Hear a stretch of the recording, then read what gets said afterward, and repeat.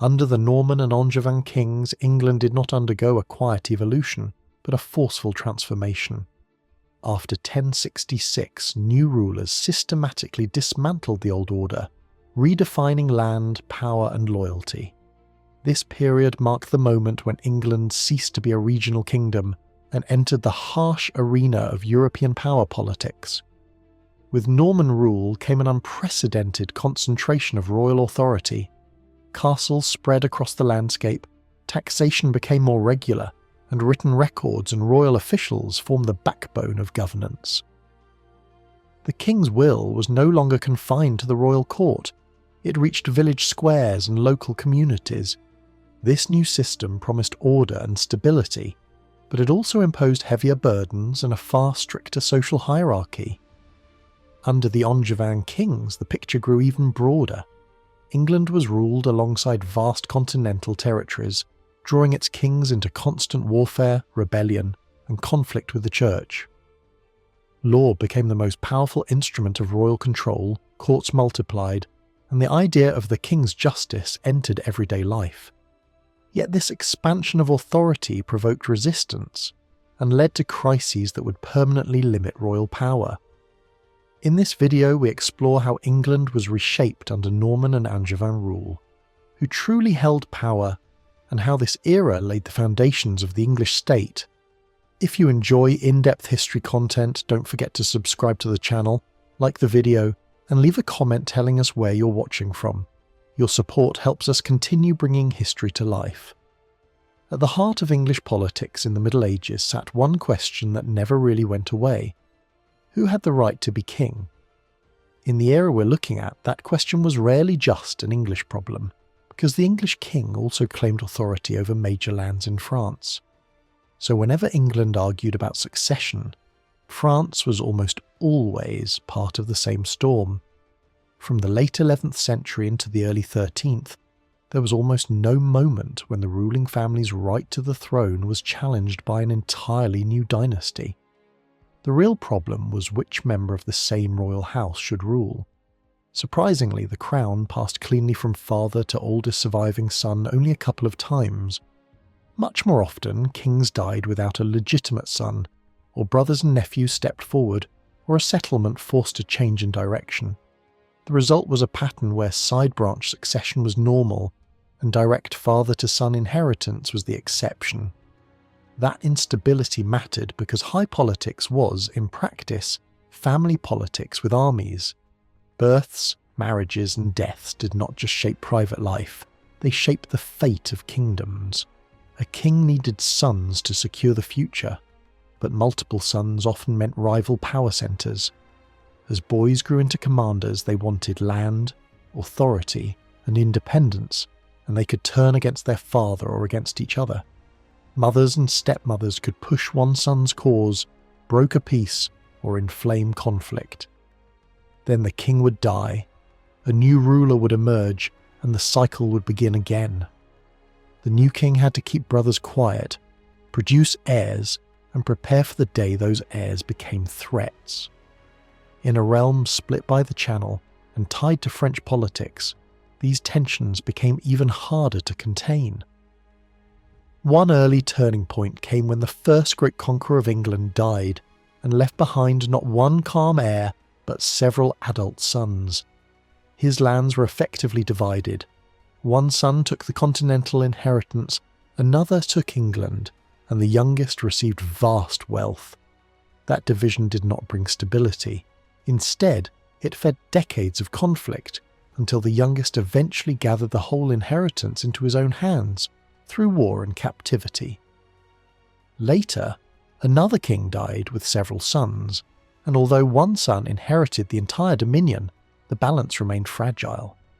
The moment weakness appeared, rivalry returned, and ambition had space to grow. Even more dangerous was the situation when a king died without a legitimate male heir. In two cases, a brother seized the throne quickly, but the speed of the takeover did not prevent civil conflict.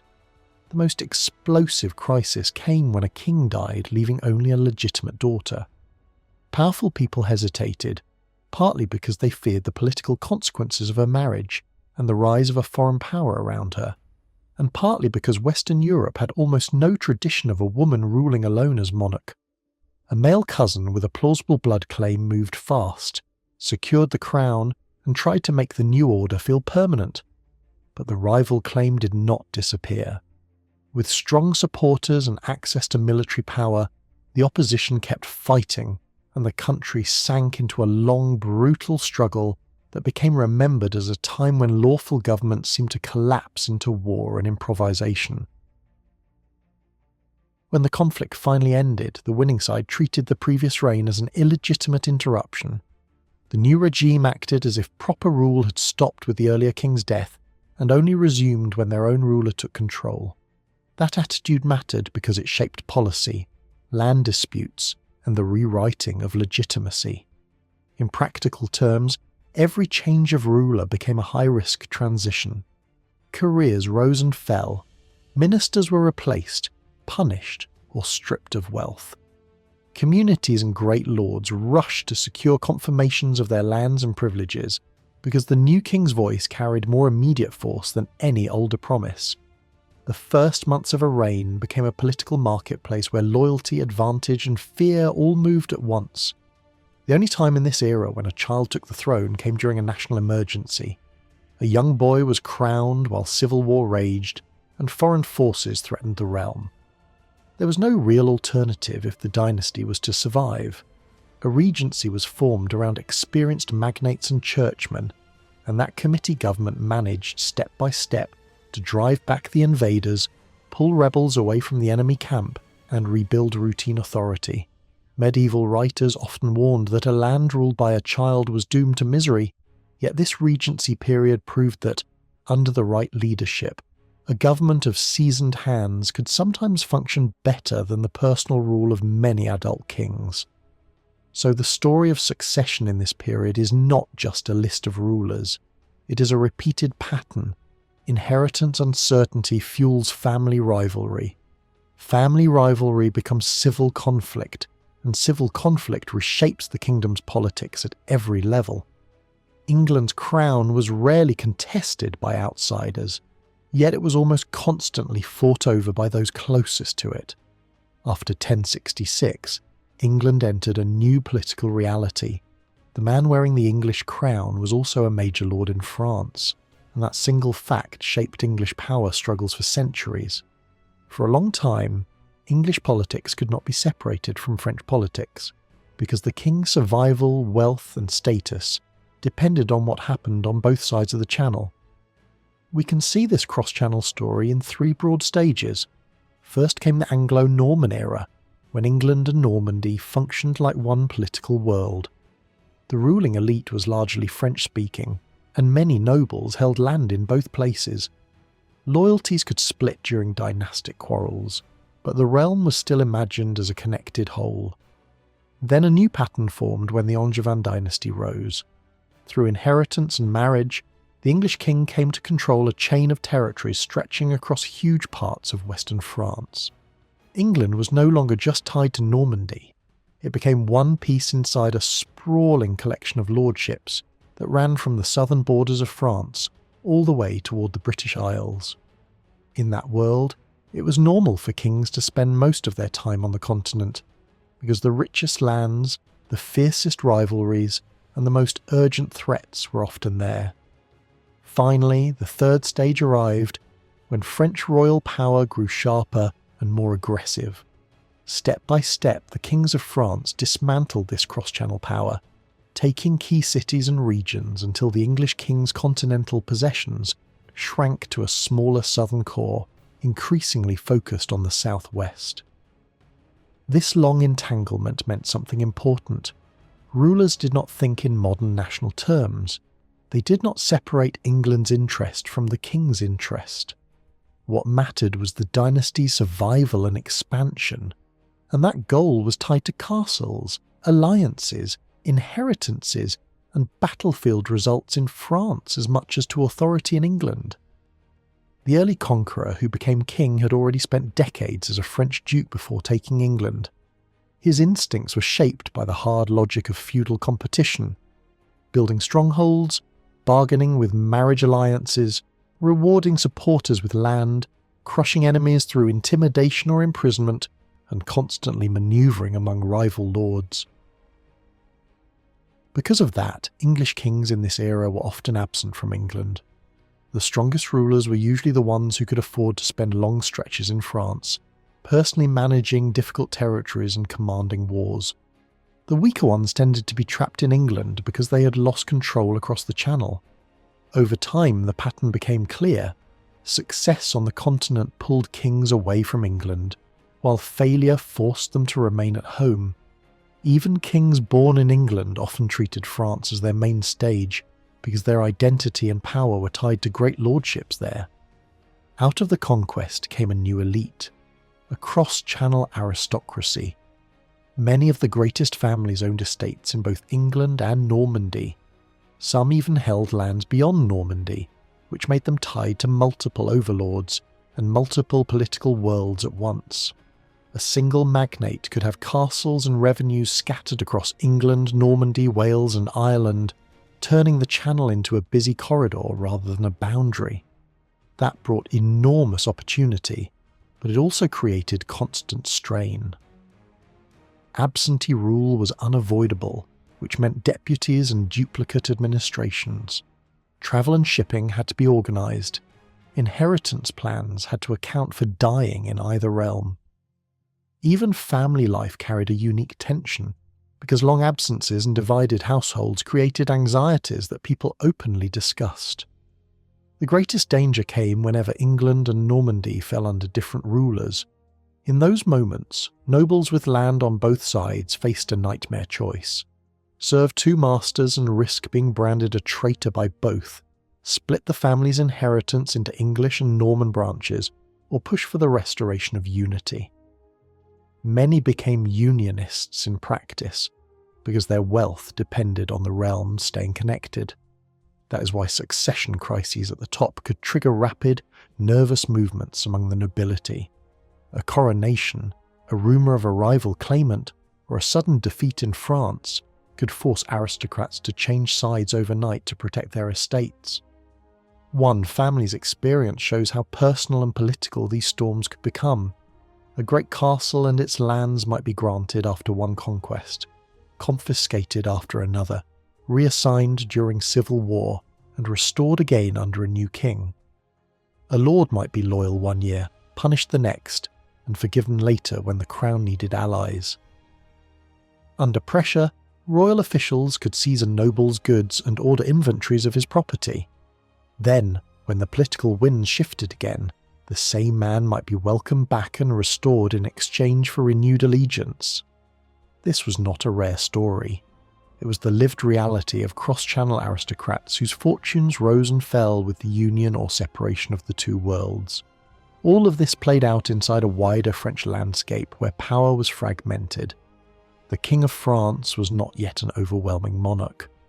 Real control often belonged to dukes and counts who minted coins, appointed church leaders, and ruled their territories like independent princes. Normandy sat among rivals, Flanders, Blois, Anjou, and Brittany. Some were enemies, some were temporary allies, and many were both over time. Anjou in particular became a dangerous competitor, especially when it teamed up with the French crown or encouraged rebellions inside Normandy. The response from Norman rulers was relentless campaigning, shifting alliances, and constant strategic pressure. Even geography added to the instability. Normandy did not have strong natural frontiers. Its landscapes blended into neighbouring regions and border politics were messy. To the west, Brittany was divided and turbulent, and cross-channel links pulled Breton nobles into English affairs. Breton participation in the conquest earned them lands in England, which meant conflict in England could echo into Brittany and back again. A revolt in England could turn into a fortress resistance across the water. A French king's intervention on the continent could change the outcome of a crisis that began in an English shire. In this world, the Channel was not a wall. It was a bridge that carried wars, alliances, and ambitions in both directions. After the Norman Conquest, the Channel did not separate two worlds, it connected them. Across northern France, the most sensitive fault lines were not national borders in the modern sense, but zones where ambitious lordships collided and where a single fortress could tip the balance of power. East of Brittany lay Maine, a region that became a constant battleground because it sat exactly where Norman expansion met Angevin ambition. One generation could see Norman control imposed by force, the next could see local barons push back, and then a new political bargain would pull the county into another orbit. Maine's fate mattered because it altered the map of pressure around Normandy. When Maine was drawn into the Angevin sphere, it did not just change a title on parchment. It created a longer, sharper frontier. Normandy now faced a powerful rival directly along a broad border, and the struggle became more dangerous and more continuous. A similar contest played out in the Vexin, a smaller territory, but one with enormous strategic weight. This was the corridor between Rouen and Paris. Whoever dominated it could threaten the other's heartland with speed. The region had long been divided into an eastern section tied to the French royal zone and a western section linked to Normandy. When the local county line ended, the French crown moved quickly to absorb what it could, and the Vexin turned into a permanent pressure point. Raids, burned towns, and sudden strikes were not side stories here. They were the method of politics.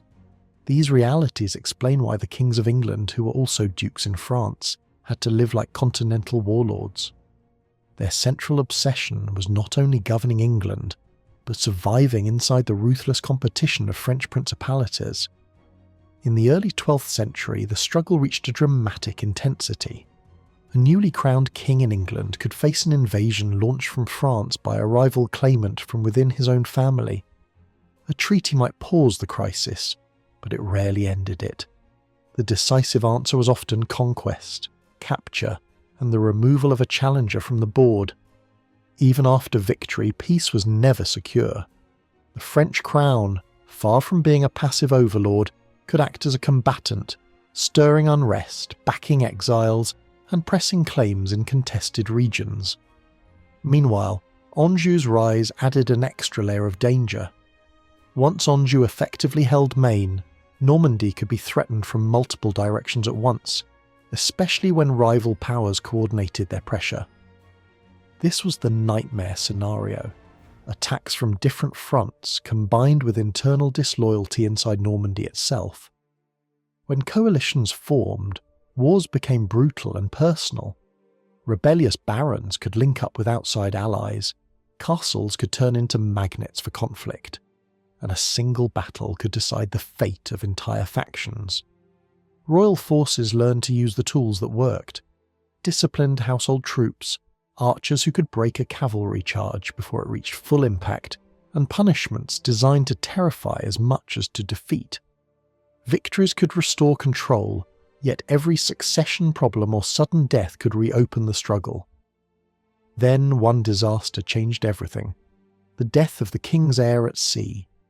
With the obvious successor gone, rival claimants gained new credibility, and the French king found it easier to rally support around an alternative. Once again, storms gathered in northern France.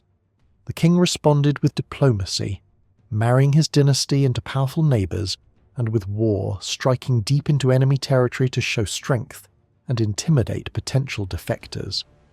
But even this kind of dominance came with anxiety. Late in life, new family tensions erupted and old patterns returned. A powerful son-in-law, discontented barons, fortified castles, confiscations, and a ruler who could never truly relax. Out of that pressure, Cucker emerged the next political world, what historians later call the Angevin Empire. It began when the old king died and his plans were ignored.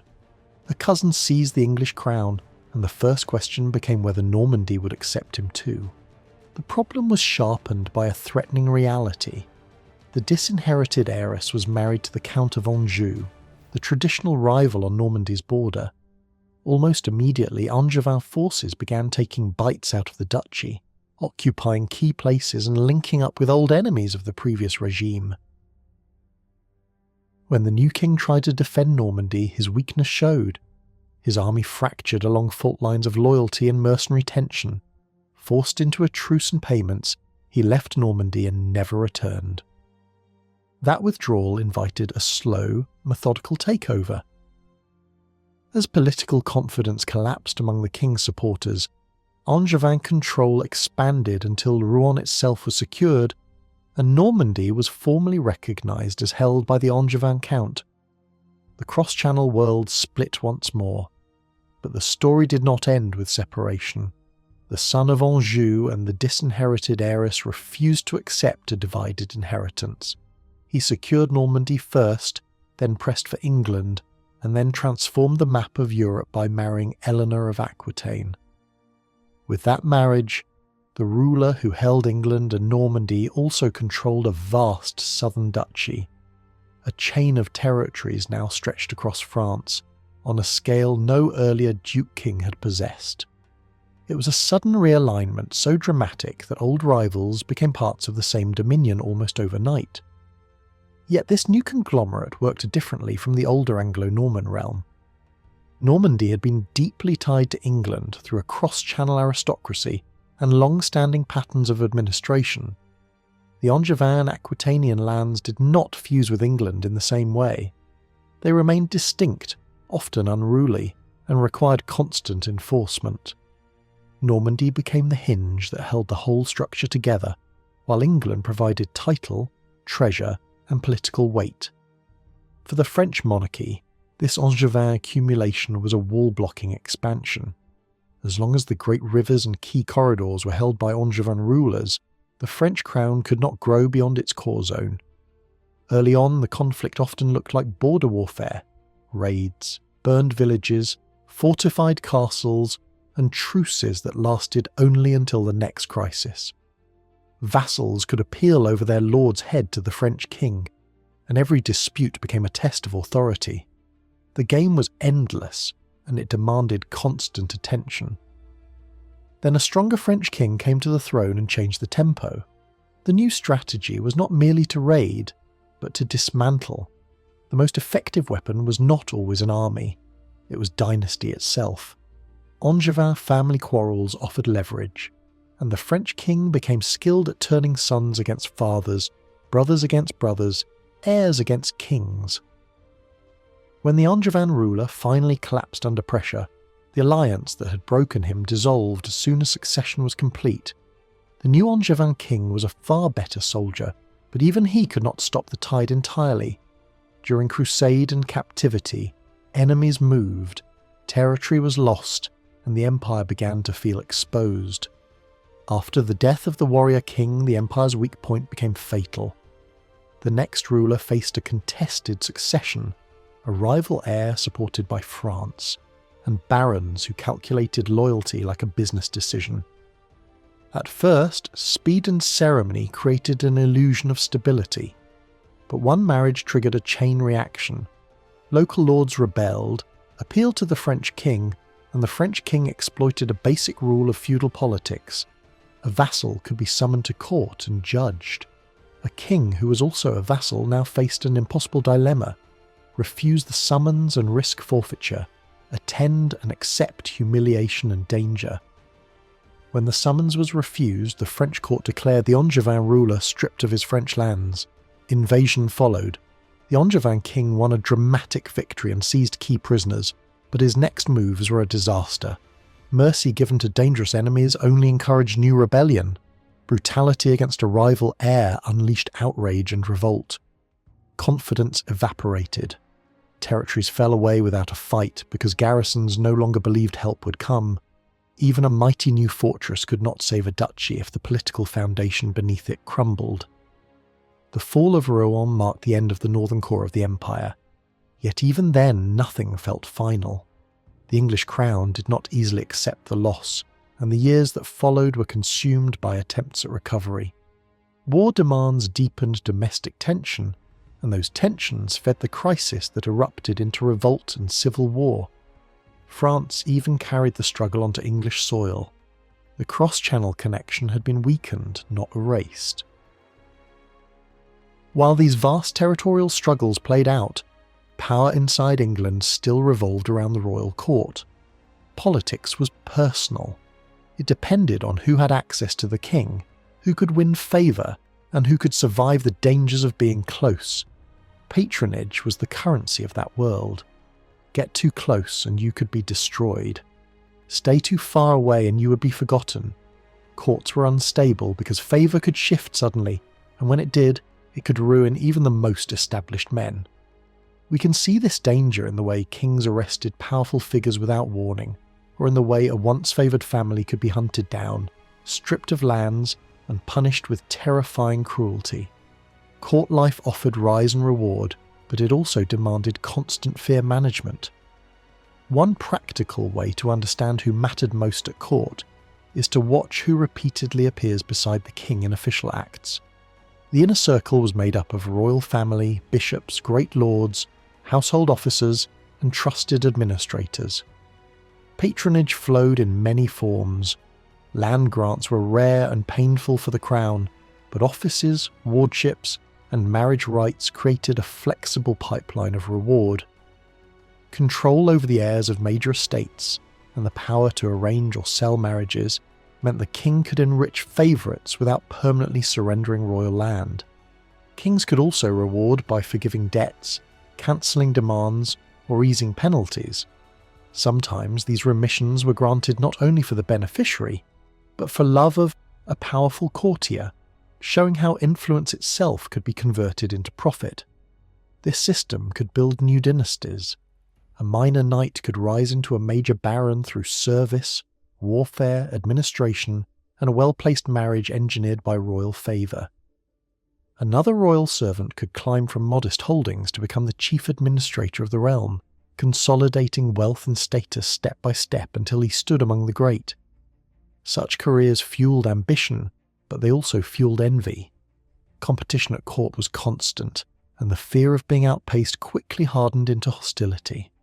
Under that pressure, friendship was rare, and even laughter could vanish under the weight of suspicion and greed.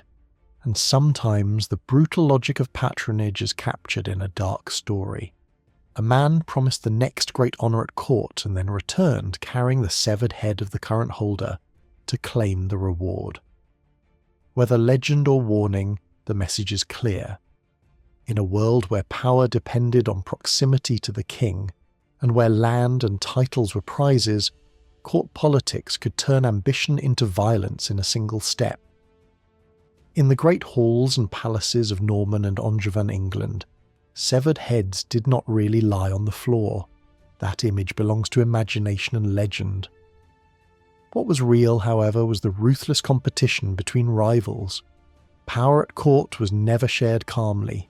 It was contested, guarded, and constantly threatened. At certain moments, this rivalry hardened into open factional conflict, especially when the king was absent or authority was uncertain. When the king was away, court politics intensified. During Richard's absence on crusade, the government of England fell into the hands of his chancellor. His rule quickly alienated many of the most powerful men in the realm. A small circle stood by him, bound through personal loyalty and family ties, but the majority of the baronage moved against him. Led by the king's brother and supported by senior churchmen, they organised a show of force that ended with the chancellor fleeing the country. This was not a constitutional struggle or a clash of principles. It was a battle of ambition, jealousy, and access to power. Contemporary observers understood this clearly. Those who opposed the chancellor were driven not by concern for the kingdom, but by resentment of his dominance. He had risen too quickly, rewarded his own circle too generously, and made enemies by holding power too long. Envy hardened into hostility, and hostility into action. Even though the king still trusted him, the damage was done. His authority could never be fully restored. Most political struggles at court were less dramatic but no less dangerous. They unfolded quietly through whispered advice, private meetings, and careful manipulation of the king's attention. A striking example occurred early in Stephen's reign. The machinery of government was still controlled by a powerful clerical family that had dominated royal administration under the previous king. Their wealth, castles, and large retinues provoked resentment from the king's closest lay companions. These courtiers began a campaign of persuasion, telling the king that the bishops were not strengthening his rule, but undermining it. Their castles, they claimed, were potential fortresses of rebellion. Stephen hesitated. Arresting senior churchmen was risky and controversial. But the pressure never stopped. The king was urged again and again to trust those closest to him, those who shared his private thoughts. Eventually worn down by constant insistence, he agreed. The result was a sudden coup at court. The bishops were seized, their castles taken, and their control over the government ended. Their fall reshaped the balance of power and marked a turning point in Stephen's troubled reign. Episodes like this reveal the true nature of court politics. Everything depended on proximity to the king, who was inside the circle, who had fallen out of favour, who was envied, and who was feared. Displaying success too openly could be fatal. Losing the king's ear could destroy a career overnight. This atmosphere of rivalry and suspicion was the permanent condition of political life. Within this world, queens played a significant and often underestimated role. Court politics revolved around the ruling family, and the queen was a central figure in that family structure. For most of the 12th century, England had a queen consort. Long periods without one were rare, and usually the result of unusual circumstances. The presence of a queen shaped court life, patronage, and dynastic politics. Across this period, queens were drawn overwhelmingly from the great families of continental Europe. Marriage was a political instrument, designed to secure alliances and stabilize relations with powerful neighbours. Under the Normans, brides came largely from northern France and nearby regions. Under the Angevin, attention shifted west and south. Royal marriage was never a domestic matter, it was always international. Some queens married men who were not yet kings, their future uncertain. Others were chosen only after their husbands had secured the crown. Only a few queens were themselves of royal blood, and fewer still came from the British Isles. Most arrived as outsiders, unfamiliar with English politics and unconnected to local factions. This often made them politically neutral figures at first. Yet neutrality did not mean insignificance. Queens could and did take sides within their own families. Mothers sometimes supported sons against fathers. Wives could become allies or opponents in dynastic conflict. These interventions were not symbolic. They involved money, soldiers, and influence. Queens were active participants in power struggles, not passive observers. They also fulfilled other crucial roles. They ensured the continuation of the dynasty, acted as regents when necessary, and managed substantial resources of their own. Two queens from the reign of Henry I illustrate how varied the queenly role could be. Henry's first wife gained a lasting reputation for holiness and generosity. Raised among religious women, she carried a deep commitment to piety into her queenship. She lived at the heart of royal power, yet practiced humility and ritual self-denial. She supported churches, encouraged learning, and showed particular concern for the sick and marginalized. Her household followed a disciplined religious rhythm, and her personal devotion became legendary. She founded charitable institutions and used her wealth to support both spiritual and practical causes. Yet she was not withdrawn from politics. When the king was absent, she exercised royal authority. She issued commands, presided over judicial matters, and acted decisively in the administration of the realm. Her writs carried the force of royal government. She was both a symbol of sanctity and a functioning ruler. When she died, praise for her character was universal, and her memory was carefully preserved. Henry's second wife presents a different picture. Her marriage followed a long period of uncertainty and was shaped by diplomatic calculation. She came from a powerful continental family whose alliances mattered deeply in the shifting politics of Northern Europe. The marriage strengthened Henry's position against potential enemies and reflected strategic concerns as much as personal ones. She never bore the king the son he desired, and this was a source of sorrow. Contemporary writers sought to console her by praising her care for the poor and her spiritual virtues. After the king's death, she remarried and became entangled, briefly and ambiguously, in the early crisis of Stephen's reign. Her actions during that moment remain difficult to interpret. She appears cautious rather than bold, protective of her estates and position rather than committed to a cause. In the end, she preserved her wealth and status even if her reputation suffered. Both queens held extensive lands. Their wealth came from multiple sources: inheritance, marriage gifts, and property assigned to them as queens.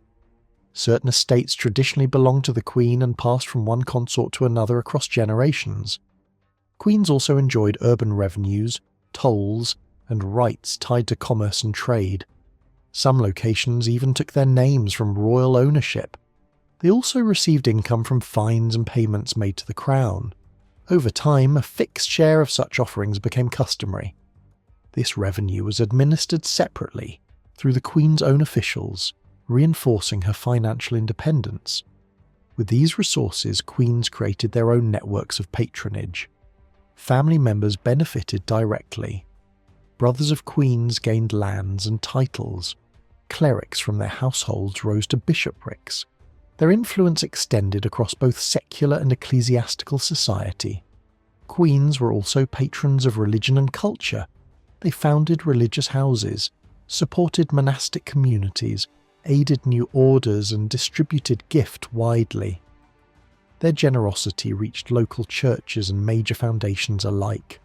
They also encouraged learning and literature. Some were highly educated themselves and attracted poets, scholars, and historians to their courts. Historical writing flourished under their patronage. Genealogies were compiled, royal histories commissioned, and saints' lives written at their request. Works in both Latin and the emerging French literary language were produced for their households. Through these efforts, queens helped shape how the past was remembered and how royal authority was presented. In this way, queens were not merely consorts. They were political actors, landholders, patrons, and cultural figures. Their influence flowed through family ties, financial power, religious generosity, and intellectual sponsorship. The court was a dangerous place, ruled by envy and ambition, but queens had the means to navigate it and, at times, to shape it in lasting ways. In many ways, Henry I's two queens fit a broader pattern we see across Norman and Angevin England.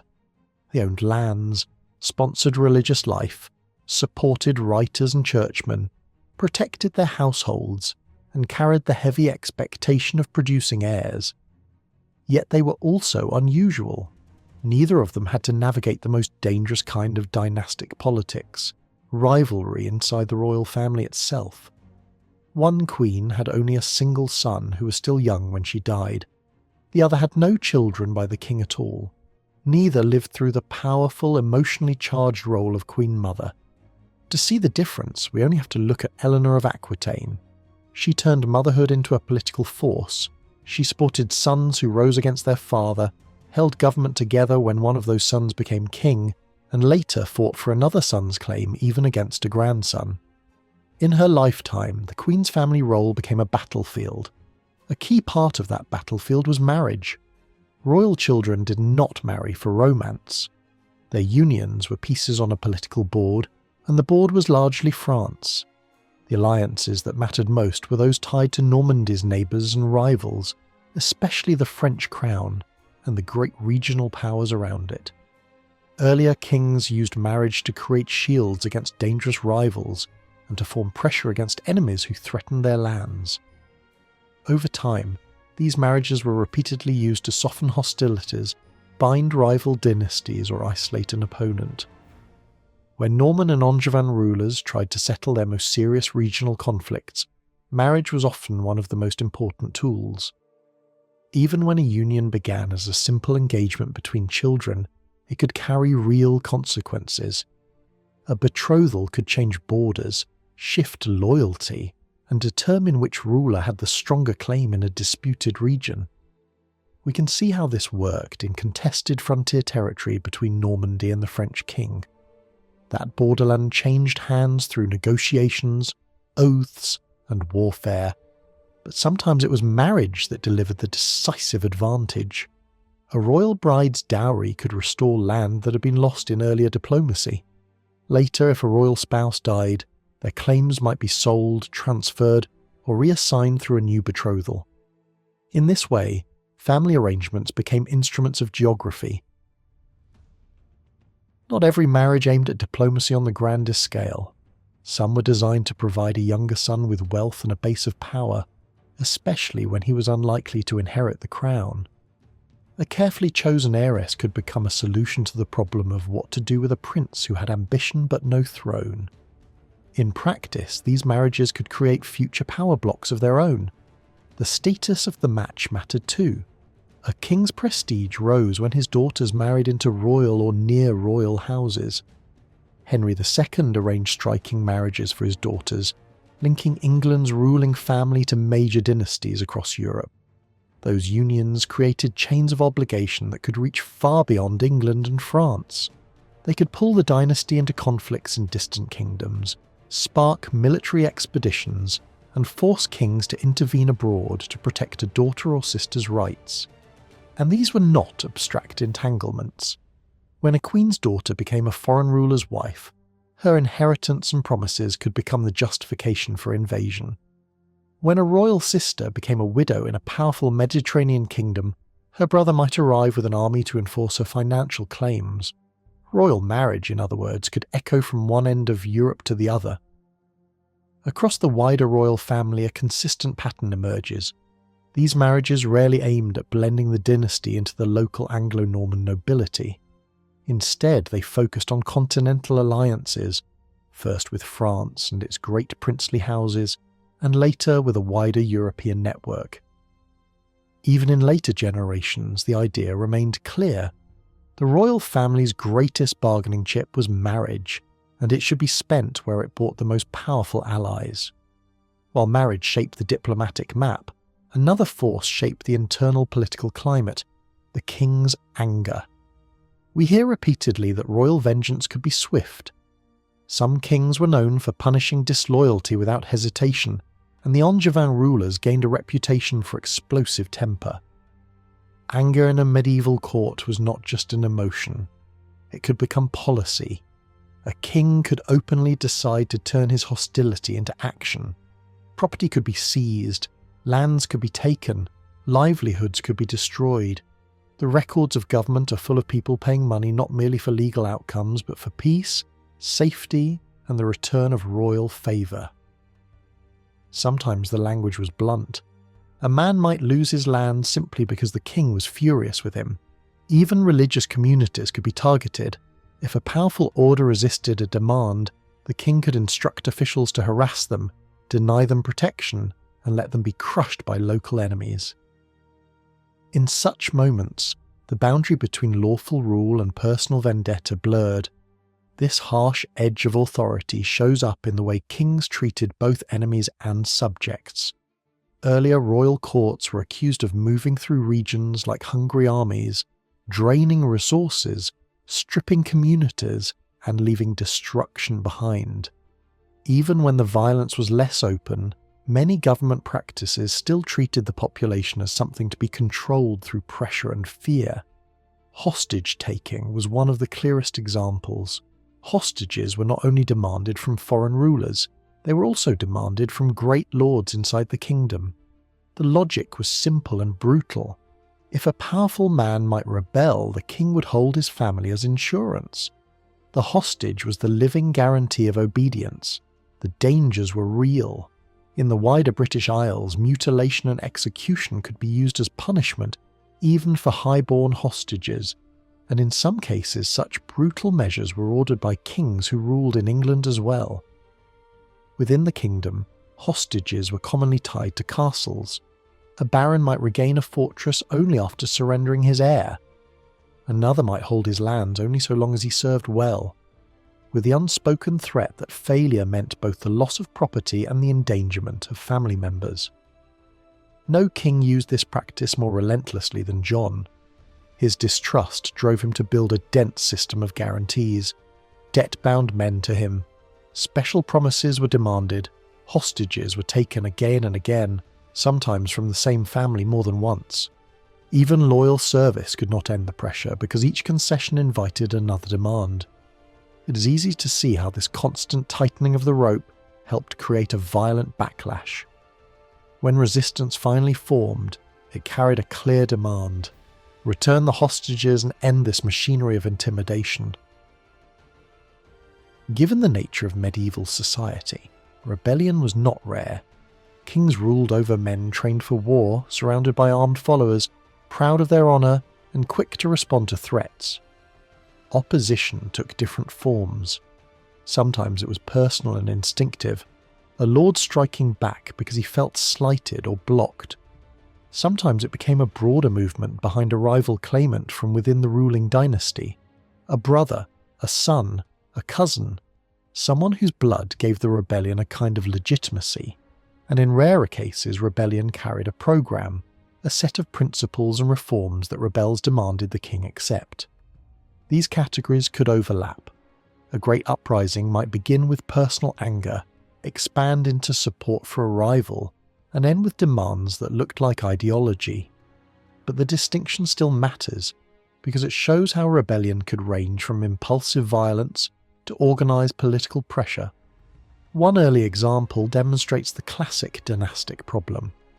When England and Normandy were divided between two brothers, many magnates faced an impossible choice. Their lands and wealth lay on both sides of the Channel. Serving one ruler could mean losing everything held from the other. The fear was simple. Obey the king in England and the duke in Normandy might punish them, or obey the duke and the English king might confiscate their estates. That dilemma pushed many of the greatest men into a coordinated revolt, not because they sought reform, but because they wanted the throne in different hands. Their methods were familiar. They activated their castles, fortified them, and began devastating the lands of opponents. A castle had to be fed, and the quickest way to feed it was to seize crops and livestock. Once that cycle began, violence could spread outward, turning local society into prey for competing strongholds. The king's response showed what effective monarchy looked like. He worked to split the rebels by promises and warnings. He appealed to the wider population with guarantees of better rule. He mobilised loyal churchmen to strengthen resistance, and most importantly he fought personally, moving from siege to siege until strongholds fell one by one. Without rapid support from across the Channel, the rebels collapsed. In the aftermath, some fled and surrendered their lands. The lesson was clear. Dynastic rebellion could rise quickly, but it could also be crushed quickly by decisive force. A later rebellion, far larger in scale, shows the same underlying logic but with greater stakes. This time the rebellion formed around a king's son, not a brother, and around a son whose future inheritance had already been acknowledged. Yet the son was impatient, eager for real power rather than ceremonial status. He felt trapped, surrounded by knights, but lacking the resources to reward them. When his father sought to provide for a younger brother with lands and titles, the older son interpreted it as an insult and a threat. He fled to allies, and the rebellion spread like wildfire. Brothers joined him. Their mother supported them and was captured. Foreign rulers were drawn in with promises of territory. The plan was not merely to defeat the king, but to carve up his dominions, handing pieces to powerful supporters. War erupted across a vast map. Attacks came from multiple directions. Some invaders failed quickly, some rebel leaders were captured, mercenaries were slaughtered or imprisoned, towns were burned, castles changed hands. Yet the conflict dragged on, because the rebellion was not a single army, but a network of forces acting in different regions. Then the king returned in person, and events turned sharply. A major enemy ruler in the north was captured unexpectedly, and the rebellion began to unravel. strongholds surrendered, leaders submitted, mercenaries were expelled. The king crossed back into France and relieved his threatened capital with ease. Eventually the sons and their allies returned to their father's authority, at least outwardly, and a settlement was reached. The war left scars, but it also revealed the king's strengths: loyal officials who had risen through service, towns that remained faithful, a treasury capable of funding armies, and a ruler who could lead in the field. Yet the deeper problem remained unresolved. The family rivalry did not disappear. The hostility of foreign kings did not fade. The next generation would repeat the drama under new conditions, and when the king finally died, he died pursued by the combined pressure of his son and his greatest external rival. After rebellion came punishment, and here the monarchy faced a choice. A king could crush rebels completely, stripping lands and breaking dynasties to create fear and increase royal resources. Or he could reconcile, restoring men to power in exchange for submission. Both approaches had risks. Total destruction could frighten even loyal nobles, because it suggested that any great family might be uprooted. Reconciliation could look like weakness if done without control. In practice, English kings often combined both. They made examples of a few men who had to be broken, while forgiving others to rebuild stability. Across the 12th century, especially under the Anjavan, complete dispossession became less common. Major rebels were frequently imprisoned and humbled, but many were later restored. The goal was not endless vengeance. The goal was a functioning political order in which yesterday's enemy could become tomorrow's servant. That relative restraint stands out when compared with the later centuries, where defeated nobles were far more likely to be executed or mutilated. It also stands out when compared with parts of the British Isles, where harsher practices remained common in dynastic struggle. In England, the highborn did suffer imprisonment and ruin, and sometimes terrible deaths occurred, but large-scale post-war slaughter of aristocrats was not the usual pattern. Across medieval Europe, nobles using force to settle disputes was normal.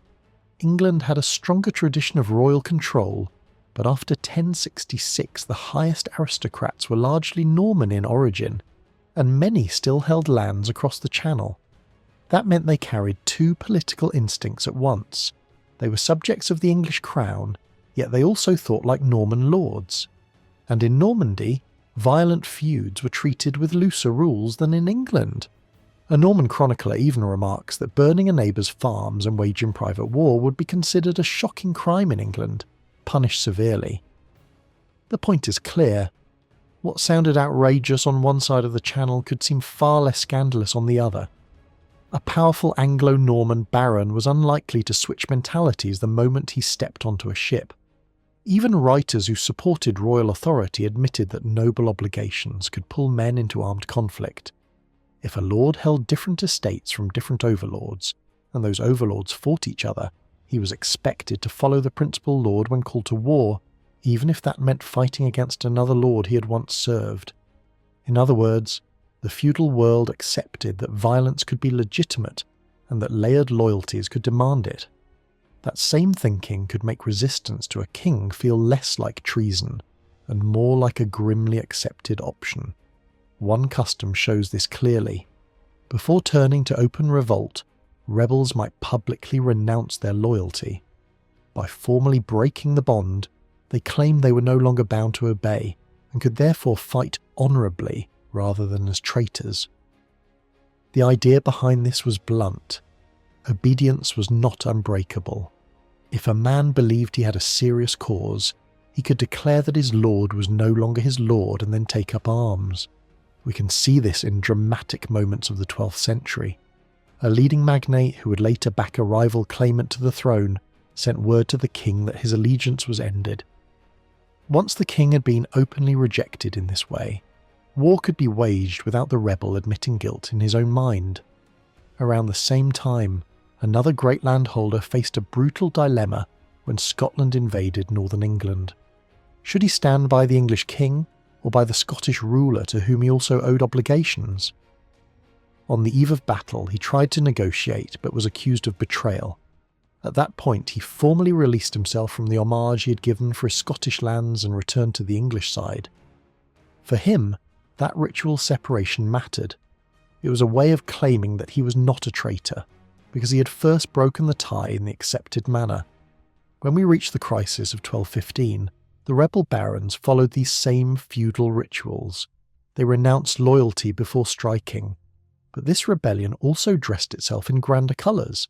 It presented its cause as moral, even sacred, and spoke as if it fought for God and for the Church. This was new in English political conflict, a major rebellion describing itself not merely as a shift of loyalty toward a different prince, but as a justified struggle for a written programme. That programme did not come from nowhere. By this point, opposition to Anjavan rule had been shaped by two forces.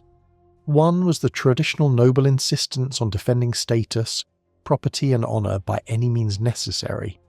The other was a sharper, more articulate critique coming from churchmen and educated clerks who watched royal government closely and who sometimes served the crown while attacking it with their pens. Some of these critics believed the kings had built a system that favoured low-born agents and aggressive officials, raised taxes heavily, manipulated justice, and weakened ancient rights. They complained that the crown delayed lawsuits when it suited the king, sold outcomes, and treated the great men of the realm as if they were obstacles to be managed rather than partners to be respected. At the same time, church critics accused the kings of crushing ecclesiastical independence, especially by controlling high church appointments. For them, a kingdom where bishops were made at a ruler's command looked like tyranny. The dispute that pushed these tensions into open crisis involved the Archbishopric of Canterbury. Competing claims over who had the right to choose the archbishop drew the conflict into the orbit of Rome.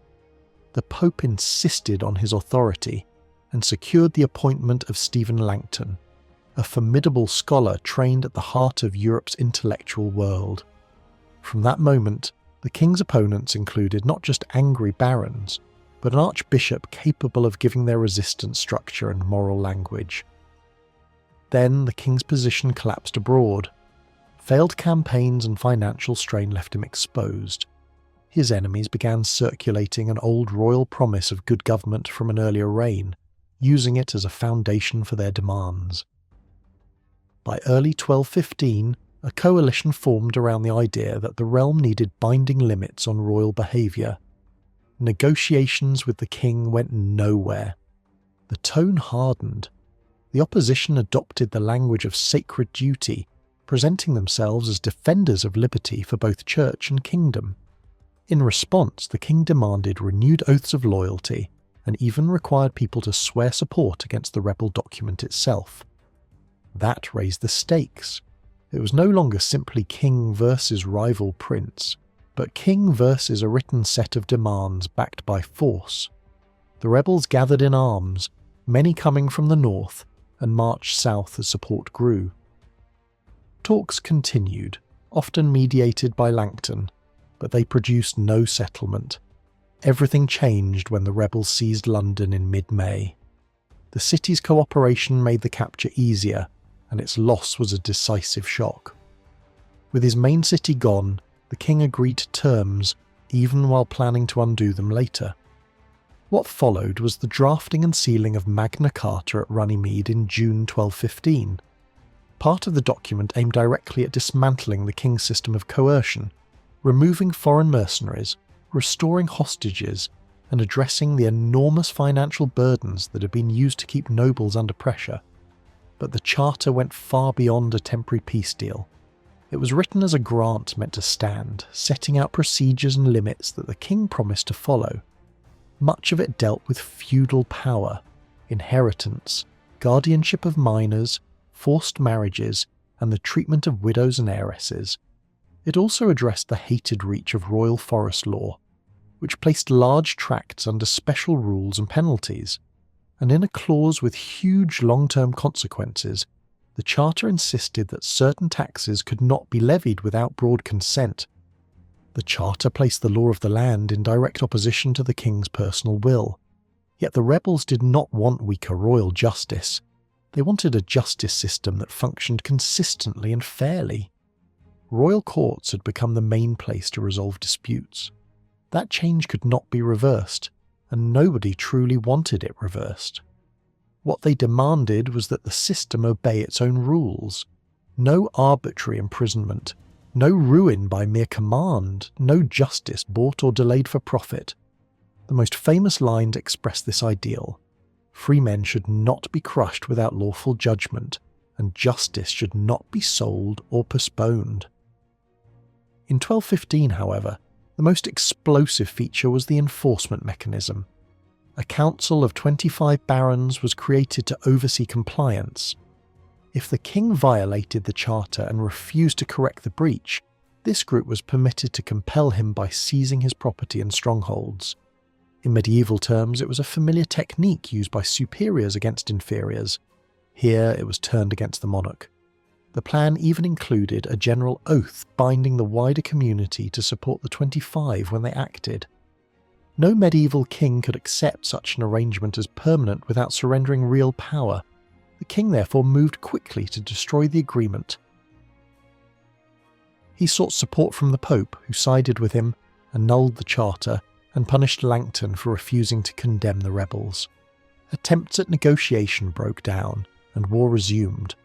The conflict began as a fight over the charter, because rebels who submitted were made to renounce it explicitly. But it soon turned into a dynastic struggle. The rebels invited the French heir to take the English throne. He landed in 1216, entered London, and was greeted as a liberator by many. The Scottish king moved into the north. John's supporters began switching sides. The old Anjavan Capetian rivalry that had been fought for years in France now spilled fully onto English soil. Then John died. His death changed everything. Many who could never accept him could tolerate loyalty to a child king. The new boy ruler was crowned at once, and almost immediately a revised version of the charter was issued in his name. The most radical enforcement provisions were removed, but much of the text remained. Crucially, the royalist leadership embraced the charter's broader message and used it to draw rebels back into the fold. In 1217, after the French claimant was defeated and withdrew, the charter was issued again, showing that military victory and constitutional concession could exist together. This is why 1215 matters so deeply.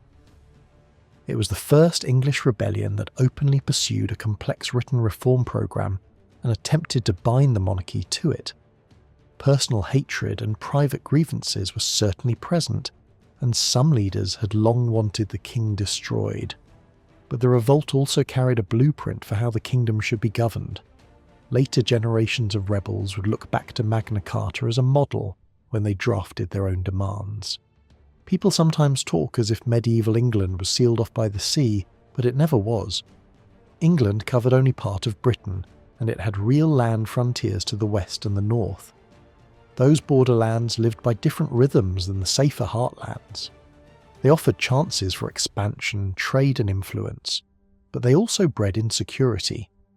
Raids, feuds, and sudden violence were part of the landscape, and outsiders often described these edges of the realm as unruly places where royal commands were obeyed only when convenient. Living near the border meant living with danger so close that landowners deliberately settled fighting men on their estates simply because they needed brave men at hand. England was the wealthiest and in many ways the strongest power in the British Isles, but it was not alone. Wales had its own princes, Scotland had its own kings. Beyond them were other semi-independent regions and sea-linked lordships. Any English claim to superiority had to be enforced, negotiated, or purchased, because neighbouring rulers were not inclined to accept English dominance simply out of respect. This was not a world of a single island kingdom. It was a crowded political arena filled with competing dynasties, shifting alliances, and overlapping claims. Along the western frontier, Welsh politics were intensely fragmented. Several principalities struggled against one another, and at the same time fought the English or made deals with them. After the Norman takeover of England, securing that frontier became urgent. The solution was to create powerful border lordships, led by earls with unusually wide freedom to act. They were expected to defend the realm, but they quickly turned defence into conquest. Castles became the key tool, just as they had been in England. Fortified bases that protected garrisons, anchored settlements, and allowed steady pressure into Welsh territory. Before long, river valleys and coastal plains were studded with new strongholds, and military power began to reshape the map. The evidence of the time shows how brutal the border zone could be. Settlements were abandoned, farmland lay unused, and whole stretches of countryside were described as ruined or waste, sometimes from Welsh attacks, sometimes from Norman punishment, and sometimes because building a castle meant clearing people out. In places, a fortress might literally replace dozens of homes. Population was thin, the land was anxious, and survival could look like living off hunting and whatever could be taken from a hard landscape. On some frontier estates, even basic administration seemed suspended, as if those districts sat in a grey zone between law and wilderness. Control over Wales was never uniform. In some areas, Norman lords implanted followers, imposed direct rule, and organised surrounding territory around castles. In others, the new rulers relied on tribute and local intermediaries. Welsh customs often remained in place, and Welsh officials continued to collect rents and dues, sometimes paid in livestock or produce rather than coin. This mix created a patchwork. Some districts were tightly held and colonised, while others were only loosely dominated, paying money or goods when forced, and resisting when opportunity appeared. In the decades after the conquest, opportunities for expansion seemed immense. Norman forces pushed deep into Wales from several directions. They built more castles, seized lowlands, and tried to convert claims on paper into power on the ground. Some advances succeeded quickly, others ended in disaster. Commanders could be killed, garrisons wiped out, and gains reversed almost overnight. In the north, attempts to control key coastal regions met fierce resistance, and even when the invaders struck hard, Welsh counterattacks could undo years of effort. By around 1100, the basic long-term pattern had taken shape. Large stretches of eastern and southern Wales were dominated by marcher lordships, while much of the north and central interior remained under Welsh rulers. Wales had always been politically divided, and now that division became even more complex because native principalities existed alongside intrusive lordships that behaved like miniature states. Warfare was constant, but it was not simply Welsh versus Norman. Welsh fought Welsh. Norman lords fought other Norman lords. Alliances shifted fast, betrayals were normal, and fortunes rose and fell with startling speed. English kings sometimes intervened directly, especially when a strong ruler sat on the throne in England. A determined king could break great marcher families, reshuffle lordships, and use marriage and patronage to create new power blocks along the frontier. Royal policy could also include building major royal castles, and in some areas, turning frontier territory into something more like an English province, with officials answerable to the crown. Another method was settlement, bringing in immigrant communities who would depend on the new order and therefore defend it fiercely. At the same time, the crown exploited rivalries among Welsh princes, keeping them divided so none could dominate too completely. When pressure and diplomacy were not enough, large royal expeditions marched into Wales to demand submission. Yet royal control in Wales was fragile. When a strong king died and the English throne weakened, Welsh resurgence followed. Castles fell, conquered districts were reclaimed, and border lords were forced onto the defensive. During periods of English civil conflict, Welsh leaders gained space to expand, and alliances with Welsh rulers became useful to English factions. Out of this turbulent era emerged powerful native princes who crushed internal rivals, conquered neighbours, and pushed back the marcher lords. Even when firm royal government returned in England, these Welsh rulers could still remain more independent than earlier generations had managed.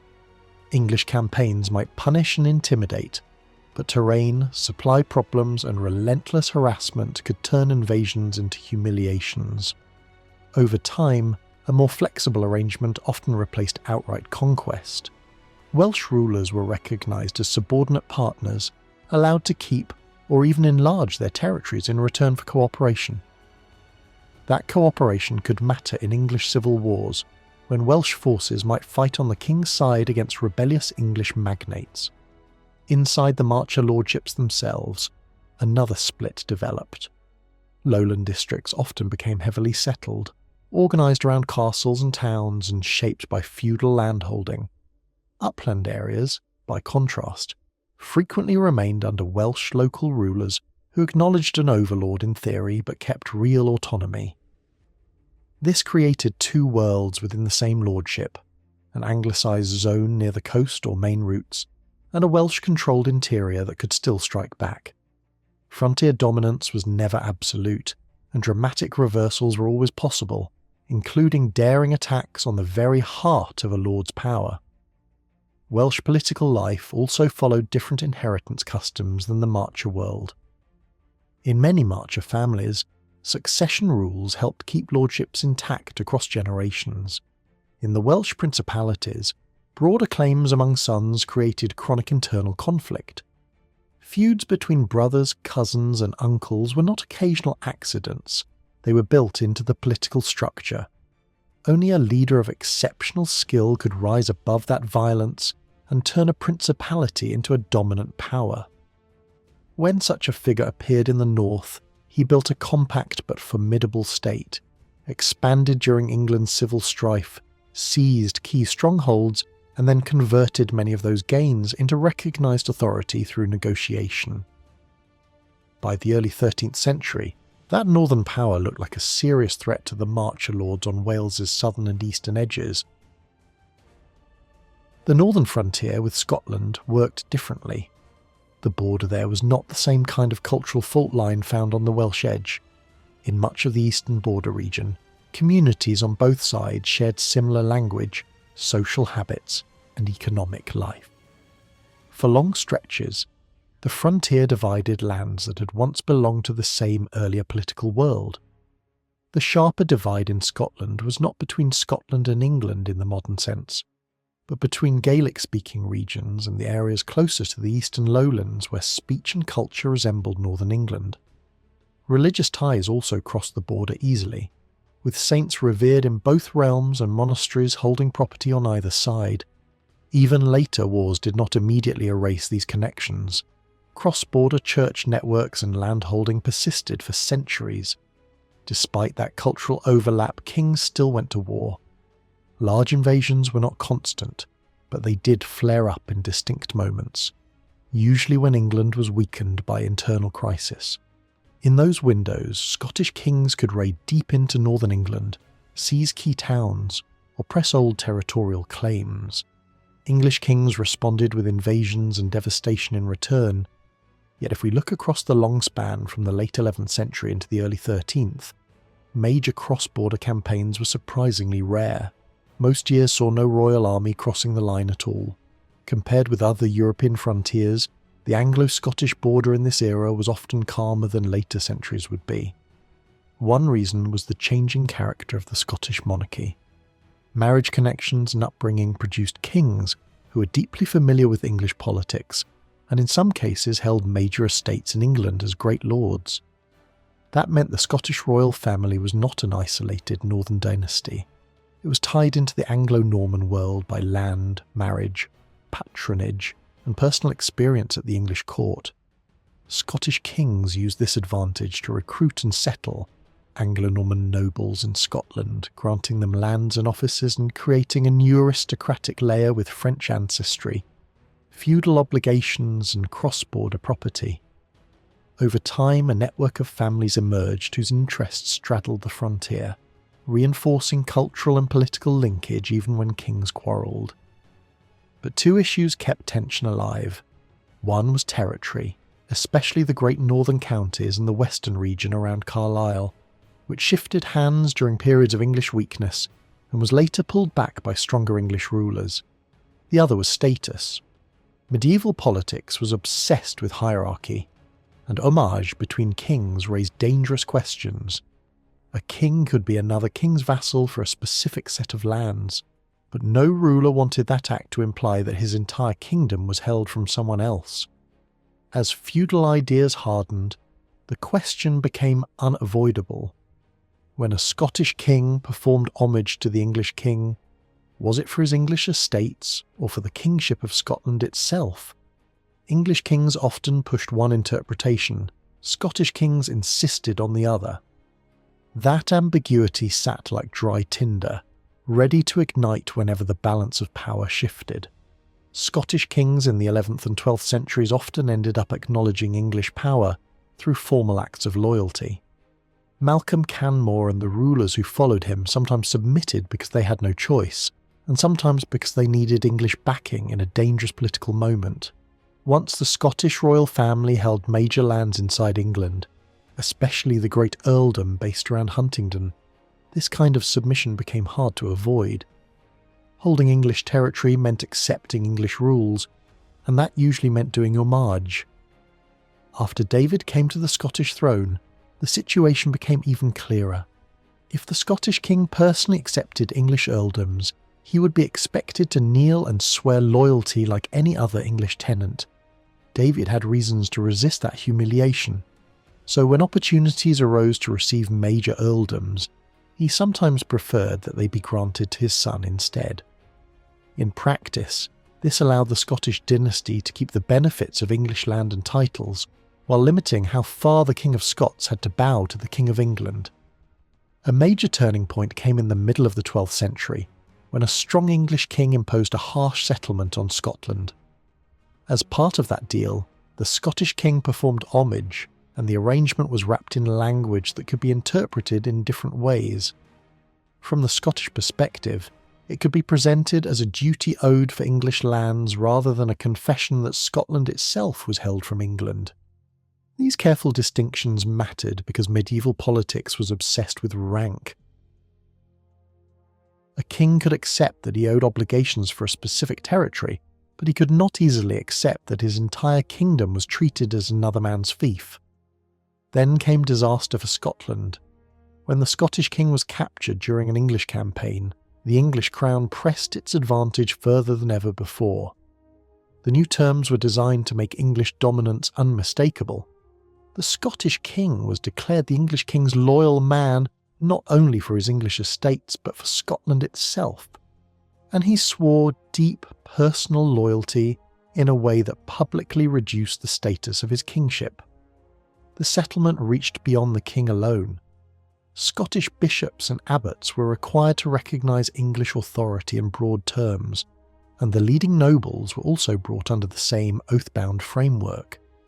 As a guarantee, key Scottish castles were handed over to English control, and hostages were demanded from the highest level of the royal family and nobility. For a time, Scotland's independence was constrained not only by ceremony and promises, but by garrisons and prisoners.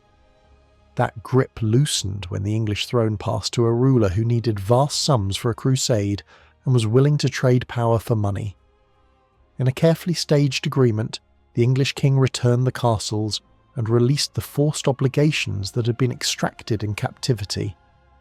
The wording of the New Deal was deliberately vague, allowing each side to claim it had protected its dignity. Beneath the formal language, however, a huge payment helped make the settlement possible. Scotland recovered room to manoeuvre, but the underlying quarrel did not vanish. The Scottish royal house never truly gave up its ambition to regain the northern English lands it had once held, especially Northumberland. Repeated efforts failed, and pressure from England sometimes forced Scotland into costly, humiliating bargains involving enormous payments and marriage pledges. Later, when England collapsed into civil war, Scotland saw its chance again. Scottish forces moved into northern England, accepted the loyalty of local rebels, and even marched far south in pursuit of a broader alliance. Yet once the English crown regained control, Scotland was compelled to make peace, return captured territory, and restore the frontier to its earlier line. After that, relations between the two kingdoms entered a quieter phase, shaped more by negotiation and shared aristocratic ties than by constant invasion. Across the Irish Sea, the story took a different direction. Ireland was not connected by a land frontier, but the sea lanes tied it closely to Western Britain. Trade, raiding, and religious contact had linked the two worlds for centuries. By the 12th century, Ireland became something new in English political thinking, a target for conquest and settlement. That shift began with a power struggle inside Ireland itself. A defeated Irish king, driven from his position by rivals, crossed to the ports of Western England, and then sought the consent of the English king to recruit soldiers among the English king's followers. This approach was not unprecedented. Norman warriors had been serving rulers across Britain for generations, and frontier lords from the Welsh March were especially suited to the kind of warfare Ireland demanded. They came from a world of castles, raids, and fragmented politics, and they knew how to seize ground quickly and hold it behind timber and earth.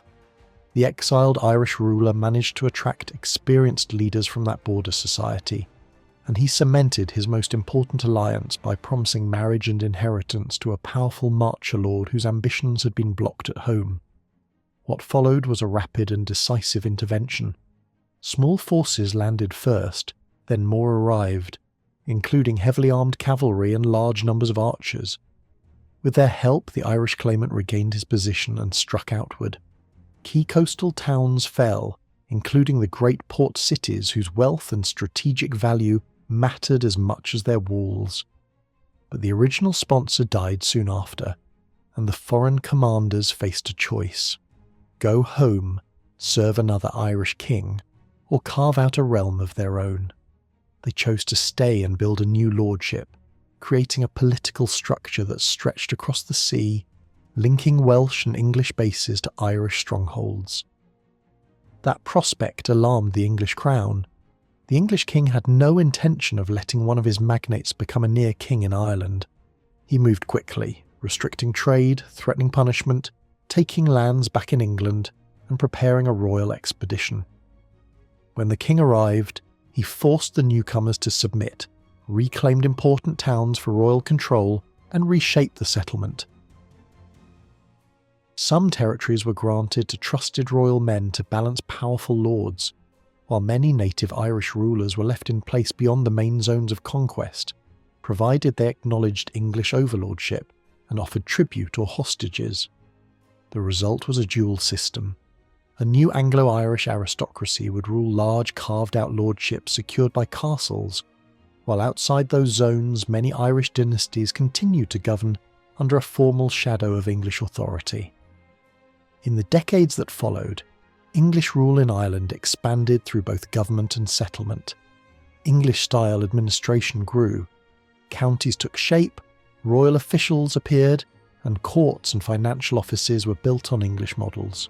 Yet the real engine of conquest was the immigrant nobility. Great lords granted out lands in exchange for knight service, dividing territory into feudal units and displacing earlier rulers. Charters made the logic stark. Land that had once belonged to named Irish families was now handed to newcomers in return for military service, to be held freely and inherited. Not everyone who gained land was an early adventurer. Over time, royal administrators and their networks also became major beneficiaries, receiving Irish estates as rewards for service.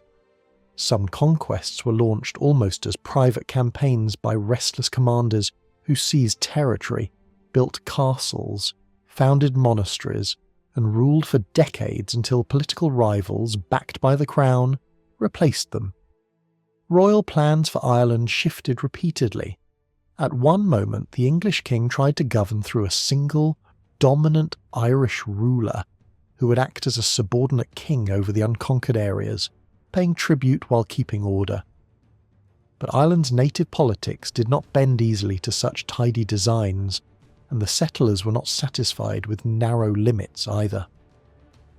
the Crown experimented with grand schemes, including attempts to create a distinct Irish kingship for a younger royal son.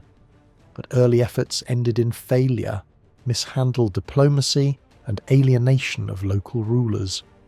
In the end, Ireland became permanently bound to the English crown not by a single clean decision, but by the accidents of dynastic succession and the crown's determination to prevent any magnate from becoming too powerful. Later English kings treated Ireland as a personal lordship, intervening directly when necessary.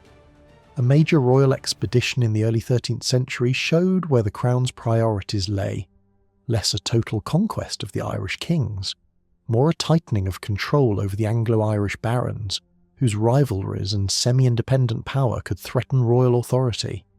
Castles were besieged, great lordships were seized into royal hands, submissions were demanded, and declarations were issued insisting that English law would guide the lordship. Taken together, Wales, Scotland and Ireland reveal a wider pattern. Norman and Angevin rulers did not usually seek to erase local kings and princes across the British Isles. Instead, they aimed for overlordship, visible recognition of English superiority through homage, hostages, military cooperation, and occasional garrisons, while leaving much day-to-day rule to subordinate powers. Only in a few royal strongholds did the English crown rule directly. The preferred model was dominance without total replacement.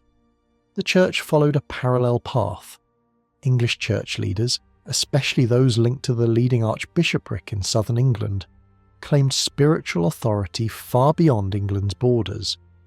In some places, like parts of Ireland's coastal towns, bishops were consecrated under English supervision and swore obedience to English archbishops, strengthening the sense that the English church held primacy across the wider archipelago. Letters and reforms carried a moral edge, criticising Irish practices while pressing for closer alignment with English norms. In Wales, ecclesiastical subordination tended to arrive behind armies and castles. As conquest advanced, new bishops were appointed in conquered zones, often outsiders backed by military power.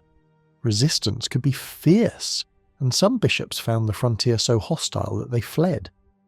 Yet as Anglo-Norman influence deepened, obedience to English archbishops became routine, especially in dioceses located near major marcher strongholds, where political reality left little room for defiance. Over time, many Welsh bishoprics were led by men trained in English institutions or connected to marcher dynasties, and only occasionally by figures drawn wholly from native Welsh society. Scotland was more complicated. The English church was not represented there by a single uncontested authority, because rival English archbishoprics competed for influence. Northern English church leaders claimed oversight of Scottish dioceses, and some Scottish bishops accepted that relationship, at least formally. Others resisted for years, contesting the idea that any English churchman could stand above them. Even when consecrations were performed by English archbishops, Scottish bishops sometimes made it clear they were reserving their own rights. Here, as in politics, ceremony and wording mattered, because the line between cooperation and subordination was always being argued over. One of the main weaknesses of the Scottish Church in its struggle with English claims was the simple fact that it had no archbishop of its own. The Bishop of St Andrews was often described as the leading churchman of the Scots, which hints at the importance of that see, but its authority was never clearly defined in a way that church lawyers of the 12th century would recognise. Several efforts were made, with royal backing, to elevate St Andrews to full archiepiscopal status, yet all of them failed. Even so, the Scottish bishops worked hard to defend their independence. This resistance became visible when pressure was applied openly. At a major council held in England, the English king demanded that the Scottish clergy submit to the English church in the same way he claimed they had done in earlier generations.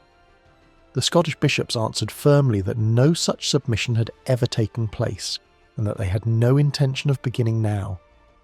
Matters became even more complicated when the Archbishop of York put forward his own claim, only to see it challenged by the Archbishop of Canterbury, who insisted that Scotland should answer to him instead. Faced with competing English demands and determined Scottish resistance, the king eventually allowed the Scottish bishops to leave. They immediately appealed to the Pope for protection. At first, the papacy had often supported English claims. For decades, letters were sent urging Scottish bishops to obey the Archbishop of York. But attitudes in Rome began to shift. In the later 12th century, the Pope became more receptive to the idea that the Scottish Church should not be subject to any English archbishop at all. This change may have been influenced by wider tensions between the papacy and the English crown at the time. The turning point came with a papal declaration that stated clearly that the Scottish Church was directly subject to the Pope himself and to no intermediate authority. From that moment onward, Scotland occupied a unique position in Western Christendom. It had no archbishop and answered only to Rome. English observers reacted with bitterness, seeing this as an example of papal power overturning established hierarchies. Yet the result endured. The Scottish Church secured its autonomy in a way that neither Wales nor Ireland ever fully achieved. Ireland followed a different path. The Irish Church asserted its independence earlier and more decisively. Although some Irish bishops had once been consecrated under English influence, major church assemblies reorganised Ireland into a fully independent structure with several archbishoprics and a clear hierarchy of bishops beneath them. This system gained papal approval and deliberately excluded English oversight. Crucially, this success was driven by Irish church reformers who had strong connections to Rome and shared its vision of ecclesiastical order. Through their efforts, Ireland entered the period of English political domination with a church that was already constitutionally independent. As English settlers and clergy later filled many church offices in conquered regions of Ireland, the structure itself remained separate. There was never a serious attempt to impose English ecclesiastical supremacy over the whole island, as had happened in Wales. In Wales, the struggle was longer and more bitter. Some Welsh bishops attempted, late and unsuccessfully, to resist Canterbury's authority. Ironically, these efforts were led not by native Welshmen but by churchmen of Anglo-Norman or French background. Their loyalty to their diocese outweighed any sense of national identity. One bishop in particular sought to raise his see to archiepiscopal status, arguing that the Welsh Church had ancient rights, that Wales was distinct from England, and that Canterbury's authority rested on conquest rather than tradition. The dispute reached the papal court, where both sides argued fiercely. A compromise was imposed. Personal obedience was required, while the larger question was postponed. When the Welsh bishop died, Canterbury ensured the appointment of a compliant successor. Decades later, the issue flared up again when a talented and embittered cleric launched a final campaign for Welsh ecclesiastical independence. He argued that Wales had its own language, laws, customs, and ancient Christian heritage, and that English control had been imposed by force. Yet power lay elsewhere. English kings and archbishops were united in their determination to prevent a separate Welsh church, fearing that ecclesiastical independence would encourage political rebellion. In the end, the challenger was branded a political threat and forced to abandon his claims. Welsh dioceses remained under Canterbury for centuries. These ecclesiastical struggles cannot be separated from secular politics. Scottish kings supported church independence because it protected royal autonomy. In Wales, military conquest made ecclesiastical subordination almost unavoidable. In Ireland, papal reform prevented English church dominance even after English political control was established. Church structures evolved alongside conquest and colonisation, but they did not always follow the same logic or timetable.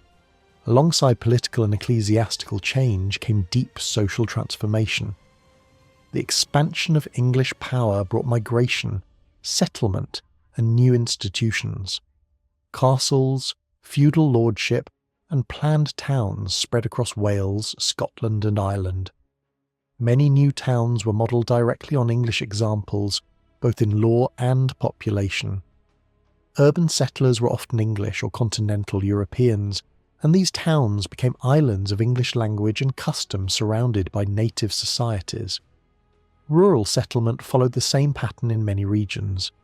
Place names and personal names reveal widespread English-speaking communities in parts of Ireland and Wales. Over time, this movement dramatically expanded the reach of the English language. Even at a very local level, field names and village records reflect an English-speaking world implanted into new landscapes. The overall result was uneven. Wales and Ireland became divided into heavily anglicised zones, and areas where native society remained dominant. These lands stayed more militarised than England itself. Castles mattered more, warfare remained constant, and feudal obligations retained their military edge rather than becoming purely financial. Native societies adopted some new practices, but only in Scotland did we see a broad and deliberate integration of English institutions under native royal control. There, the result was a strong and lasting kingdom that remained politically independent while becoming culturally anglicised, especially in the lowlands. English attitudes toward their neighbours reflected these changes. Educated writers increasingly portrayed the peoples of Wales, Scotland and Ireland as backward and uncivilised. They emphasised pastoral economies, weak urban life, political fragmentation, and what they saw as moral and religious failings. These societies were labelled barbarous, not because they lacked resources, but because they were thought to lack discipline, order, and refinement. Such judgments often blended cultural criticism with religious condemnation. Differences in worship and church practice were treated as evidence of inferiority. Reforming rulers of foreign descent were praised for erasing these supposed flaws, while native traditions were dismissed. Nowhere is this clearer than in English praise for the Scottish royal dynasty, which was applauded for adopting English and continental customs. Over time, Scottish kings married into Anglo-Norman families, spoke foreign languages, dressed like French nobles, and ruled through imported institutions. English observers concluded that Scotland had entered the civilised world only by ceasing to be truly Scottish. As English settlers and clergy later filled many church offices in conquered regions of Ireland, the structure itself remained separate. There was never a serious attempt to impose English ecclesiastical supremacy over the whole island, as had happened in Wales. In Wales, the struggle was longer and more bitter. Some Welsh bishops attempted, late and unsuccessfully, to resist Canterbury's authority. Ironically, these efforts were led not by native Welshmen but by churchmen of Anglo-Norman or French background. Their loyalty to their diocese outweighed any sense of national identity. One bishop in particular sought to raise his see to archiepiscopal status, arguing that the Welsh Church had ancient rights, that Wales was distinct from England, and that Canterbury's authority rested on conquest rather than tradition. The dispute reached the papal court, where both sides argued fiercely. A compromise was imposed. Personal obedience was required, while the larger question was postponed. When the Welsh bishop died, Canterbury ensured the appointment of a compliant successor. Decades later, the issue flared up again when a talented and embittered cleric launched a final campaign for Welsh ecclesiastical independence. He argued that Wales had its own language, laws, customs, and ancient Christian heritage, and that English control had been imposed by force. Yet power lay elsewhere. English kings and archbishops were united in their determination to prevent a separate Welsh church, fearing that ecclesiastical independence would encourage political rebellion. In the end, the challenger was branded a political threat and forced to abandon his claims. Welsh dioceses remained under Canterbury for centuries. These ecclesiastical struggles cannot be separated from secular politics. Scottish kings supported church independence because it protected royal autonomy. In Wales, military conquest made ecclesiastical subordination almost unavoidable. In Ireland, papal reform prevented English church dominance even after English political control was established. Church structures evolved alongside conquest and colonisation, but they did not always follow the same logic or timetable. Alongside political and ecclesiastical change came deep social transformation. The expansion of English power brought migration, settlement, and new institutions. Castles, feudal lordship, and planned towns spread across Wales, Scotland, and Ireland. Many new towns were modelled directly on English examples, both in law and population. Urban settlers were often English or continental Europeans, and these towns became islands of English language and custom surrounded by native societies. Rural settlement followed the same pattern in many regions. Place names and personal names reveal widespread English-speaking communities in parts of Ireland and Wales. Over time, this movement dramatically expanded the reach of the English language.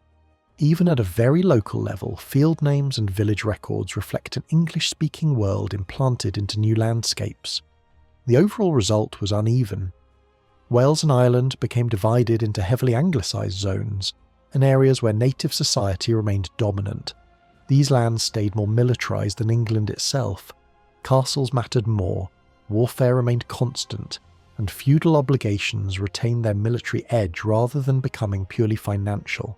Native societies adopted some new practices, but only in Scotland did we see a broad and deliberate integration of English institutions under native royal control. There, the result was a strong and lasting kingdom that remained politically independent while becoming culturally anglicised, especially in the lowlands. English attitudes toward their neighbours reflected these changes. Educated writers increasingly portrayed the peoples of Wales, Scotland and Ireland as backward and uncivilised. They emphasised pastoral economies, weak urban life, political fragmentation, and what they saw as moral and religious failings.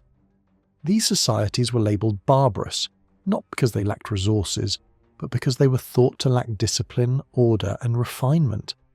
Such judgments often blended cultural criticism with religious condemnation. Differences in worship and church practice were treated as evidence of inferiority.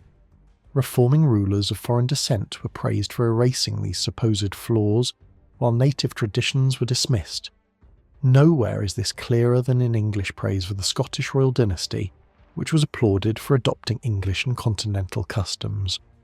Over time, Scottish kings married into Anglo-Norman families, spoke foreign languages, dressed like French nobles, and ruled through imported institutions. English observers concluded that Scotland had entered the civilised world only by ceasing to be truly Scottish. This mindset extended far beyond the British Isles. English writers described Ireland and Scotland as lands redeemed by conquest, feudal order, and foreign rule. They believed that English domination replaced chaos with structure, irreligion with piety, and pastoral simplicity with proper government. These ideas formed a powerful myth of civilizing conquest that would echo through later centuries. At the same time, England's horizon was widening.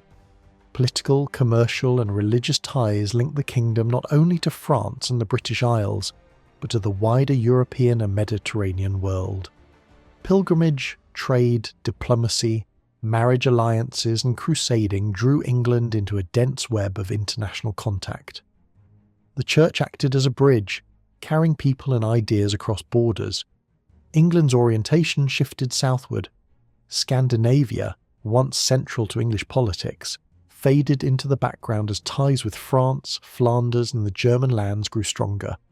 Trade networks deepened, especially around wool and cloth. German merchants replaced Scandinavian traders in London, and powerful alliances linked English kings to major continental dynasties. One of the most significant of these was an alliance with a leading German ruling family. Marriage bound the two houses together, leading to decades of shared exile, diplomacy, and political coordination. Members of this dynasty spent long periods at the English court, raised children there, and relied on English support in their struggles at home. At its height, this alliance shaped the balance of power across Western Europe, until it collapsed in a decisive battle that reshaped the political map. Beyond Northern Europe lay the Mediterranean world, still seen as ancient, wealthy, and wondrous. English writers spoke with awe of its cities, relics, and imperial traditions. Contact intensified through crusades, commerce, and diplomacy.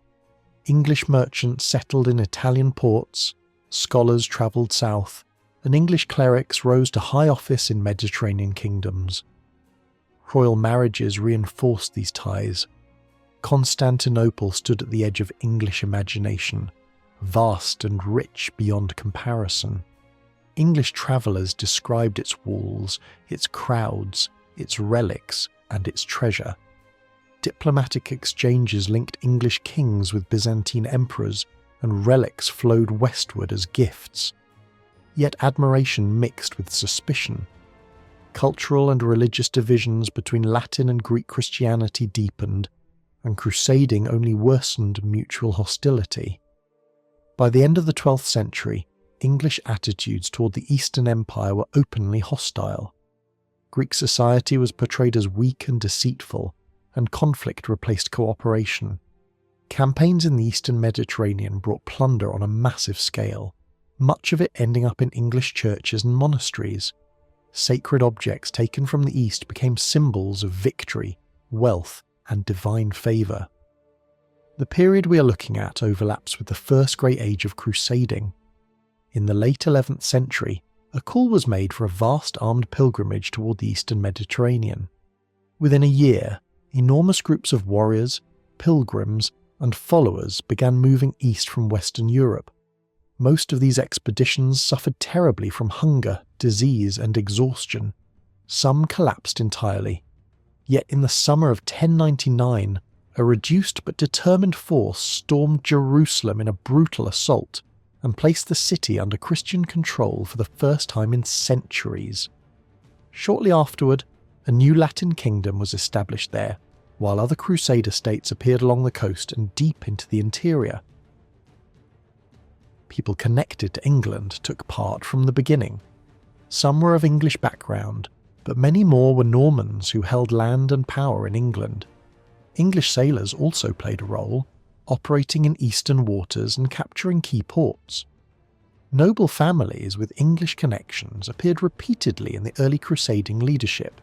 Even members of the old royal House of England joined later expeditions, showing that involvement in crusading cut across political and dynastic change.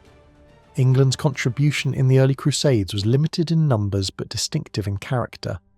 English fleets became especially important.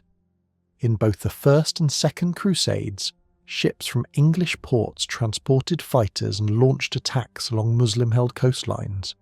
One of the most dramatic successes came in the mid-12th century, when a large fleet made up of English, Norman, and other Western sailors sailed south and helped seize a major Iberian port after a long siege.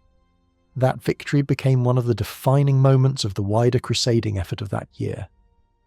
An English churchman was appointed as bishop of the newly restored city, and he later returned home to urge further participation in holy war. Notably, the First Crusade was led not by kings but by great lords. That changed in later expeditions, when rulers of major kingdoms took the lead. Even so, kings of England did not personally join at first. This was not due to indifference. Civil war and political instability made absence from the kingdom risky. Royal families in England were closely linked by blood to the rulers of Jerusalem, and these family ties remained strong across generations. For decades, the rulers of England were uncles, cousins, or close relatives of the kings ruling in the Holy Land. Because of these connections, expectations were high. When the Kingdom of Jerusalem entered a crisis late in the 12th century, envoys were sent across Europe seeking help, and England was an obvious destination. The English king was seen as one of the principal leaders of Western Christendom, with a special responsibility toward the Holy Land. Promises were made, crosses were taken, and funds were sent. Yet only one English king of this period actually reached the battlefield in the East. Alongside the Crusades themselves, new institutions emerged that blended religious devotion with military violence. The most famous of these were the military orders. These were communities of men who lived under strict discipline like monks but fought as professional warriors. The earliest of them was founded in Jerusalem to protect pilgrims. Its message spread rapidly across Europe, and it received enthusiastic support from nobles, clergy, and rulers.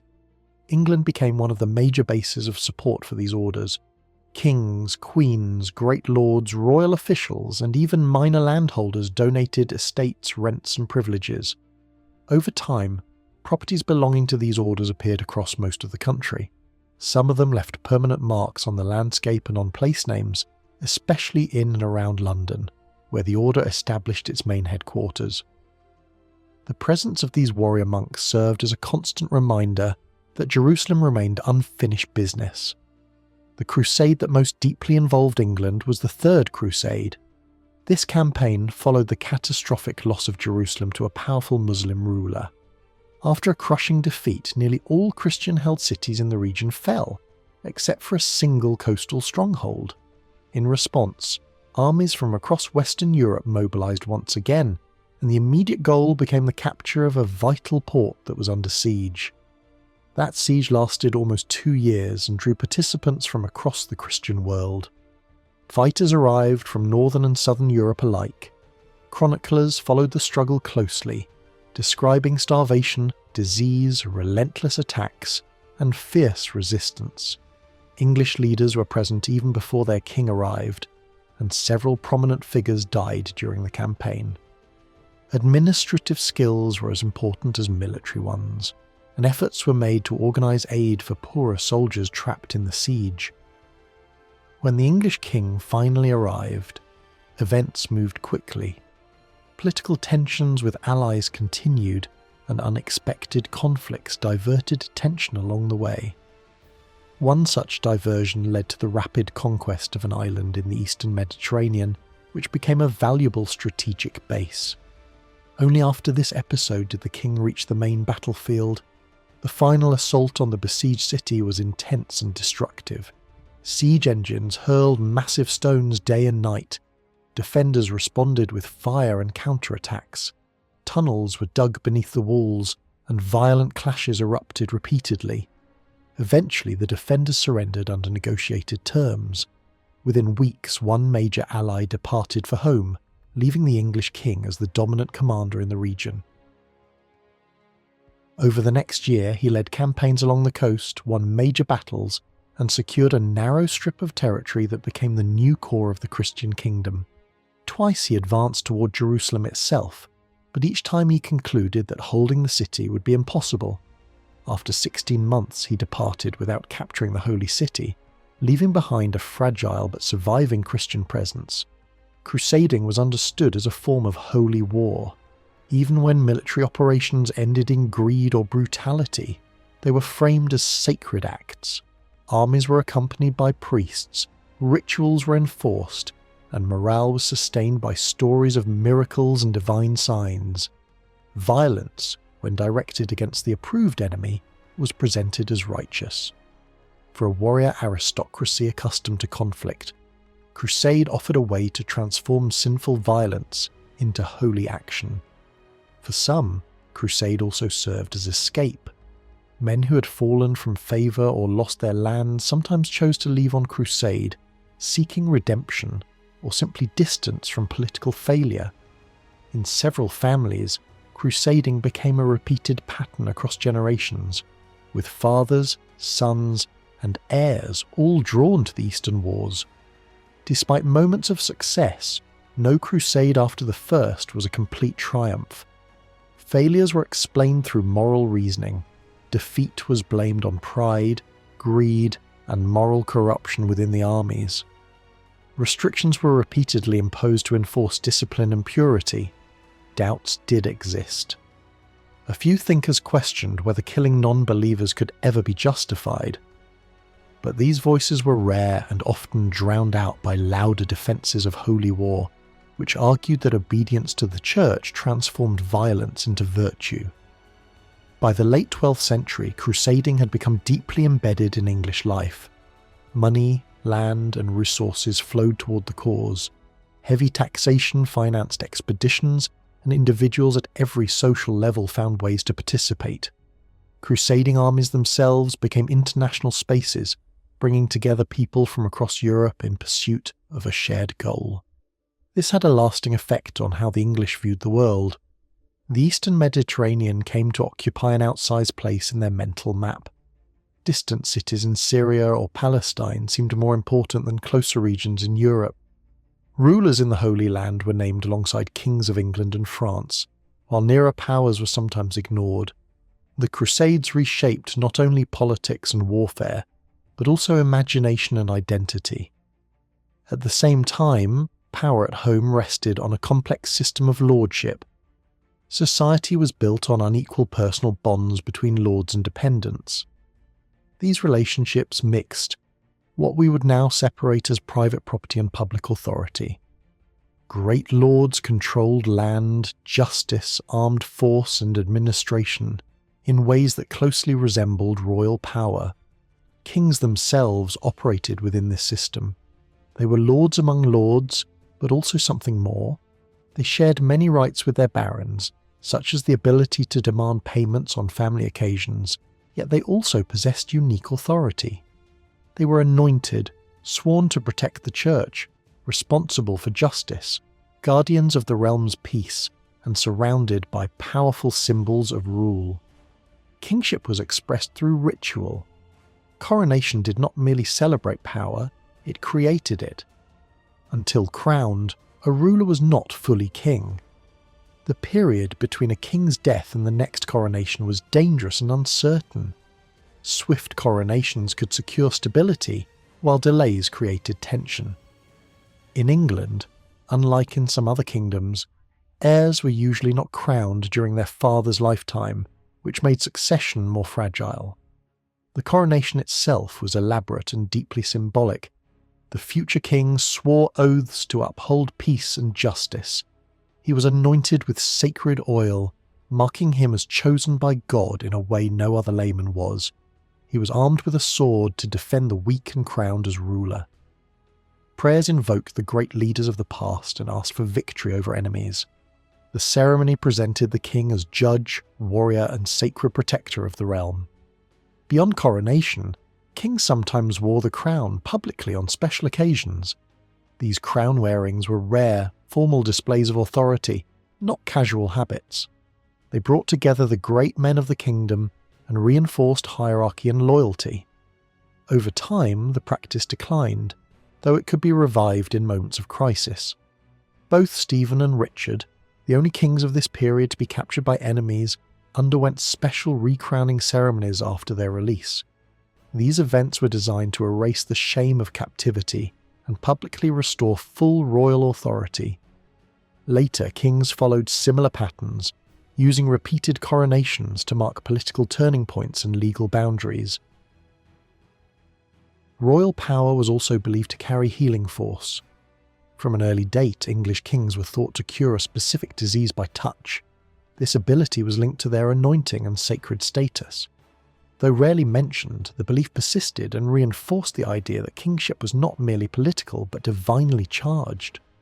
Although kings stood apart from other lords through ceremony, ritual, and sacred symbolism, they were still lords at heart. They exercised power in many of the same ways as earls, barons, and bishops. Authority did not exist in abstraction, it lived inside the household. Around every ruler stood a dense human world made up of family members, companions, armed followers, officials, clerics, and servants. This household was the true stage of power, where rule was displayed, enforced, and experienced on a daily basis. The splendour of such households could be overwhelming. To step inside the circle of a great lord was to enter a world of wealth, movement, and constant activity. Fine horses, richly dressed knights, gleaming vessels, elaborate meals, and brilliantly clothed attendants were not mere luxury. They were political statements. Display mattered. Consumption mattered. Magnificence was itself a form of authority. Households were not fixed in size. They expanded and contracted depending on circumstance. Times of war, great festivals, journeys, or major councils required far larger retinues than routine daily life.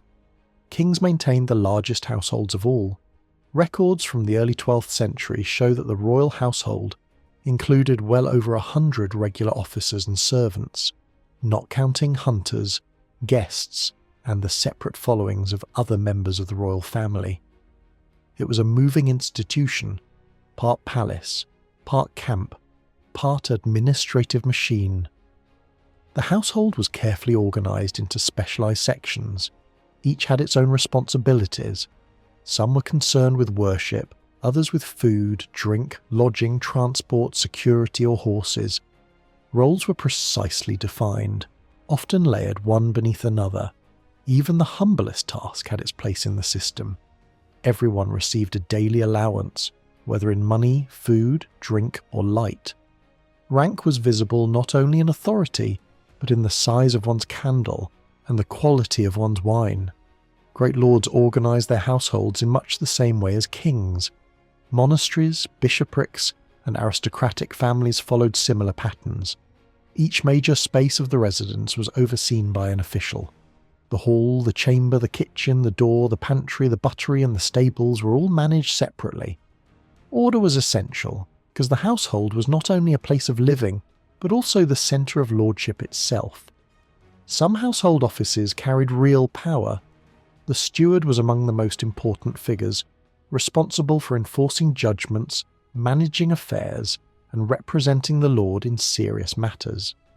Other offices, such as chamberlain or butler, could also become influential over time. Many of these roles were held across generations. Service in a household often led to land, status, and lasting advancement. What began as practical duty could become hereditary authority. Household service created one of the greatest paths of social mobility in the medieval world. People from very different backgrounds could enter the orbit of power through service. Once inside, talent, loyalty, and opportunity mattered more than birth alone. Managing food could lead to managing finances. Writing letters could lead to shaping law. Handling horses could lead to commanding men. The household quietly trained administrators, soldiers, and rulers. These households were almost always on the move. Kings, bishops, and magnates owned lands scattered across wide regions. They travelled constantly between them, driven by administration, ceremony, hunting, justice, and politics. A royal court might remain only a few nights in one place before moving on again. Life at the centre of power was defined by movement. Because of this constant travel, the household had to be portable. Beds, tents, tables, cooking equipment, clothing, vessels, and chapel furnishings were transported by carts and pack animals. Careful planning was required. Bakers were sent ahead to prepare bread. Supplies were organised in advance. The speed of travel was limited by the wagons, not the riders. Even so, the court could cover impressive distances over time. The arrival of a great household was a major event for any community. Long processions of servants, animals, wagons, officials, and nobles filled roads and villages. Music, banners, hunting dogs, horses, and falcons turned travel into spectacle. Such entries impressed, intimidated, and sometimes overwhelmed local populations. Power announced itself not only through commands, but through presence. Yet life on the road was not glamorous for everyone. Competition for lodgings could turn violent. Disputes over sleeping space sometimes erupted into brawls and bloodshed. The strain of travel, uncertainty, and overcrowding bred resentment.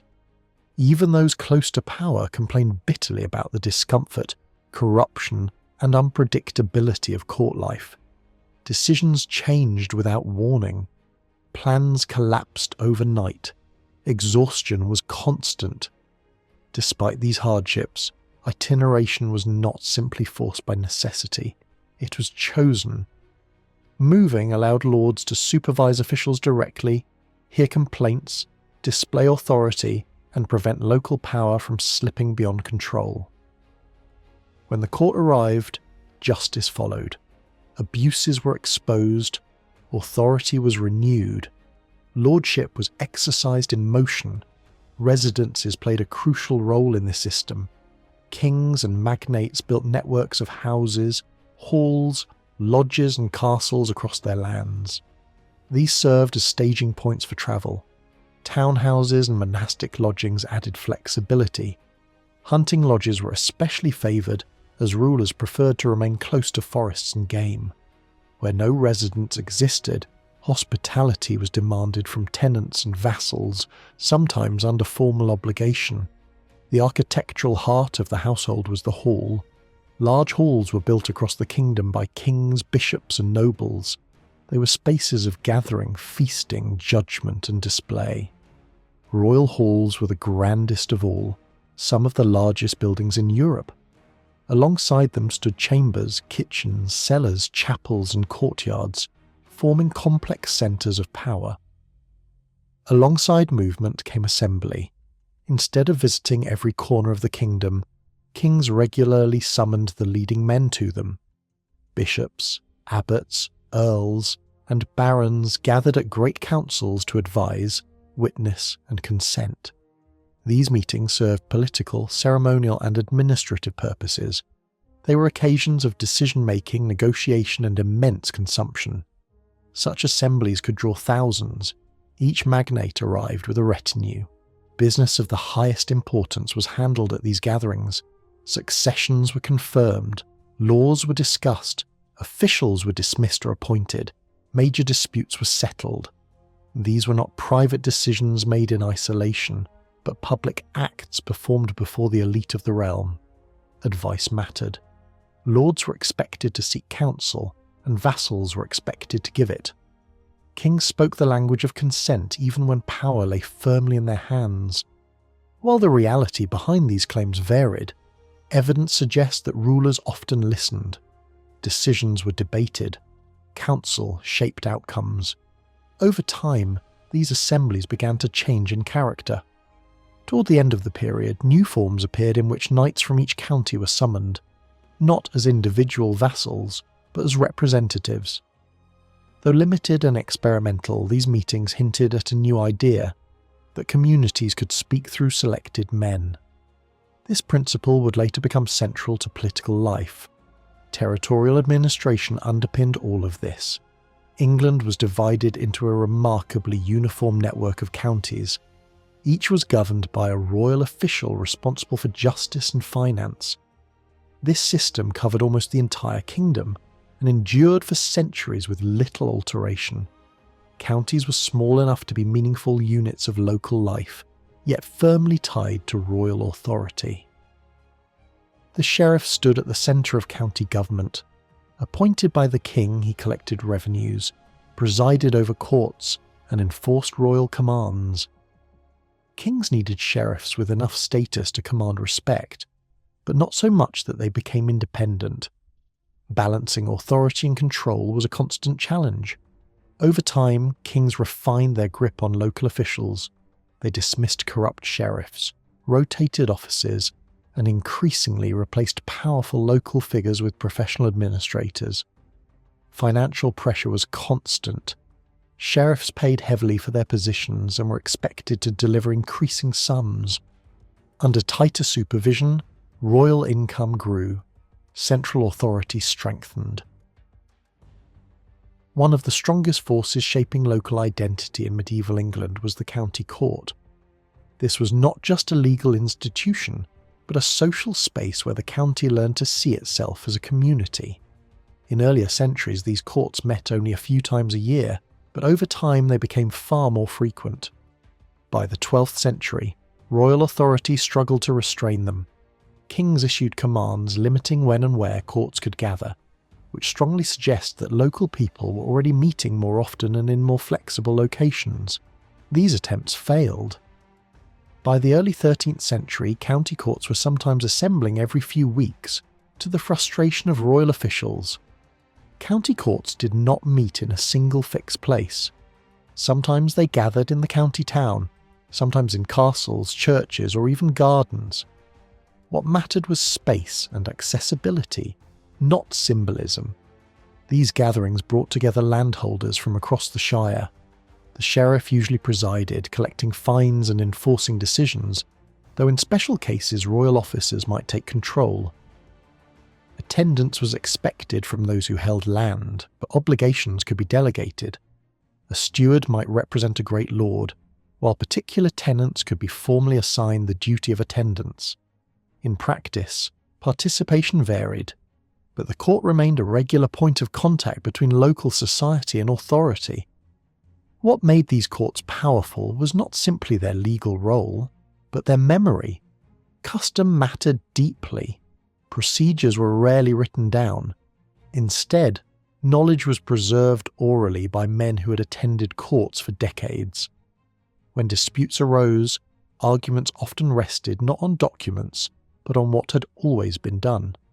Elderly landholders could carry enormous weight, presenting themselves as living witnesses to long-standing practice. Their authority came from experience, not office.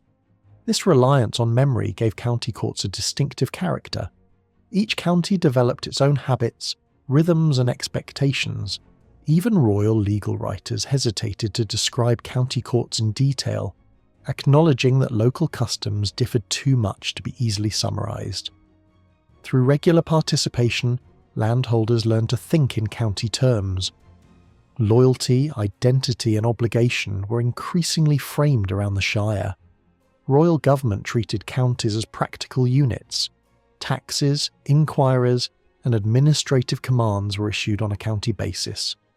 Official messages were often addressed not to individuals but to the collective body of the county's leading men. Yet counties were not passive recipients of authority. There is clear evidence that landholders acted together, defended shared interests, and expressed loyalty to their own shire. This sense of belonging sometimes emerged most strongly in opposition. One recurring demand was that the sheriff should be a local man. Communities believed that only someone rooted in the county could act fairly. On several occasions, counties offered large sums of money in exchange for the right to have a sheriff chosen from among their own leading figures. These offers reveal both solidarity and a desire to limit outside interference. Tensions could run high when sheriffs came from elsewhere.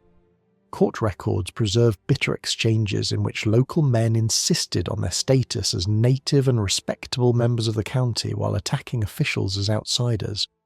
Such arguments were often blunt, even crude, but they show how deeply county identity could be felt. Loyalty to the shire could override respect for office. County sentiment was not confined to courts and administration. It could become emotional and even poetic. Satirical verses circulated, mocking entire counties as foolish or corrupt. These attacks were often met with fierce local responses, defending the honour, fertility, courage and intelligence of the county's people. Pride in one's shire could be intense. The county was not merely an administrative unit. It could be loved, defended and celebrated. Despite this strong local identity, counties were relatively small. They were the largest secular subdivisions of the kingdom, with no intermediate layer between them and the crown. Earlier regional divisions survived only as names and memories. Older territorial identities lingered in language and habit, but they no longer shaped political reality. By the 12th century, counties were the framework through which royal authority and local life interacted. England at this time combined diversity with remarkable uniformity. Local customs varied widely. Measurements differed from place to place. Dialects could be hard to understand across regions, and regional prejudice was common. Yet politically, England was unusually coherent. The county system helped make this possible, creating a shared structure that connected village life to royal government. Below the county lay smaller units. Hundreds and wapentakes formed the next layer, each with its own court meeting every few weeks. Attendance was expected from local landholders. Twice a year, these courts held larger sessions focused on collective responsibility, ensuring that every free man belonged to a group accountable for its members' behaviour. This system compensated for the lack of a professional police force, making communities responsible for maintaining order. Hundreds were more easily transferred than counties. Kings often granted them to monasteries, bishops or nobles, allowing these lords to collect profits and preside over courts. Over time, many hundreds passed into private hands. Royal authority remained watchful, aware that justice and revenue could slip away if these grants went unchecked. At the lowest level stood the township. This was a corporate body with clear responsibilities. Villagers were required to provide representatives for inquiries, courts, and tax assessments. Crime reporting relied heavily on township participation. Ordinary people were drawn into the machinery of justice and administration, whether they wished it or not. This layered structure made large-scale taxation possible. When the Crown imposed taxes on property or income, the process reached deep into local society. Knights, reeves, villagers, and sworn representatives assessed wealth down to livestock, tools, and grain. Records were written, copied, and stored. Even remote communities were integrated into a national fiscal system. England, by medieval standards, was remarkably well organised. Royal finance rested on several pillars. The king was a vast landowner, drawing income from estates scattered across almost every county. Unlike rulers elsewhere in Europe, the English king possessed land throughout his realm, ensuring a physical presence of royal power everywhere. These estates were usually not managed directly. Instead, they were leased out or included in fixed payments made by sheriffs, providing predictable income with minimal administration. Royal landholding was not static. Estates were granted to reward loyalty, seized after rebellion, and reclaimed through inheritance failures. Such transfers served political purposes but reduced steady income. At the same time, confiscations and wardships brought land temporarily back into royal hands, creating opportunities for profit and patronage. Beyond land income, the crown benefited from its rights as a feudal lord. Payments were expected on inheritance, marriage, and minority. Control over the heirs of landholders could be extremely profitable. These rights were increasingly exploited, leading to growing resentment. Attempts to regulate and limit them became a central political issue. Military obligations were often converted into money payments. What began as a substitute for knight service gradually came to resemble a general land levy. Rates rose and demands became more frequent. Though not universal in theory, this system spread its burden widely in practice. Taxation went further still. England developed a land tax that applied across the kingdom, assessed through long-established fiscal units. Though rates fluctuated and exemptions existed, this tax provided a steady source of income. Later, extraordinary levies on property and income were introduced, sometimes at astonishing rates. These required intrusive assessments, drawing clergy, officials, and local representatives into close cooperation. Church structures were essential in proclaiming, organising, and enforcing these taxes. Such measures brought royal government into everyday life. Assessments recorded the possessions of peasants in minute detail. Oxen, cows, tools, and even small household items were counted and valued. The machinery of state depended on experienced local administrators who combined loyalty to the crown with knowledge of their county. These men formed the backbone of English government for generations. The king was seen as the ultimate source of justice, but access to that justice was never automatic. Royal judgment did not flow freely to everyone who sought it. Legal action often began with a royal order, and those orders had to be paid for. Even routine access to royal justice required money. By the late 12th century, some basic legal permissions could be obtained for relatively modest sums, but even these costs were significant for ordinary landholders. More complex cases demanded far larger payments, sometimes equivalent to many months of income from the land under dispute. Justice was available, but it was never free. For those with wealth and ambition, these costs were worth paying. A favourable ruling could decide the ownership of estates, titles, and long-term power. The crown profited regardless of the outcome. Legal conflict became both a mechanism of justice and a source of royal income. Some litigants recorded their experiences in detail, revealing how long and expensive such journeys could be. Cases might last for years, involve travel across regions, and require repeated payments at every stage. Bribes, fees, and gifts were treated as part of the process. The pursuit of justice could drain fortunes as effectively as war. These sums involved could be enormous. Leading nobles were prepared to offer hundreds of pounds to secure royal attention or formal investigation. Sometimes payment was required even if the case was lost. Justice at the highest level was inseparable from negotiation, influence and money. The king's courts were places where land, authority and wealth were redistributed. Criminal justice also produced income, though usually on a smaller scale. Fines, confiscations and penalties flowed steadily into the royal treasury. Even a single violent crime could generate a chain of payments. Fines imposed on communities, forfeiture of property, penalties for officials who failed in their duties. Justice was not only moral correction, it was financial extraction. A special and feared branch of royal justice operated under the law of the forest.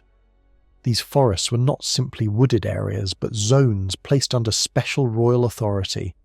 Their original purpose was to protect hunting rights, but enforcement went far beyond that. Clearing land, keeping animals, or even moving through forested areas could result in heavy fines. Forest justice became one of the most profitable arms of the royal system. Special judicial tours raised vast sums, often provoking widespread resentment. Officials who enforced forest law gained reputations for harshness. Their methods bordered on extortion, yet the crown rarely rejected the revenue they produced. Complaints circulated for decades, and local communities remembered these abuses long after the officials themselves were dead. The hatred of forest law was so strong that counties were sometimes willing to pay large sums simply to have their land removed from forest jurisdiction. When royal authority weakened, one of the first demands was the removal of forest restrictions. Royal finances can be seen clearly by examining how individual counties were managed. Sheriffs acted as the financial agents of the crown, delivering fixed sums while accounting for expenses, exemptions and losses.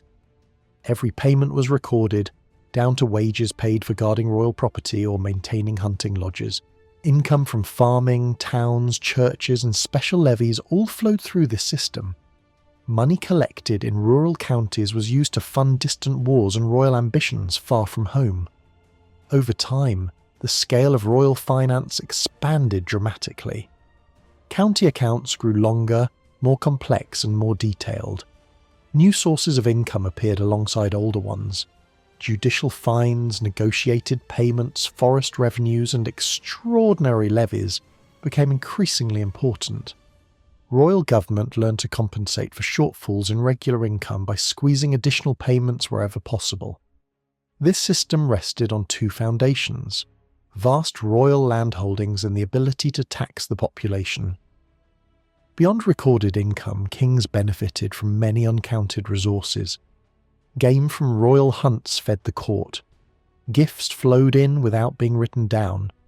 War brought plunder and ransoms. Some of this wealth escaped the records entirely, but it sustained royal power all the same. Over the long term, royal income increased, but not as fast as prices. Inflation eroded purchasing power, especially in the early 13th century. Although kings extracted more silver than their predecessors, food, animals and supplies cost far more. Political crises could cause sudden collapses in revenue. Civil war, rebellion, and instability disrupted even the most efficient systems. Justice itself operated through a web of courts. Disputes might be heard at the level of the manor, the hundred, the county, or before royal judges. These courts overlapped rather than forming a clean hierarchy.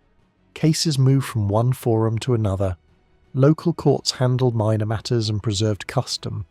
Royal courts intervened in serious disputes, especially those involving land, violence, or high-status individuals.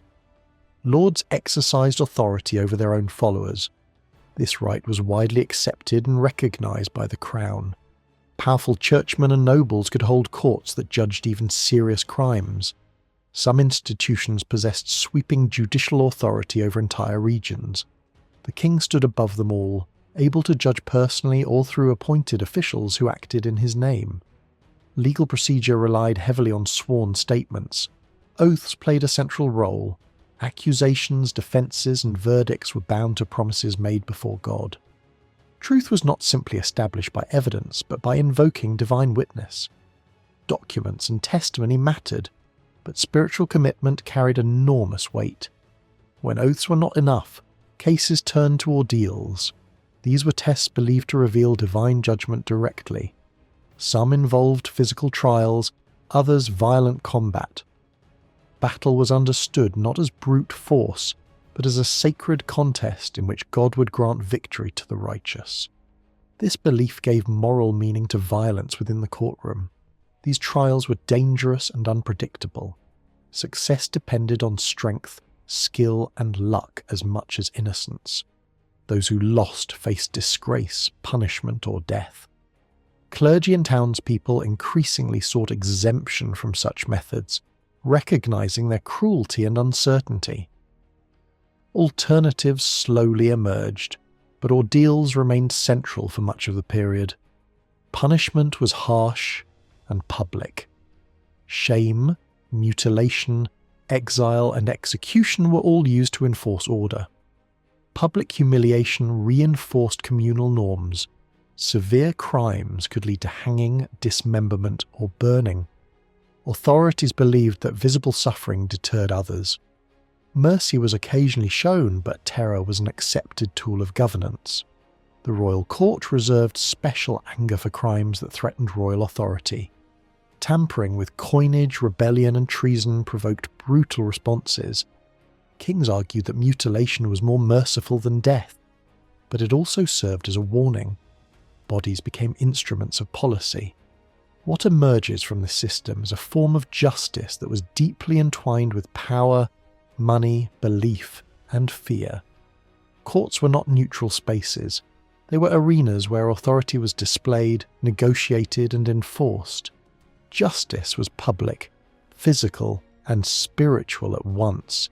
It shaped behaviour not only through law but through spectacle. Punishment after private accusations in medieval England could be brutal, personal, and deeply public. When a man was defeated in a private appeal, the law often allowed the accuser to carry out the sentence himself. Justice was not only declared in court, it was enacted by the very hands of those who had brought the charge. A striking example comes from the early 13th century. A man named Thomas from a village in western England was defeated in trial by combat after being accused of violent assault. By custom, such a defeat could have led directly to execution. Yet the royal judges chose what they described as mercy. Instead of death, they ordered mutilation. They instructed the victor's relatives to enforce the punishment. What followed was savage. The sentence was carried out with enthusiasm, driven less by justice than by vengeance. The scene turned into a spectacle of cruelty that shocked even contemporaries. Personal resentment and past relationships only deepened the violence. The law had spoken, but it was human rage that completed the act. Such punishments rarely occurred in silence. Ordeals, executions, and mutilations drew crowds. They were meant to be seen. Hanging, in particular, was a public ritual. Victims were bound, blinded, and chained before being led to the gallows. In some cases, bodies were left on display long after death, serving as a warning. Religious consolation was often denied. Some condemned men were refused communion and buried beside the gallows rather than in sacred ground. There was no official executioner. The task was often forced upon whoever happened to be nearby, rewarded with the condemned person's clothes or a small payment. Prisons existed but were not central to medieval justice in the modern sense. Royal jails were established in major towns and castles, and sheriffs regularly accounted for the cost of maintaining them. Imprisonment served many purposes. It could secure suspects before trial, pressure litigants into compliance, or punish certain offences. Sometimes it was clearly judicial. At other times, it blurred into coercion. A widow who refused to continue a murder accusation could find herself jailed until she agreed to pay a fine. Prison was both punishment and leverage. Debt could also lead to confinement. Those who owed money to the crown might be imprisoned until payment was arranged. Some were held in harsh conditions, others in relatively free custody. The goal was rarely long-term incarceration. The aim was compliance. Still, fixed-term imprisonment did exist. For some offences, especially under forest law, those unable to pay fines were confined for a year and a day. Prisons had become a recognised tool within the machinery of justice. For lesser offences, monetary penalties were the norm. These fines varied enormously, from modest sums imposed for procedural mistakes to massive payments demanded from nobles. Justice produced revenue. This had long been accepted. Offenders paid to escape harsher penalties. Failed litigants paid for losing. Jurors paid if they contradicted themselves. Law and income were tightly bound. Legal proceedings themselves were elaborate performances. Lawsuits were dramas shaped as much by politics and social pressure as by rules. Parties gathered allies, negotiated behind the scenes, and tested the boundaries of custom. Legal knowledge was uneven. Precedent was debated. Outcomes were rarely inevitable. A vivid picture of how trials worked emerges from contemporary storytelling.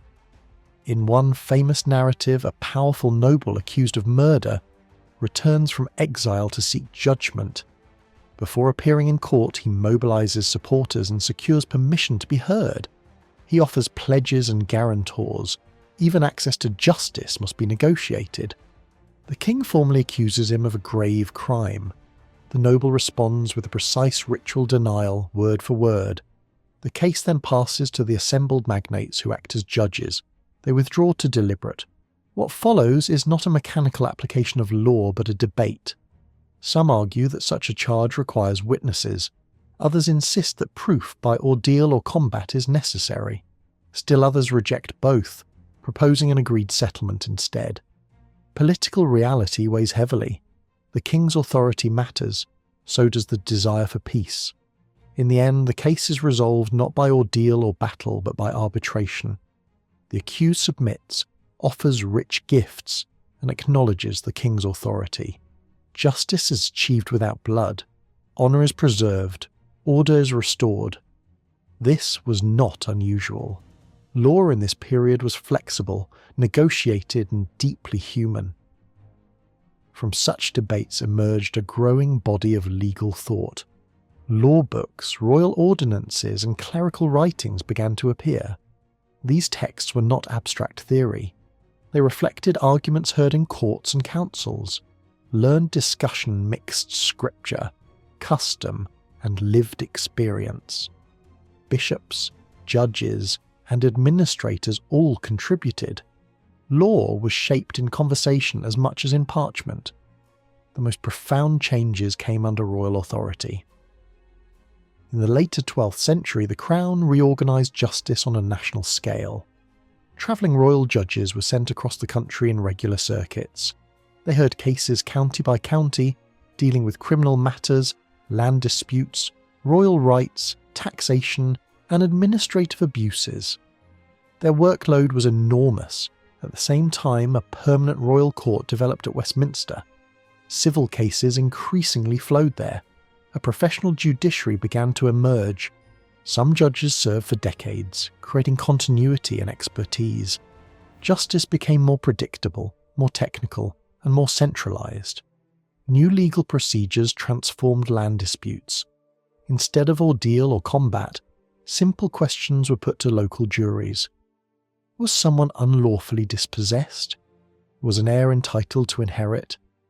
These cases were fast, focused, and popular. Decisions were based on sworn verdicts, not divine tests. Gradually, juries replaced ordeals even in criminal cases. When church authorities withdrew support for ordeals, the jury was ready to fill the gap. By the early 13th century, trial by ordeal had vanished from English courts. Trial by jury had taken its place. Between the middle of the 12th century and the early 13th, English justice was transformed. Land litigation moved into royal courts. Professional judges applied uniform procedures. Verdicts replaced divine signs. a common system of law took shape across the kingdom. At the same time, government began to leave an ever deeper written trail. Records multiplied. Orders, accounts, surveys, and judgments were written down. The Great Land Survey of the late 11th century stood alone in its scale, but later generations built something different: continuous documentation. Royal officials kept annual financial accounts. Debts were recorded and carried forward year after year. Written memory ensured nothing was forgotten. Lords and monasteries compiled surveys of their lands and tenants. They updated them. They compared them. Writing became a tool of control. Church institutions copied their charters into books so their rights could be consulted easily. Royal government went further. From the reign of John onward, outgoing letters and charters were systematically recorded. Legal agreements were archived. Judicial proceedings were written down. Daily political history became visible for the first time. Clerks became essential. Administration grew more complex. Specialized offices emerged. Archives expanded. What had once been personal lordship evolved into structured government.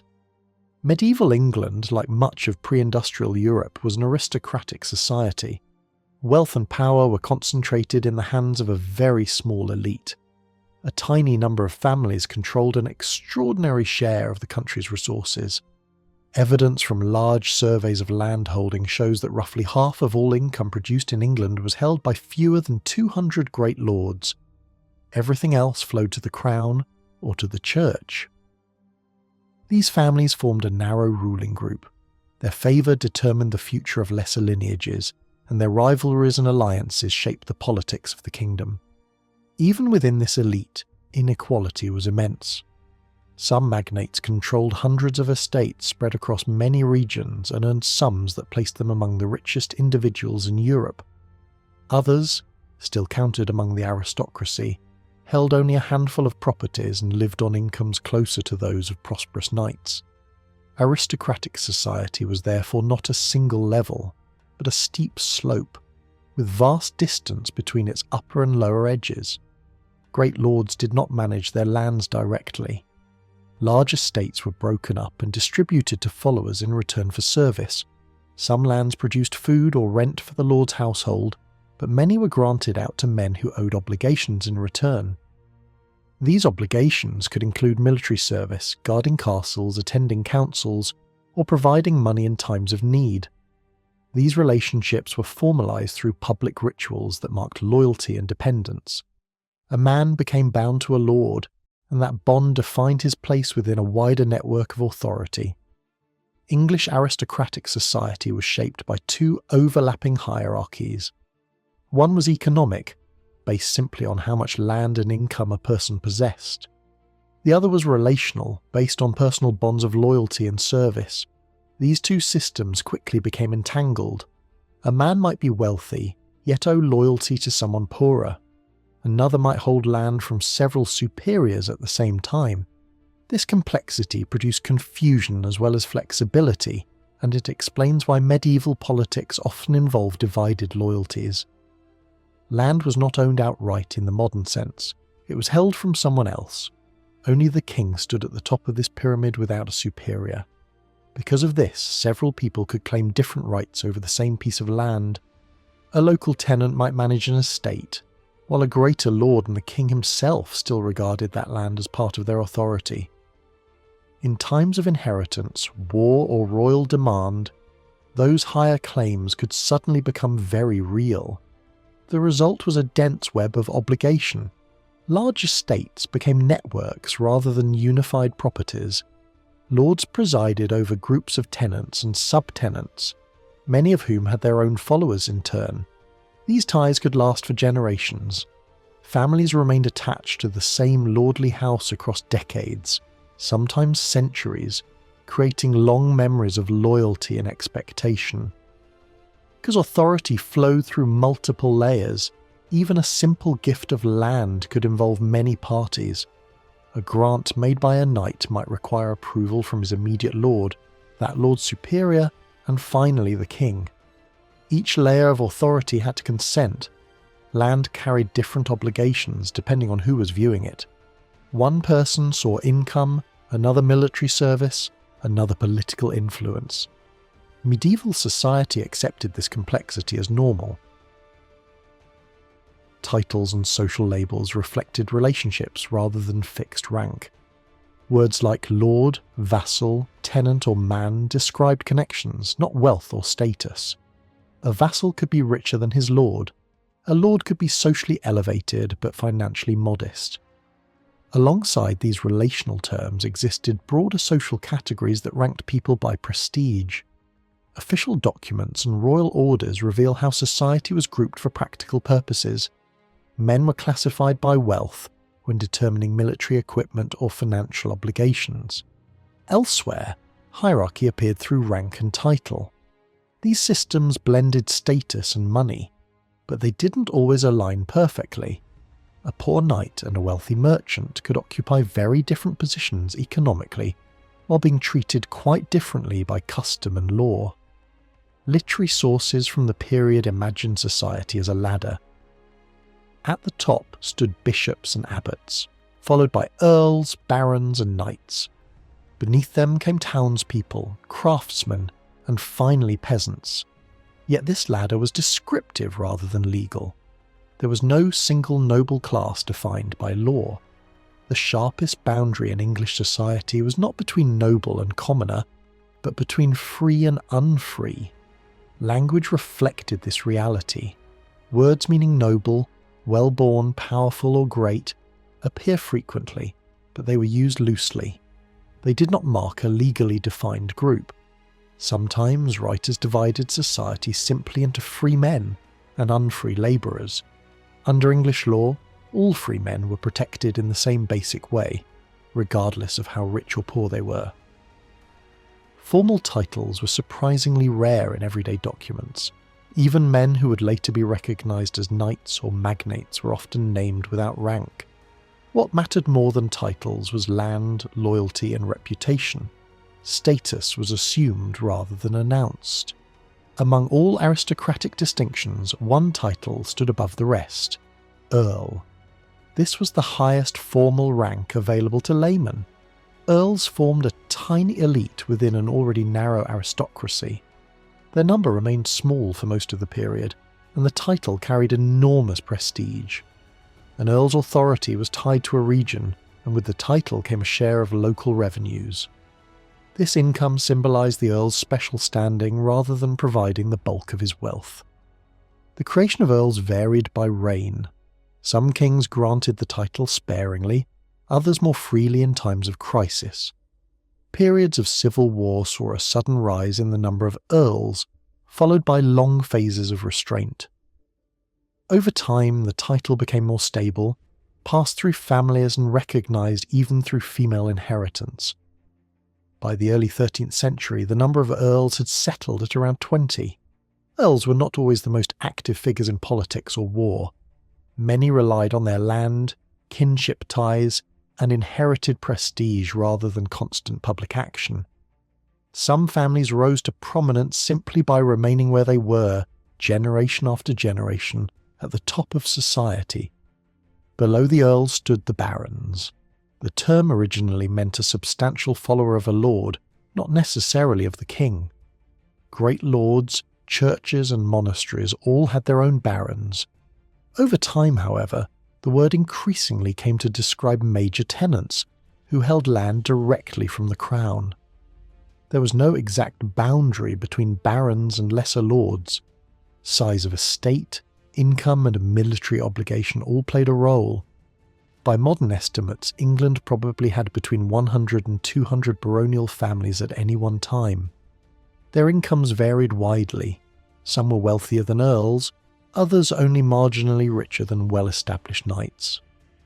Below the barons stood the knights, a group defined in several different ways. A knight could be understood as a heavily armed mounted warrior. He could also be a man who had undergone a formal ceremony marking his status, or he could be a member of a social layer that stood between great lords and ordinary free men. These meanings did not always overlap. A man might fit one definition but not the others. Not every knight in medieval England owned land. Some lived without estates of their own and attached themselves to the households of powerful lords. These men served where they were needed, in halls or castles, hoping that loyal service might one day be rewarded with land. They formed a mobile and ambitious group within aristocratic society. Records from the mid-12th century show that even great lords maintained such followers. Some knights held only very modest properties, bringing in small incomes that were not enough to support a fully independent life. These men often lived with their lord, relying on him for food, clothing and protection. Others were stationed in frontier castles, where their daily lives revolved around military readiness and service. Compared to household knights with no land at all, they were fortunate, but their status remained uncertain and dependent. Once a knight received a permanent estate, his situation changed fundamentally. Land allowed him to settle, to establish a household, and to pass property on to his children. Over time, this process created local knightly families rooted in particular counties. These men usually held one or two manors and became familiar figures in local society. They attended county courts, served as royal officials, managed estates for greater lords, and formed the backbone of local administration. Such families often endured for generations. Some can be traced across a century or more, holding the same lands under the same lordly house. Their fortunes rose and fell with those of their patrons. Loyal service could bring advancement and new offices. Political miscalculation could bring ruin and confiscation. Yet many survived these risks and gradually strengthened their position. As these lineages multiplied, knighthood increasingly came to be seen as a family quality rather than a purely personal role. Some families were regarded as knightly by birth, even if individual members never fought as mounted warriors or underwent formal ceremonies. In this sense, knighthood became a social identity that could include women as well as men. Descent from knightly ancestors was considered an asset, enhancing prestige and marriage prospects. Legal reforms of the Anjavan period further elevated the importance of knights. Many new judicial and administrative roles were reserved exclusively for them. Knights were required to serve on juries in major land disputes, to verify claims of illness, to carry legal records, and to hold offices such as county coroner. As royal justice expanded, these duties increased. Knights became essential agents of government. This growing reliance on knights made it necessary to define clearly who belonged to this group. As a result, records from around the year 1200 allow us to estimate their numbers with some confidence. Although thousands of land units were assessed for military service, not all were held by knights. Careful analysis suggests that England probably had between 4,500 and 5,000 knights at this time. Knighthood also carried privileges. Even a knight who fell into debt retained certain protections. If imprisoned, he was kept under lighter conditions than ordinary prisoners.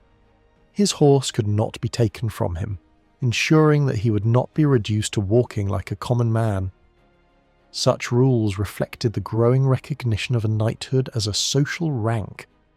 By the late 12th century, the title of knight appeared more frequently in official documents. Men increasingly asserted their status openly, even in contexts where earlier generations would have remained unnamed. Knighthood was becoming a clearly marked position within society. Below the level of knights existed a broad and varied group occupying the margins of the aristocracy. These were free men who lived from rents and services rather than manual labour, yet did not belong to the knightly class. Some possessed incomes comparable to those of knights, but held land under different conditions. Others served lords in specialised ways that did not involve mounted warfare. One important form of such service involved holding land in return for specific duties. These duties could be administrative, military or domestic. Men might be responsible for guarding royal property, escorting treasure, maintaining hunting animals, or enforcing local law. The size of their holdings varied widely, from respectable estates to very small plots. These men were free, but their work sometimes included physical labour. Despite this diversity, some of these tenants occupied an intermediate social position. They attended courts, advised their lords, managed estates, and cultivated networks of influence. They often held land from more than one lord, acting as links between different centres of power. Monastic institutions in particular valued such tenants, who provided income, companionship, and protection. Agreements between religious houses and these tenants reveal relationships of mutual obligation. Tenants owed loyalty, attendance, hospitality, and service. In return, they received land, protection, and honourable recognition. Burial within a church was a significant mark of status. These men were free, respected, and distinct from peasants, yet not knights. They resemble what later centuries would call the lesser gentry. At the top of aristocratic society stood the great estates known as honours. These were large collections of manors held under military obligation. They were not compact territories, but scattered networks of land across many counties. What bound them together was not geography, but common lordship. Honours developed their own administrative identity. Even when they passed into royal hands, they were often treated as separate units. They could be granted, managed, and accounted for as a whole. Over time, they became stable features of the political landscape. The honour functioned differently from the county. County authority applied to everyone within a geographic boundary. The honour bound together a lord's followers wherever they lived. Tenants owed service to their lord rather than to a place. Which bond mattered more depended on circumstance. Honours had their own courts, where lords and tenants met to conduct business, resolve disputes, and confirm transactions. These courts reinforced a sense of belonging among tenants. They were public gatherings that combined law, ceremony, and social interaction. Yet honorial courts were not always harmonious. Disputes between lords and their own men could arise, especially over services and obligations. Tenants sometimes feared injustice or retaliation, and avoided appearing before their lord. Denial of justice was considered a serious offence and could justify extreme actions. Periods of weak royal authority intensified these conflicts.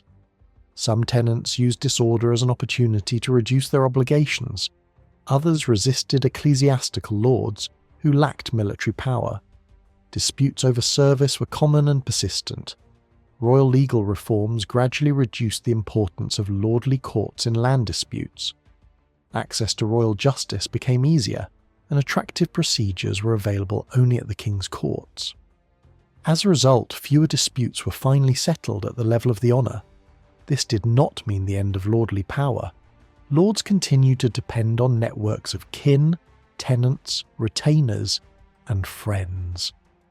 Relationships varied in strength and intimacy. Some tenants remained close companions, others were linked only by formal obligation. Knights remained a crucial pool from which lords recruited active supporters. Aristocratic wealth rested on land, rents, agricultural production, and legal rights. A knight's holding was meant to support one mounted warrior, but in practice such holdings varied enormously in size and value. Some were vast, others modest. Income ranged widely, and assessments were often shaped by politics rather than reality. A single knight's estate could include rents from tenants, labour services, farmland worked directly by the lord, mills, markets, and church patronage. These resources were often scattered and intermingled with the lands of others. A knight's fee was not a single block of land, but a complex bundle of rights and incomes. Baronial estates operated on the same principles, only on a larger scale. They combined rents, agricultural sales, court profits, and payments from military tenants. Some included towns, which provided additional income from markets and legal rights. Even relatively modest baronies produced revenues far beyond those of individual knights. Despite differences in scale, aristocrats shared a common legal framework. Land was generally secure and peaceful inheritance was favoured. Lords retained important rights, including inheritance payments and control over minor heirs. These limits meant that landholders never enjoyed absolute ownership. inheritance rules increasingly favoured direct descent within the family. Eldest sons usually inherited military holdings. Other forms of land followed different patterns, sometimes being divided among heirs. Collateral inheritance through brothers and uncles was recognised, strengthening continuity within lineages. Daughters could inherit when there were no sons, and such inheritances were common. Estates might be divided among sisters, fragmenting holdings and transferring land into new families through marriage. Aristocratic families lived with this uncertainty. Landholders had limited freedom to dispose of their property. Testamentary control was restricted. Gifts and grants often required the consent of heirs and lords. Acquired land was treated more flexibly than inherited land, but negotiation remained central. Inheritance law was stable, but always open to bargaining. Royal favour mattered greatly. Even well-established rules could be influenced by politics, payment, and circumstance. In medieval England, land, power, and law were inseparable, and nothing of value was ever entirely secure. A common belief in the Middle Ages was that social position was carried in the blood. Society was imagined as something fixed at birth. Unfree peasants were defined by being born unfree, while the upper ranks were understood as people born high. In this worldview, escaping one's birth status was almost impossible. Medieval literature often repeated this idea, suggesting that even if someone of low origin rose in fortune, their true nature would always betray where they came from. The aristocracy of Anglo-Norman and Angevin England fully embraced this way of thinking. They believed their superiority rested not only on power or wealth, but on lineage itself. Nobility was seen as something inherited, flowing through generations. Writers who praised great lords emphasized ancestry and pedigree, tracing noble families back to kings and counts. Moral thinkers tried to separate true inner virtue from noble blood, but the very need to make that distinction shows how deeply rooted the idea of blood nobility was. Even churchmen who praised humility still assumed that noble lineage was real and meaningful. This belief naturally produced strong family pride. Aristocratic families saw themselves not just as households, but as extended networks bound by blood and marriage. Although the typical noble family was not especially large, it was embedded in a web of relatives who supported one another politically and socially. Powerful families became clans, recognized by contemporaries for their numbers, influence, and ability to dominate gatherings of the elite. Being connected to such a lineage brought protection and prestige. Yet birth alone was not enough. Aristocratic identity had to be performed. Bearing, speech, and behaviour marked someone as noble. Arrogance, confidence, and disdain for social inferiors were often seen as natural signs of high status. Even language reflected this attitude, as words associated with peasants gradually became insults. To act in a coarse or submissive way was to behave like a peasant, something the aristocracy defined itself against. Courage was another essential value. Noblemen were expected to face danger boldly and to accept death, whether their own or that of close kin, with composure. Stories of heroic ancestors were retold to reinforce this ideal. Bravery was not meant to be hidden. Men were expected to proclaim their resolve and to shame those who hesitated. This culture prized bold speech as much as bold action, reflecting an older warrior tradition in which honour was openly contested. Alongside courage stood loyalty. Lords and followers were bound together by mutual obligations. Faithfulness was expected to run both ways, with each side owing protection and support to the other. One concrete expression of this bond was ransom. Warfare produced prisoners, and rescuing a captured lord or follower was seen as a duty. Raising money for ransom demonstrated loyalty and generosity, virtues that were central to aristocratic identity. Generosity itself was deeply admired. Giving freely was seen as proof of noble spirit. Lavish gifts attracted followers, and followers increased power. Medieval writers often portrayed ideal rulers as open-handed leaders whose wealth flowed outward rather than being hoarded.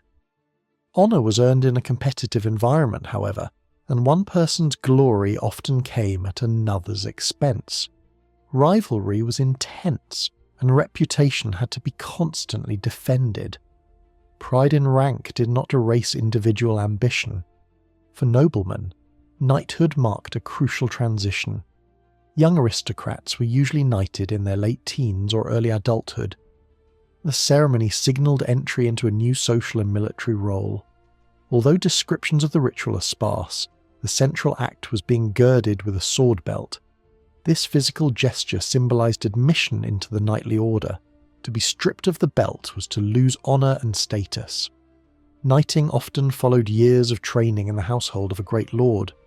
Young men served as squires, learning arms, riding, and courtly behaviour before receiving their arms. The ceremony itself was often lavish, involving fine clothing, horses, and equipment. These displays were not incidental. They announced the new knight's place in society and his readiness to live up to its expectations. Aristocratic life more broadly was defined by display. Great households were noisy, crowded, and extravagant. Lords took pleasure in feasting, games, hunting, fine clothes, and magnificent surroundings. They consumed differently from the rest of society, favouring wine over ale, richly spiced foods, and luxurious fabrics. Such splendour reinforced social distance and made aristocratic life appear almost unreal to those outside it. Entertainment played an important role in this culture. Minstrels, jesters, and performers were common figures in noble households. Their presence reflected the value placed on amusement and public display. Some entertainers were rewarded with land or privileges, a sign of aristocratic generosity. Humour could be crude, and noble courts were often lively and boisterous rather than refined and restrained. Games such as chess and dice were popular pastimes. Chess, introduced from the Eastern world, became a favoured aristocratic game and a marker of knightly culture. Yet it was not a quiet intellectual exercise. Gambling was common, tempers flared, and disputes could turn violent. Even kings were not immune to such quarrels. These games reveal an aristocracy that combined leisure with aggression. Horses were central to noble identity. Riding was a fundamental skill, learned from childhood.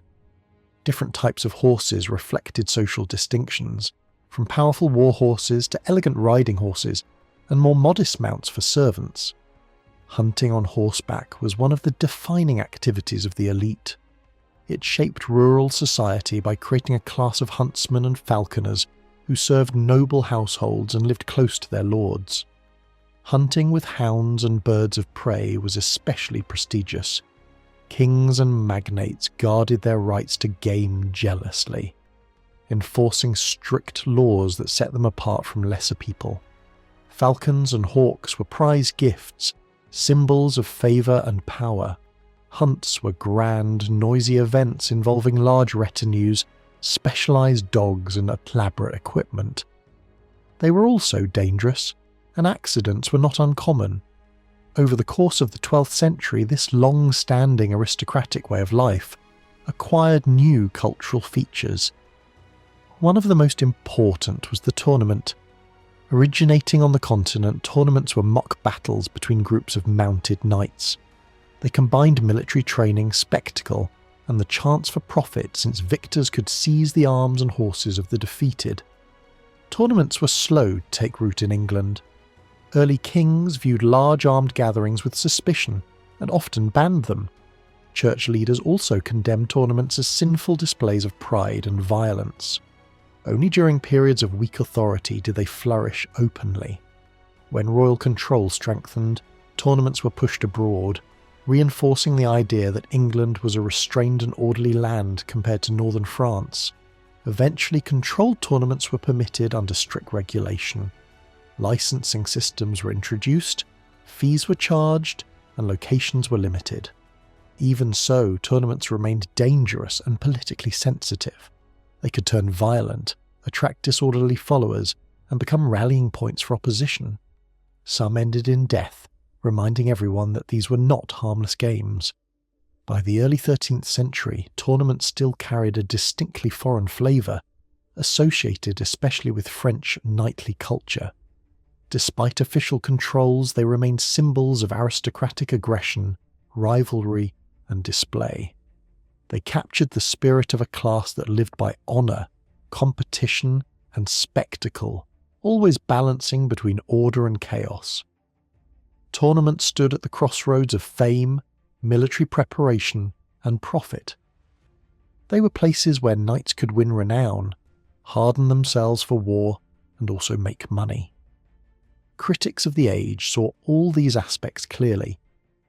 Around the year 1200, a learned churchman attacked tournaments by describing knights who were willing to risk their lives for praise, caring little for their souls while chasing empty glory.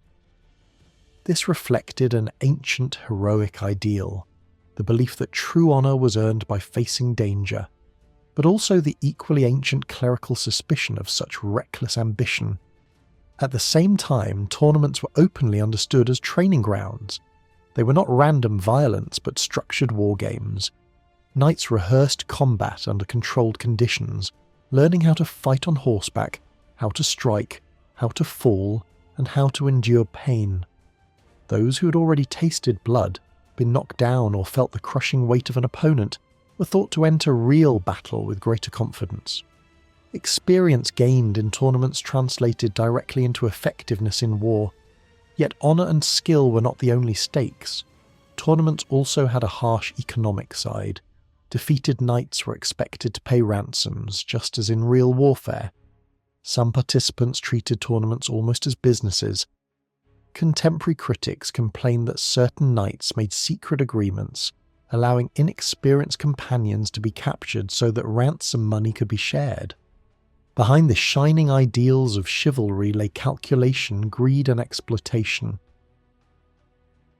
Despite moral criticism and official restrictions, tournaments became central to aristocratic life during the 12th century.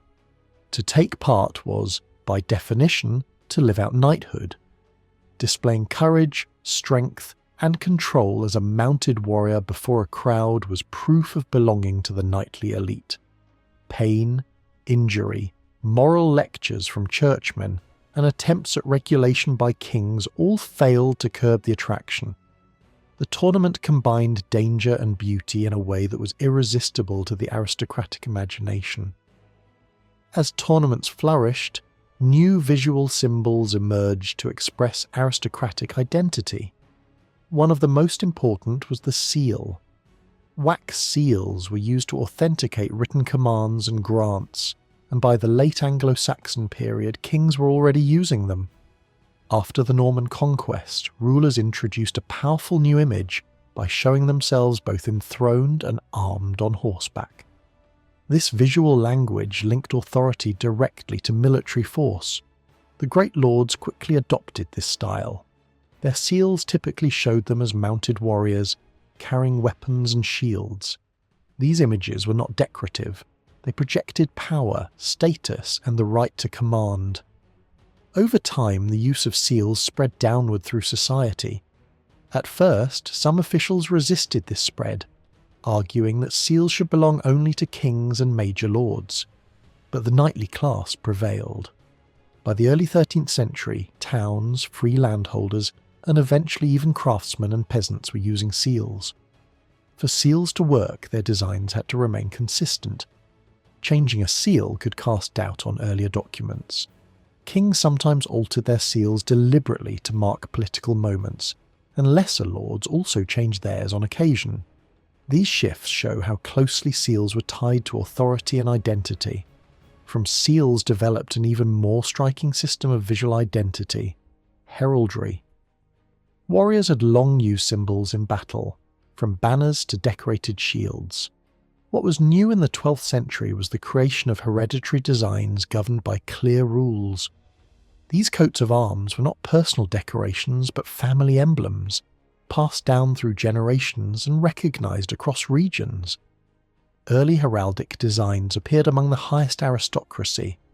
Simple geometric patterns or bold symbols were repeated on shields, banners and seals, marking family identity. Over time, these designs became fixed, inherited and regulated. It is no coincidence that heraldry emerged alongside tournaments. In the chaos of mounted combat, when faces were hidden by helmets, clear symbols were essential for identifying allies, enemies, and valuable opponents. Spectators too needed to recognise who was who in order to cheer, admire, and spread reputations. By the end of the 12th century, coats of arms were spreading beyond the great earls to lesser nobles and knights. A specialised vocabulary developed to describe colours, shapes, and positions, turning heraldry into a technical language understood by the elite. Carrying arms was never merely decorative. It signalled noble birth, family honour, and a place within the aristocratic order. Eventually, the right to bear arms itself became a marker of gentility. The symbols chosen were not random. Bright colours and simple shapes ensured visibility, while animals carried symbolic weight. The lion became the most popular creature on shields, representing ferocity and dominance, even though it was foreign to Northern Europe. Earlier animal symbols faded as this new imagery took over. In some cases, arms played on names, using visual puns that reinforced family identity and lineage. Alongside tournaments, seals and heraldry, another powerful element reshaped aristocratic culture: storytelling. A new body of literature emerged in the spoken languages of the elite, telling stories that reflected and idealised noble life. Above all, the legends of King Arthur and his court captured the imagination of the aristocracy. Arthur had long been a figure of legend in Celtic-speaking regions, where many believed he would return. Early encounters show how fiercely this belief could be defended. Over time, however, Arthur was transformed from a local hero into a universal aristocratic ideal. This transformation was driven by a sweeping narrative that recast him as a conqueror, lawgiver, and model king. He subdued enemies, ruled a vast realm, and presided over a court that set the standard for noble behaviour across Europe. Arthur's court was portrayed as a place of unmatched splendour. Kings and nobles gathered there, displaying wealth, fine clothing, and magnificent horses. Feasts were lavish, ceremonies grand, and tournaments followed religious celebrations. Knights fought while ladies watched and urged them on, blending love, glory, and violence into a single idealised vision. These stories spread rapidly. They were copied, translated, and retold in aristocratic circles. Monastic writers noted how deeply people were moved by tales of Arthur, sometimes to the point of tears. Knowing these stories became fashionable. To be ignorant of them was to risk ridicule. Arthurian legend conquered not by force but by style, reshaping how nobles imagine themselves. Poets expanded the cycle, adding new elements such as the Round Table, which symbolised equality among knights and prevented quarrels over rank. Arthurian romances crossed borders, inspiring adaptations in different languages. Kings themselves engaged with the legend, sometimes promoting it, sometimes trying to control its political implications. The figure of Arthur was powerful and potentially dangerous, especially when linked to ideas of rightful rule and return. Not everyone believed Arthur had truly existed. By the early 13th century, calling something an Arthurian tale could mean dismissing it as fantasy. Yet belief mattered less than influence. Arthurian themes seeped into aristocratic life. Swords, banners, ceremonies, and even personal names reflected the stories that nobles admired. Tournaments adopted Arthurian imagery, calling themselves round tables. Romance and legend shaped real behaviour. England in the Norman and Angevin age was ruled by a warrior elite, yet daily life in the kingdom was often calmer than its reputation suggests. Full-scale fighting on English soil did happen, but it was not the normal rhythm of politics. Trouble flared along the frontiers, especially near Wales and across the northern border, and foreign landings were feared more often than they were seen. The heavier, more continuous wars were usually fought elsewhere, particularly in France, which meant the English population often felt conflict less through marching armies and more through the demands of money, supplies, and obligations. Still, the society remained built for war, fortifications dotted the landscape, and young nobles grew up trained for violence, even in years when the shires themselves were quiet. To understand how these conflicts were fought, we have to picture a world where most equipment has vanished, and where images and scattered records become our main guide. The typical mounted knight was protected by interlinked metal rings, with a hood of mail guarding the head and neck beneath a helmet. Shields were large and shaped to cover the body from horseback, and the main striking weapons were the lance and the sword. This was expensive power, not only because metalwork was costly, but because proper protection demanded skilled manufacture and constant upkeep. Not everyone could afford the fullest kit. Lighter forms of protection, including shorter mail garments and padded defences, were more common among lesser men. Over time, the look of the fighting man changed only gradually. Helmets evolved, shields shifted in shape, and heavier face-covering helms became more widespread later on. But the basic silhouette of the knight stayed recognisably similar across generations. Missile troops mattered throughout this period, and not only in famous set-piece battles. Archers could be raised in large numbers because their weapons were comparatively easier to supply, and they proved decisive in key moments from open battle to woodland harassment and ambush. Crossbows, by contrast, were specialist tools. They were slower to reload, but powerful, accurate and deadly, especially from walls, towers and protected positions. That made them a nightmare for attackers during sieges. Castles and towns were not just strong points, they were engines of war, and siege fighting often revolved around who could hold a position long enough to starve the other side, break morale, or create a breach. Engineers built towers, screens and platforms to dominate the walls, and garrisons answered with bolts that could turn a crowded assault into a slaughter. For most campaigns, the harsh reality was that war often meant destruction rather than heroic clashes. Raids, burnings, crop theft and livestock seizures were not random cruelty. They were a strategy. Devastating an enemy's land could deny supplies to invaders, feed one's own forces and pressure communities into submission. In civil conflicts, plunder became almost a habit, and even after peace settlements, armed men did not always stop simply because a treaty had been signed. Battles did occur, and when they did, they were risky gambles. Commanders sometimes chose to fight on foot to show commitment and prevent easy flight, turning heavily armoured men into anchors for a battle line. When an army broke, local people who had suffered under soldiers' demands could become vicious pursuers, hunting down defeated foreigners or raiders with the tools of farm life.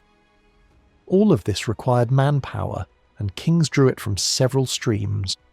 There were local levies and town forces, and in emergencies rulers called on all who could bear arms, using shame and status as pressure. More selective was the feudal system, where landholding carried defined military duties. Some lords met their quotas by settling knights on estates in return for service, while others commuted obligations into cash or supported a smaller number of men for longer campaigns. Service was not only about riding to war, it could include garrison duty in key castles and specialised roles like providing archers, crossbowmen, or support for supply trains. Alongside these feudal obligations stood the king's household troops, paid, trained fighters at the core of royal power, plus hired professionals who moved from war to war for wages. Regions with fewer opportunities supplied many of these men, and in long, grinding conflicts their experience could be as valuable as noble lineage. In the end, even when the kingdom itself seemed relatively peaceful, the machinery of war was always present, in fortresses, in obligations, in taxes, and in the steady expectation that sooner or later, trained fighters would be needed again. By the late 12th century, warfare in Western Europe had taken on a harsher and more professional edge. Princes no longer relied only on feudal obligations or household knights. Instead, they increasingly strengthened their armies with full-time fighters for hire. Among the most feared of these were bands of mercenaries known across Europe for their brutality and mobility. These men fought not for land or loyalty, but for pay, and their reputation spread far beyond the regions they came from. English kings were no exception in turning to such forces. When Henry II crossed from the continent to deal with rebellion at home, he was accompanied not only by mounted nobles but by large groups of hardened professionals. Similar troops were used in political arrests and internal power struggles, and their presence became so notorious that church councils openly condemned them by name. Contemporary observers describe them as men encased in iron and leather, carrying heavy weapons, moving from place to place like a storm. Wherever they went, villages burned, towns were looted, monasteries were violated, and the civilian population lived in fear. These soldiers saw war as a way of life and destruction as its natural language. At the same time, mercenaries were not limited to foreign professionals. The rugged landscapes of Wales produced tough infantrymen, accustomed to hardship and violence. They could be hired in large numbers and were repeatedly used by English kings in campaigns both at home and overseas. During major continental operations, Welsh troops were sent across the Channel in organised transports, sometimes alongside mounted men-at-arms. Their recruitment often rested on political ties between the English crown and native Welsh leaders, relationships that were reinforced through shared military service. Over time, the image of the Welsh soldier became a familiar feature of English armies, a reality later echoed in literature and drama. The boundaries between different kinds of soldiers were rarely clear. Men who began as hired fighters could become household retainers, and household knights often held land that obligated them to serve as feudal warriors as well. Loyalty, pay, obligation, and opportunity overlapped constantly. A knight might fight 1 year as part of a lord's personal following, and the next as a landholder answering a formal summons. Medieval warfare was not organised into neat categories. It was fluid, pragmatic, and driven by immediate need. This military world was shaped above all by castles. The arrival of the Normans brought a revolution in fortification. Before their conquest, England had relied largely on communal defences and wooden halls. The castle introduced a new logic of power. These were not meant to protect whole communities, but to dominate them. They were compact, elevated, and built around a central strongpoint that could resist attack even if the outer defences fell. Height was as important as thickness, and control of the surrounding land depended on visibility and intimidation as much as walls. Castles spread rapidly across the landscape. Hundreds were built within a few generations, many of them simple earthworks topped with timber towers. They did not require advanced engineering, only labour, which could be extracted from the very people they would later control. Over time, many of these early fortifications were reinforced with stone, transforming temporary structures into permanent symbols of authority. Others were abandoned, destroyed, or left unfinished, silent traces of failed ambitions or crushed rebellions. In some counties, castles appeared at striking density. Royal fortresses stood beside baronial ones, episcopal strongholds near private estates. Some guarded towns, others dominated rural manors. A few were massive and enduring, while many existed only briefly, their memory preserved only as grassy mounds. Yet even the smallest could disrupt an entire region when garrisoned by armed men. Control of castles meant control of war. Campaigns were shaped not by open battles, but by sieges, blockades, and the constant threat posed by garrisons. Castles could be ignored only at great risk. They could strike supply lines, shelter raiders, and serve as bases for terror. As a result, military effort focused again and again on taking, destroying, or neutralizing these strongpoints. Siege engines were dragged across the countryside, miners were employed to undermine walls, and elaborate devices were built to break defences that refused to yield. The civil conflicts of the early 12th century revealed the darker side of this castle-based world. During prolonged instability, castles became centres of extortion. Lords and their followers used them as instruments of private power, seizing people for ransom, stripping villages of livestock, and enforcing obedience through fear. By the late 12th century, warfare in Western Europe had taken on a harsher and more professional edge. Princes no longer relied only on feudal obligations or household knights. Instead, they increasingly strengthened their armies with full-time fighters for hire. Among the most feared of these were bands of mercenaries known across Europe for their brutality and mobility. These men fought not for land or loyalty, but for pay, and their reputation spread far beyond the regions they came from. English kings were no exception in turning to such forces. When Henry II crossed from the continent to deal with rebellion at home, he was accompanied not only by mounted nobles but by large groups of hardened professionals. Similar troops were used in political arrests and internal power struggles, and their presence became so notorious that church councils openly condemned them by name. Contemporary observers describe them as men encased in iron and leather, carrying heavy weapons, moving from place to place like a storm. Wherever they went, villages burned, towns were looted, monasteries were violated, and the civilian population lived in fear. These soldiers saw war as a way of life and destruction as its natural language. At the same time, mercenaries were not limited to foreign professionals. The rugged landscapes of Wales produced tough infantrymen, accustomed to hardship and violence. They could be hired in large numbers and were repeatedly used by English kings in campaigns both at home and overseas. During major continental operations, Welsh troops were sent across the Channel in organised transports, sometimes alongside mounted men at arms. Their recruitment often rested on political ties between the English crown and native Welsh leaders, relationships that were reinforced through shared military service.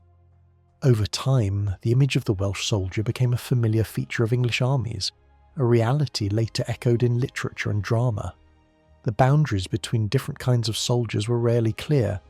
Men who began as hired fighters could become household retainers, and household knights often held land that obligated them to serve as feudal warriors as well. Loyalty, pay, obligation, and opportunity overlapped constantly. A knight might fight 1 year as part of a lord's personal following, and the next as a landholder answering a formal summons.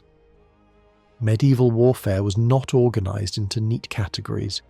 It was fluid, pragmatic, and driven by immediate need. This military world was shaped above all by castles. The arrival of the Normans brought a revolution in fortification.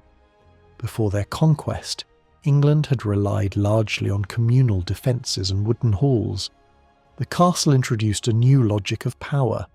These were not meant to protect whole communities, but to dominate them. They were compact, elevated, and built around a central strongpoint that could resist attack even if the outer defences fell. Height was as important as thickness, and control of the surrounding land depended on visibility and intimidation as much as walls. Castles spread rapidly across the landscape. Hundreds were built within a few generations, many of them simple earthworks topped with timber towers. They did not require advanced engineering, only labour, which could be extracted from the very people they would later control. Over time, many of these early fortifications were reinforced with stone, transforming temporary structures into permanent symbols of authority. Others were abandoned, destroyed, or left unfinished, silent traces of failed ambitions or crushed rebellions. In some counties, castles appeared at striking density. Royal fortresses stood beside baronial ones, episcopal strongholds near private estates. Some guarded towns, others dominated rural manors. A few were massive and enduring, while many existed only briefly, their memory preserved only as grassy mounds. Yet even the smallest could disrupt an entire region, when garrisoned by armed men. Control of castles meant control of war. Campaigns were shaped not by open battles, but by sieges, blockades, and the constant threat posed by garrisons. Castles could be ignored only at great risk. They could strike supply lines, shelter raiders, and serve as bases for terror. As a result, military effort focused again and again on taking, destroying, or neutralizing these strongpoints. Siege engines were dragged across the countryside, miners were employed to undermine walls, and elaborate devices were built to break defences that refused to yield. The civil conflicts of the early 12th century revealed the darker side of this castle-based world. During prolonged instability, castles became centres of extortion. Lords and their followers used them as instruments of private power, seizing people for ransom, stripping villages of livestock, and enforcing obedience through fear. Contemporary writers describe a countryside where even the sight of armed riders sent entire communities fleeing. Authority fragmented, and many local strongmen ruled their surroundings like petty kings. These conditions explain why later rulers made it a priority to control castles directly. Unauthorized fortifications were destroyed, private strongholds were seized, and royal castles were expanded and reinforced at enormous cost. Over time, the balance shifted. Fewer nobles were allowed to maintain their own fortresses, while royal power became increasingly concentrated in a smaller number of heavily fortified sites. Castles were not simply military structures, they were statements. Their placement in towns reshaped urban life, sometimes at the cost of entire neighbourhoods. In the countryside, they marked centres of domination. In border regions, they formed defensive chains. In times of peace, they might be lightly staffed. In times of crisis, they became the pivots around which war revolved. At the end of the 11th century, observers were struck by the sheer richness of England's natural environment. The land appeared generous and productive, wide fields ready for cultivation, lush meadows, strong pasture, abundant livestock, energetic horses, clear streams, navigable rivers, fish-filled waters, and extensive woodland alive with game. To those arriving from abroad, England looked like a land exceptionally well suited to farming, settlement, and human life. Although landscapes are never truly static, some features change far more slowly than others. England's basic physical framework was already firmly established by the 12th century. It formed the greater part of a large island, surrounded by a long and broken coastline with many natural harbours. Its climate, though northerly in latitude, was softened by the surrounding seas, producing relatively mild conditions. Clear contrasts existed between the cooler, wetter north and west, and the warmer, drier south and east. These differences shaped patterns of settlement, farming, and land use long before modern times, and in an age when people had limited ability to control nature, their impact was even stronger. Yet medieval England was not identical to the country we know today. Climate itself was different. Evidence now suggests that the 12th century lay within a long phase of relatively warm conditions. Summers were generally warmer than those of later centuries, winters milder, and overall rainfall lower than during the colder period that followed in the later Middle Ages. This warmer climate allowed crops to be grown at higher altitudes and supported forms of agriculture that would later retreat. Vines could grow successfully in many parts of England, and wine production, while never dominant, was entirely viable. Farming settlements appeared in upland areas that would later be abandoned as conditions cooled. The shape of the land was also different. Coastlines had not yet settled into their modern form. In some regions, the sea advanced, swallowing villages and fields. In others, rivers deposited silt and slowly pushed the shoreline outward. Nowhere was this more dramatic than in the great wetlands of eastern England. Vast marshes and shallow waters dominated the landscape, leaving only narrow strips of habitable land between sea and bog. Many monasteries stood like islands amid water and reed. Although drainage had begun, most of this region remained unsuitable for permanent settlement.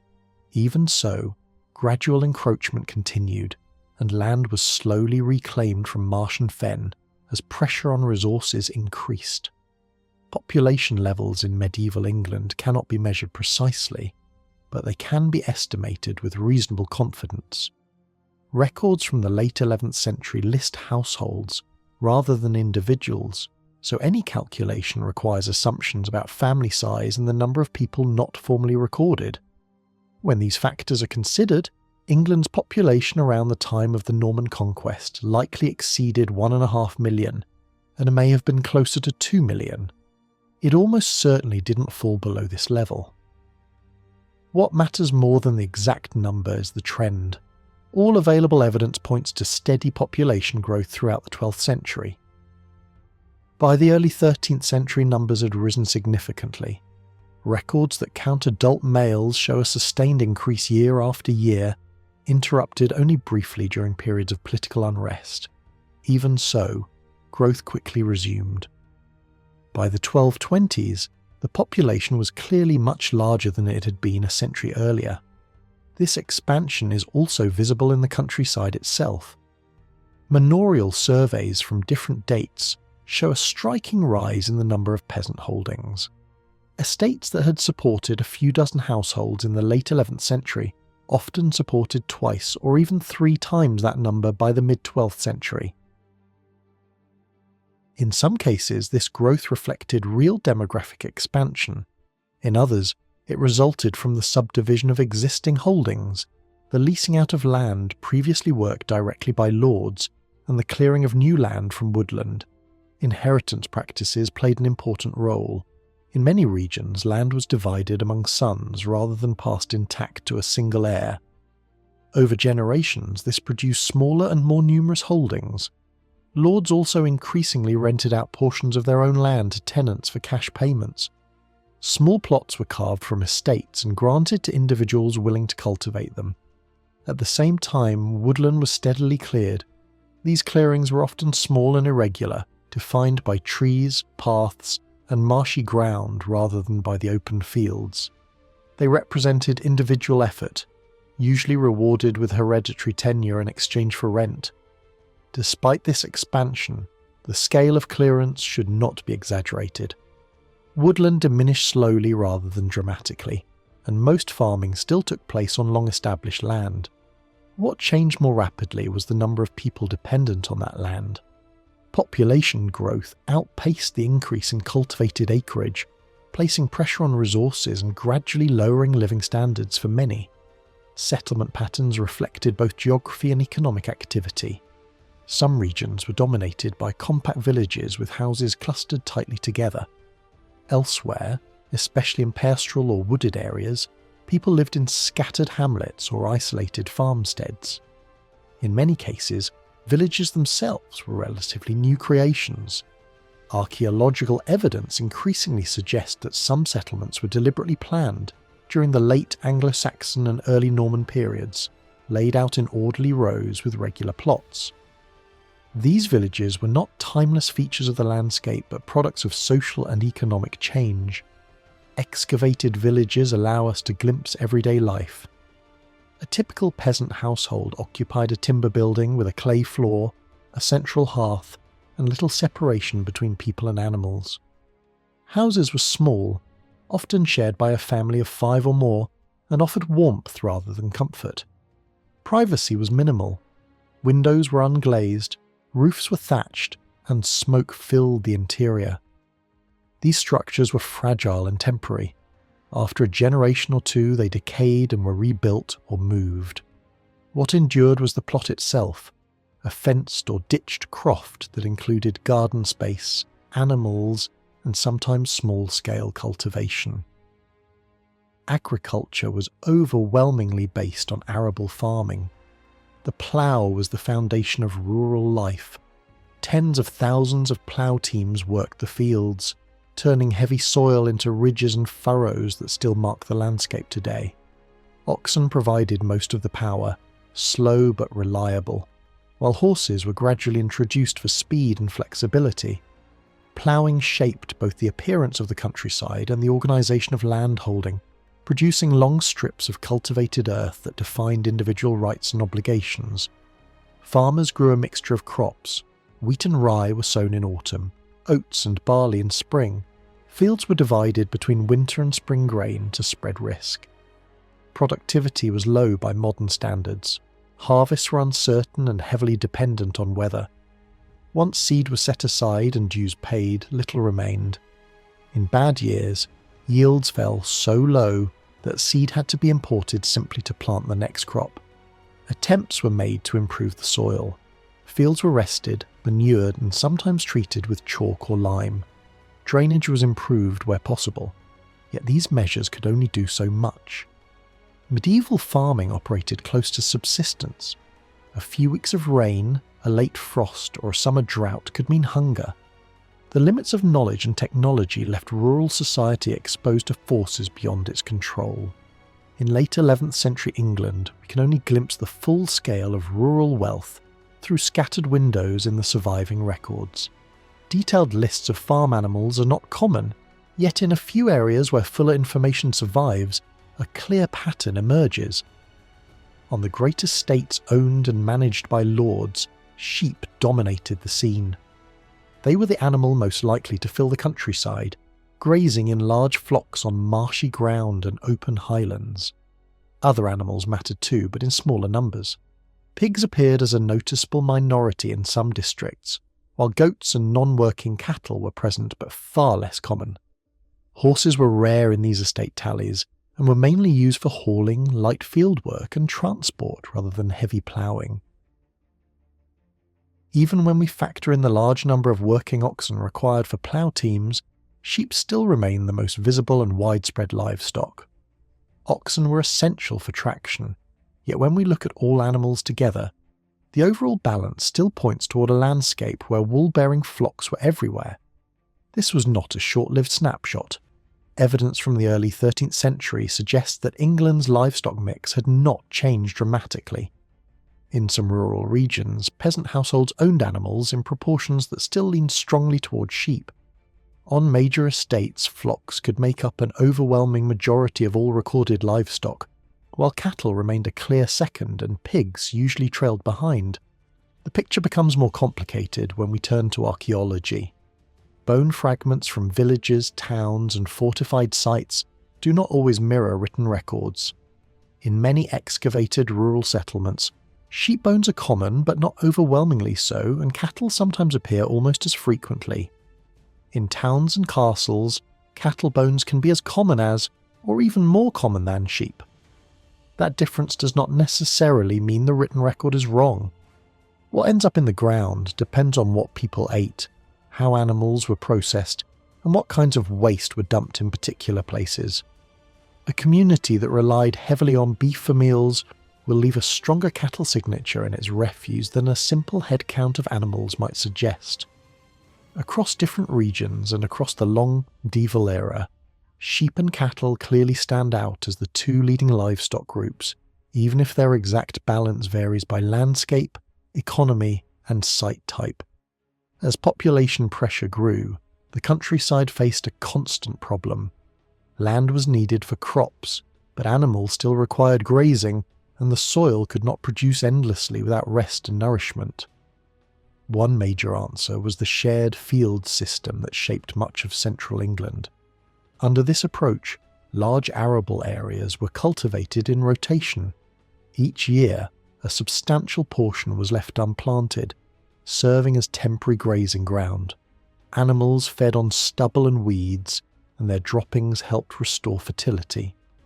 This arrangement kept crop production high, while still providing pasture and a natural method of fertilizing the land. Because manure was so valuable, control over where animals grazed became a serious matter of power.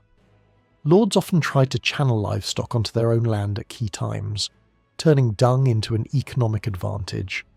In some places, peasants even had to perform specific work obligations simply to secure the right to manage their animals in the way that best supported household needs, such as bringing cows home for milking. Within this system, land was organised into 2 or 3 large cultivation blocks, and each holding was spread across them to balance risk and access.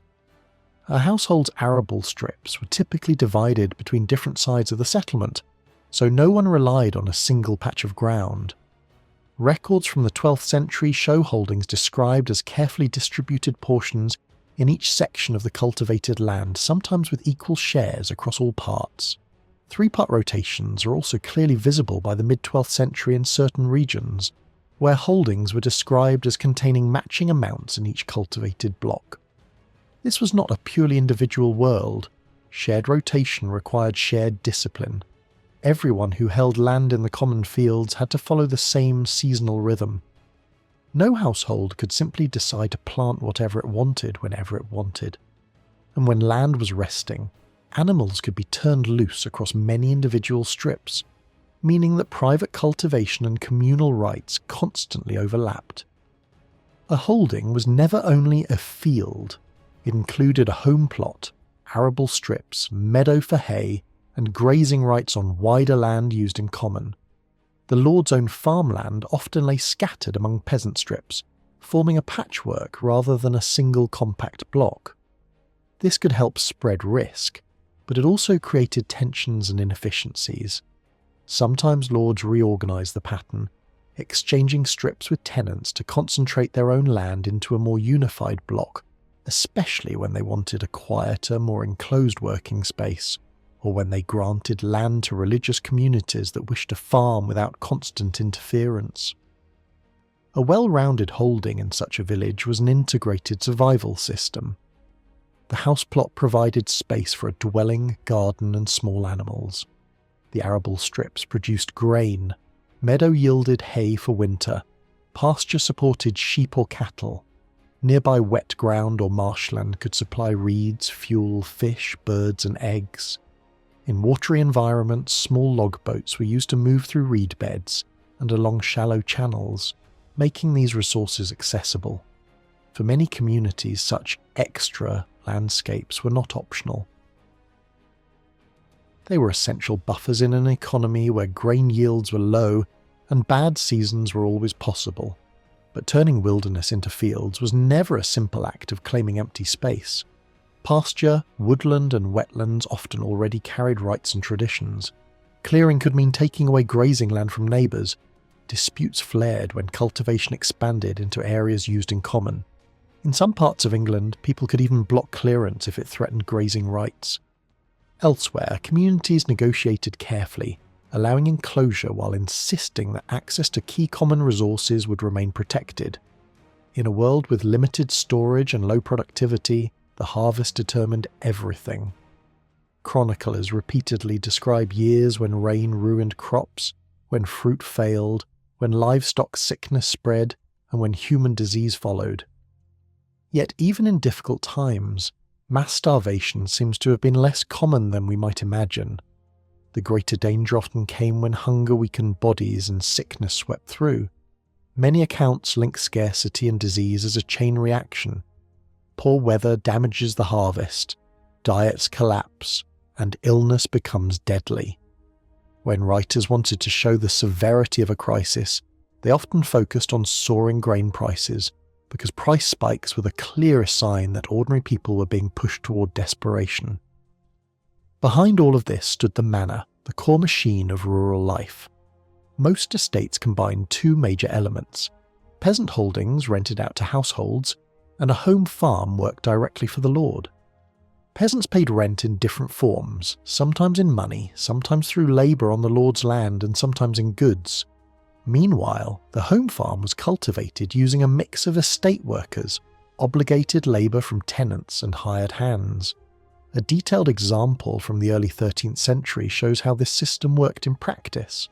Cash income came heavily from peasant rents and fees, tied to everyday rights and obligations. There were also payments connected to local courts, which blended law, discipline and economics into one. Fines could involve violence or trespass, but they could also involve taking produce, entering a holding, or seeking permission for family matters like marriage. The lord was not only a landlord, he was also a judge and a master, and rural life was shaped by that mixture of authority. At the same time, the home farm was not simply a market business. Large areas were planted, and flocks were maintained. but much of what was produced never left the manor. A significant share of grain had to be kept for seed. Other portions fed estate staff and supported the heavy work days when tenants were required to labour and were given food and drink as part of the arrangement. Only a smaller fraction was sold. Animals followed a similar pattern. Some surplus might be traded, but much of the output was directed into household consumption at higher levels, especially in the form of wool, meat, and customary deliveries like poultry. Goods could flow upward to major centres where a lord's household operated, feeding kitchens and supporting wider administrative life. This brings us to the social structure underneath the system. England in this period was overwhelmingly a peasant world. Most people lived from small plots, using family labour, adding servants or extra hands when they could, or hiring themselves out when their land was too small. Work, home life, childcare, craft and exchange were not separate spheres. They blended into one continuous struggle to keep a household alive and stable. Peasant fortunes depended on two main forces: how much land a household controlled and what legal standing it had. Status mattered, but so did acreage. Some people would choose security of land over freedom, while others would choose freedom even if it meant becoming landless. That tension reveals how harsh dependency could feel and how fragile freedom could be without resources. The lowest rung in the rural hierarchy included people described as slaves in 11th century England.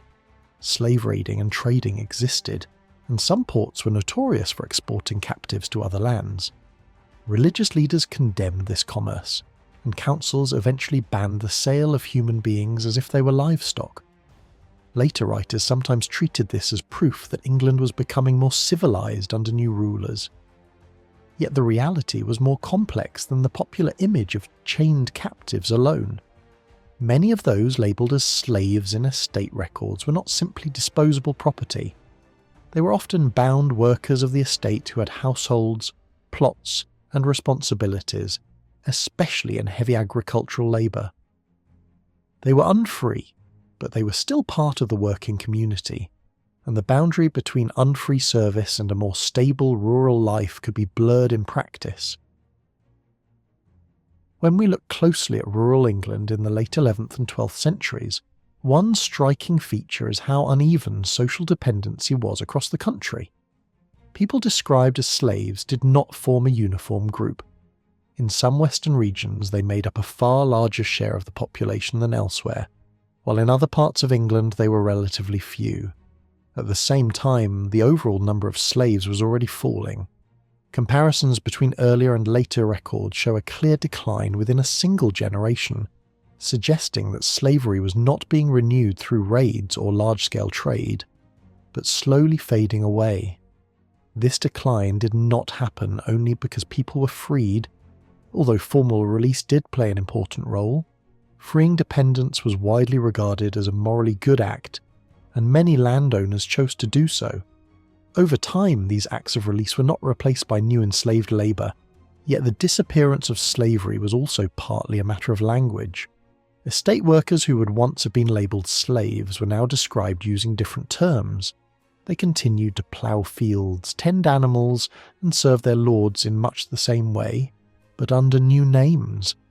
Their living conditions and obligations often changed very little, even as the label attached to them did. Most people in medieval England lived from the land, and the size of a holding mattered enormously. Truly landless people were relatively rare. Even small plots could mean survival. Larger peasant holdings were capable of supporting a household and offered a degree of security, while smaller ones forced families to rely on extra labour or outside work. The classic full holding varied widely in size depending on region, but a more typical farm might consist of 30 or 40 acres. These full holders, however, were not the majority. On many estates they formed only a third of the peasantry. A large number held half-sized farms, still viable but more fragile. Below them stood small holders with just a few acres, and in some cases only a house and garden. Across England as a whole, peasant society was therefore sharply layered. Roughly half the rural population held land that could support a family with care. The other half lived on smaller plots, often close to the edge of subsistence. Legal freedom did not always match economic security. Some free peasants held little land, while others held more than many dependent tenants. Status and wealth did not always align. Over the course of the 12th century, the law began to draw firmer boundaries between free and unfree people. Earlier generations had lived with more flexible definitions. A villager was not automatically unfree. An older language often treated peasants as free householders. Gradually, however, royal justice began to reserve its protections for free tenants only. This sharpened the line between those who could appeal to royal courts and those who could not. As a result, being labelled unfree became far more serious than it had been before. This legal tightening created new social realities. A growing number of rural people were now clearly defined as dependent on their lords. Some could not leave their land without permission. Runaways were pursued and returned. Estate managers kept careful lists of people who had fled. Yet despite this pressure, individuals sometimes resisted. There are vivid stories of families attempting escape with their animals and possessions, risking pursuit in order to free themselves from crushing demands. Mobility, especially ownership of livestock, could make the difference between capture and success. Unfreedom was most starkly revealed when people themselves became transferable property. Individuals could be given away, sold, or inherited along with land. Documents from the late 12th century still record people being sold outright, along with their descendants yet unborn. This was not an abstract legal category. It meant chains, forced separation, and the constant threat of being treated as an asset rather than a person. As the law tried to define servitude more precisely, certain obligations came to be seen as markers of dependency. Payments made to marry off daughters, arbitrary financial demands, and uncertain labour duties became key signs. None of these, taken alone, always proved unfreedom, since similar payments could sometimes be required of free tenants. But together they formed a pattern. Above all, regular weekly labour on the lord's land, especially when its timing and nature were unpredictable, came to define the experience of dependent peasants. Earlier in the 12th century, these distinctions were still fluid. Some tenants moved from labour services to money rent. Others took on labour obligations in order to gain access to land. Over time, however, the law hardened these categories. What had once been a negotiable arrangement became a fixed status. By the early 13th century, a person labelled unfree was marked as such in a way that could no longer be escaped. Freedom itself was symbolised in powerful ways. The right to bear arms was one of the clearest signs of free status. In legal disputes, men defended their liberty by pointing to their weapons and their obligations under military law. Court cases reveal fierce arguments over status, with families divided, witnesses called, and juries asked to decide whether a man was free or bound. These cases show both how ambiguous rural status could be, and how intensely people valued personal liberty. Despite the harshness of rural dependency, large-scale peasant rebellion was almost entirely absent in this period. Lords frequently rebelled against kings, but peasants did not rise collectively against their lords. Resistance existed, but it was individual, quiet, and often desperate rather than organised. People fled, negotiated, delayed work, or asserted freedom in court, but they did not seek to overturn the social order itself. The daily reality of rural life was shaped above all by rent. Rent took many forms. Some tenants paid in silver, others worked several days each week on the lord's land, many did both. Detailed estate surveys allow us to see how these systems worked in practice. On some manors, larger tenants carried heavy labour obligations, especially ploughing, transport and seasonal work.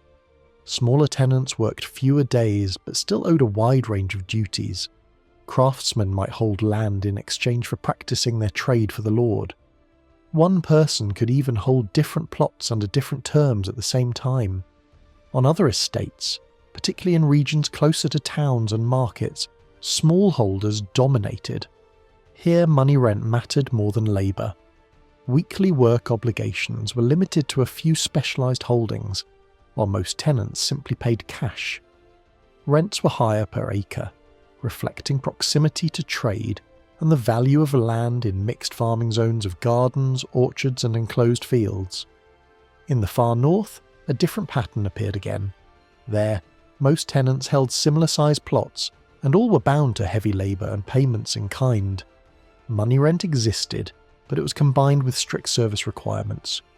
The distinction between households was not based on freedom versus rent paying, but on how many days each group worked on the lord's farm. These examples show that there was no single model of rural life. Each manor represented a different balance between labour, cash and produce. Geography, inheritance customs, institutional preferences and access to markets all shaped the outcome. Everywhere, lords relied on the unpaid or underpaid labour of their tenants. Everywhere, peasants sought land, security and dignity within the limits imposed on them. This complex web of obligations defined the countryside of medieval England. It was a world where land meant survival, where status could shape a lifetime, and where freedom, when it existed, was fiercely defended even when it could not be shared. During the Norman and Angevin period, England took part in the wider revival of urban life that was transforming much of Europe. This revival meant far more than simply larger settlements. It marked the rise of communities whose livelihoods depended not on farming, but on trade, craftsmanship, transport, law, entertainment, and a wide range of urban services. Towns became places where people lived by buying, selling, making, and serving, rather than cultivating the soil. At the same time, these new ways of living demanded new forms of organisation, new legal identities, and new collective rights. Urban life required its own rules. By the late 11th century, England already contained over 100 settlements that were recognised as towns. Some stood within the walls of long-abandoned Roman cities. Others had grown out of fortified Anglo-Saxon centres or developed around major religious institutions. A number were ports, tied to coastal and river trade. Despite their different origins, these places were increasingly grouped together as a distinct type of settlement, set apart from villages and manors by their functions, privileges and population density. Even the largest English towns of this period were small by modern standards, and smaller still when compared with the great cities of the Eastern Mediterranean. Yet they were unmistakably urban. They were enclosed by walls or ditches, filled with workshops and markets, and marked by a concentration of people engaged in non-agricultural work. London stood apart as the largest city, followed by a handful of other important centres such as Winchester, York, Lincoln, Norwich and Canterbury. Most of these towns occupied strategic positions at river crossings or inland ports, combining access to trade routes with administrative and religious importance. Urban growth continued steadily through the 12th and early 13th centuries. Existing towns expanded, while many entirely new towns were founded according to deliberate plans. These planned towns were laid out with regular plots, streets and market spaces, and populated by settlers attracted by privileges and opportunity. In some cases, land that had once been farmed was transformed into dense neighbourhoods of houses and workshops, serving both religious communities and surrounding rural populations. Winchester offers a clear example of what a major town looked like in this period. Within its ancient walls lay a crowded network of streets lined with houses, shops and parish churches. Beyond the walls, suburbs stretched along the roads leading into the city. Royal and ecclesiastical buildings occupied entire quarters, including palaces, monasteries and a vast cathedral that ranked among the largest structures in Western Europe. A castle dominated one corner of the city, serving as a treasury and administrative centre.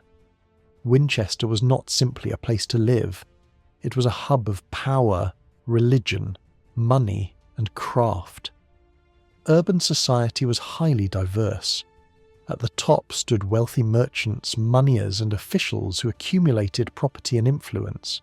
Below them was a broad middle layer of skilled artisans, metal workers, textile producers, leather workers, builders, and food suppliers. Many townspeople had roots outside England, especially in northern France, and their names reveal the movement of people that followed conquest and trade. Most lived in modest conditions, crowded into narrow streets or makeshift housing in expanding suburbs.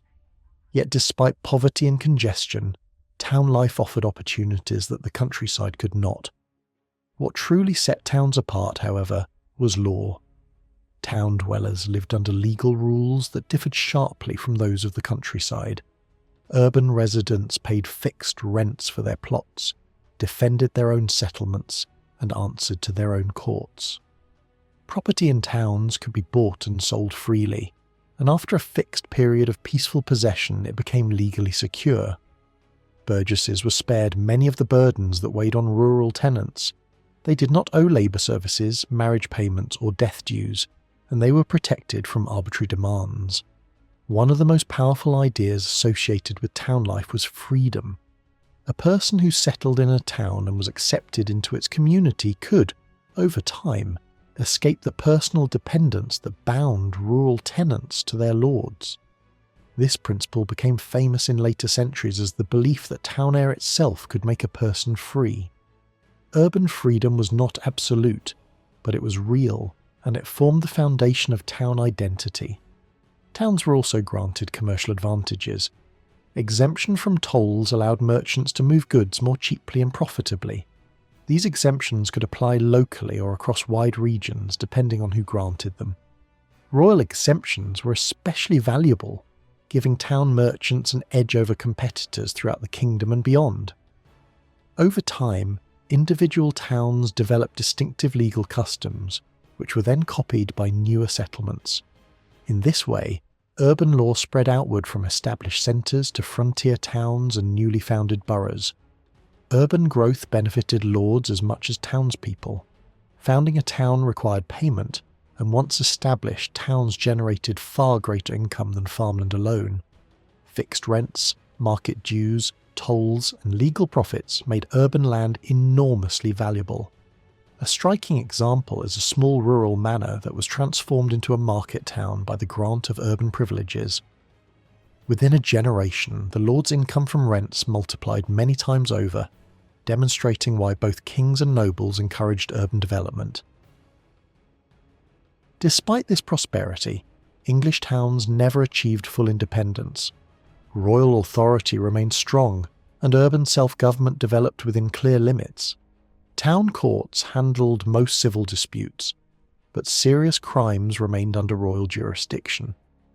Financial autonomy, however, proved decisive. When towns agreed to pay a fixed annual sum to their lord instead of variable dues, they effectively took responsibility for their own internal finances.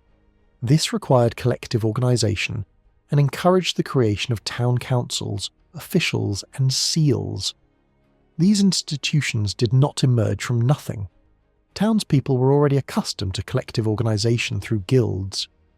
Early guilds began as mutual aid associations, providing support in times of illness, death, or disaster.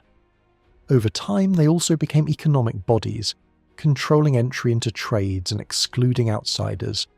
Craft guilds defended monopolies, enforced standards, and collected fines.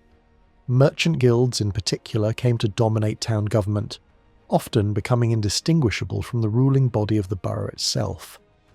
A detailed view of urban self-government can be seen in the creation of a new town administration at the start of the 13th century.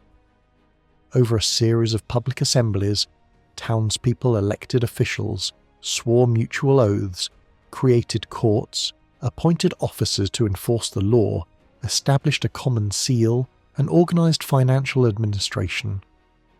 Written records were produced to preserve the town's laws and privileges. In just a few months, a functioning urban government was created, complete with authority, revenue, and identity. Though presented as serving the common good, power rested firmly in the hands of a small urban elite. Above all English towns stood London. Its size, wealth, and confidence set it apart from every other settlement in the kingdom. It dominated trade, finance and politics, and its citizens saw themselves as the leading community of England. The city's core lay within ancient walls, but its true reach extended far beyond them, incorporating surrounding settlements and controlling the main crossing of the Thames. Markets, workshops, churches and docks filled the urban landscape. London's government was complex and powerful. Royal officials exercised authority, but local leaders controlled the wards and daily administration. The city elite consisted of families deeply embedded in both urban life and royal service. Over time, London negotiated greater control over its own affairs, especially during moments of political weakness. This culminated in the creation of a sworn urban commune and the emergence of a mayor as the city's chief officer. London's liberties were repeatedly confirmed, and its political weight ensured that its interests shaped wider constitutional developments. Despite inequality and tension, urban unrest was rare. When disorder did break out, it was usually swiftly suppressed. Even dramatic movements claiming to speak for the poor failed to overturn the social order. English towns were crowded, unequal, and often harsh places to live, but they did not generate sustained popular revolts during this period. Another distinctive feature of English towns was the presence of Jewish communities. There had been no Jewish population in England before the Norman Conquest. Jewish settlers arrived from Normandy and established communities that would endure for over 2 centuries. By the late 12th century, Jewish populations could be found in most major towns, though their numbers remained small. They lived clustered together in particular streets, close to markets and centres of trade. Jewish communities possessed a degree of internal organisation and autonomy. They maintained synagogues and burial grounds, and handled many of their own legal affairs. Their cemeteries lay outside town walls, and burial practices followed their own traditions. Archaeological evidence reveals that these communities were close-knit, mobile and distinct in physical characteristics due to their shared origins and marriage patterns. Economically, Jewish life in medieval England centred on money lending. Barred from many other occupations, Jews provided credit to all levels of society, from kings and bishops to lesser landowners. Loans were secured against movable goods, property or land rights. Debts circulated, were bought and sold, and could reshape patterns of land ownership as borrowers defaulted and creditors transferred claims. Although Jews could hold urban property, rural land was treated differently. While Jewish lenders could take possession of estates pledged as security, they did not reside as rural lords. Instead, indebted land passed to other Christian owners once debts were cleared. In this way, Jewish lending played a major role in redistributing land, enabling those with ready cash to acquire estates from those overwhelmed by debt. Written loan documents survive in large numbers, showing a sophisticated financial culture. These records demonstrate that literacy was widespread within Jewish communities and that multiple languages were used for legal transactions. Interest rates were high, reflecting both risk and demand, and networks of debt bound together clergy, nobles, officials and townspeople. By the end of the 12th century, Jewish finance had become deeply embedded in the English economy, closely supervised by the crown and increasingly exploited as a source of royal revenue. The scale of this activity was such that special administrative machinery was created to manage it. Jewish lenders shaped the flow of money, land, and power across medieval England, even as their own position remained vulnerable. In medieval England, Jewish communities occupied a unique and fragile position. They were not simply another group within society. By law and custom, they were considered to belong directly to the king. This special status had deep roots in European history. As a non-Christian minority, Jews did not fit easily into the local systems of protection that governed Christian society.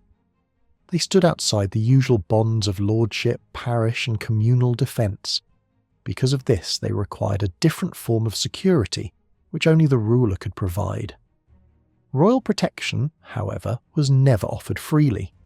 Kings protected Jewish communities because they regarded them as valuable assets. To harm Jews was not merely an act of violence against individuals, it was seen as an attack on royal property. When kings reacted angrily to assaults on Jews, their outrage was not driven by compassion, but by the sense that their authority and wealth had been damaged. Protection came at a price, and that price could be severe. Under Norman and Angevin rule, Jews were granted a defined set of legal rights. They were allowed to live on royal land, travel freely and own property, including houses, goods and financial claims. Disputes involving Jews were handled under strict rules. Cases had to be heard by royal officials, and both Christians and Jews were required to provide witnesses. Jewish inheritance rights were recognised, tolls were often waived, and certain safeguards existed to prevent arbitrary treatment. On paper, this framework offered significant security. In reality, this protection also made Jewish communities a source of easy revenue. Because they were considered the king's own, they could be subjected to extraordinary financial demands whenever the crown required money. These forced payments were often immense. Over short periods, Jewish communities were required to surrender sums that dwarfed the contributions demanded from other groups. Individuals were imprisoned, pressured, or ruined financially. Wealthy lenders were targeted first, but poorer Jews suffered as well, sometimes fleeing the country to escape ruin. Money lending lay at the heart of this relationship. Since Jews were restricted from many occupations, lending money became their primary economic role. Kings relied on this activity, both to fuel the economy and to extract profit from it.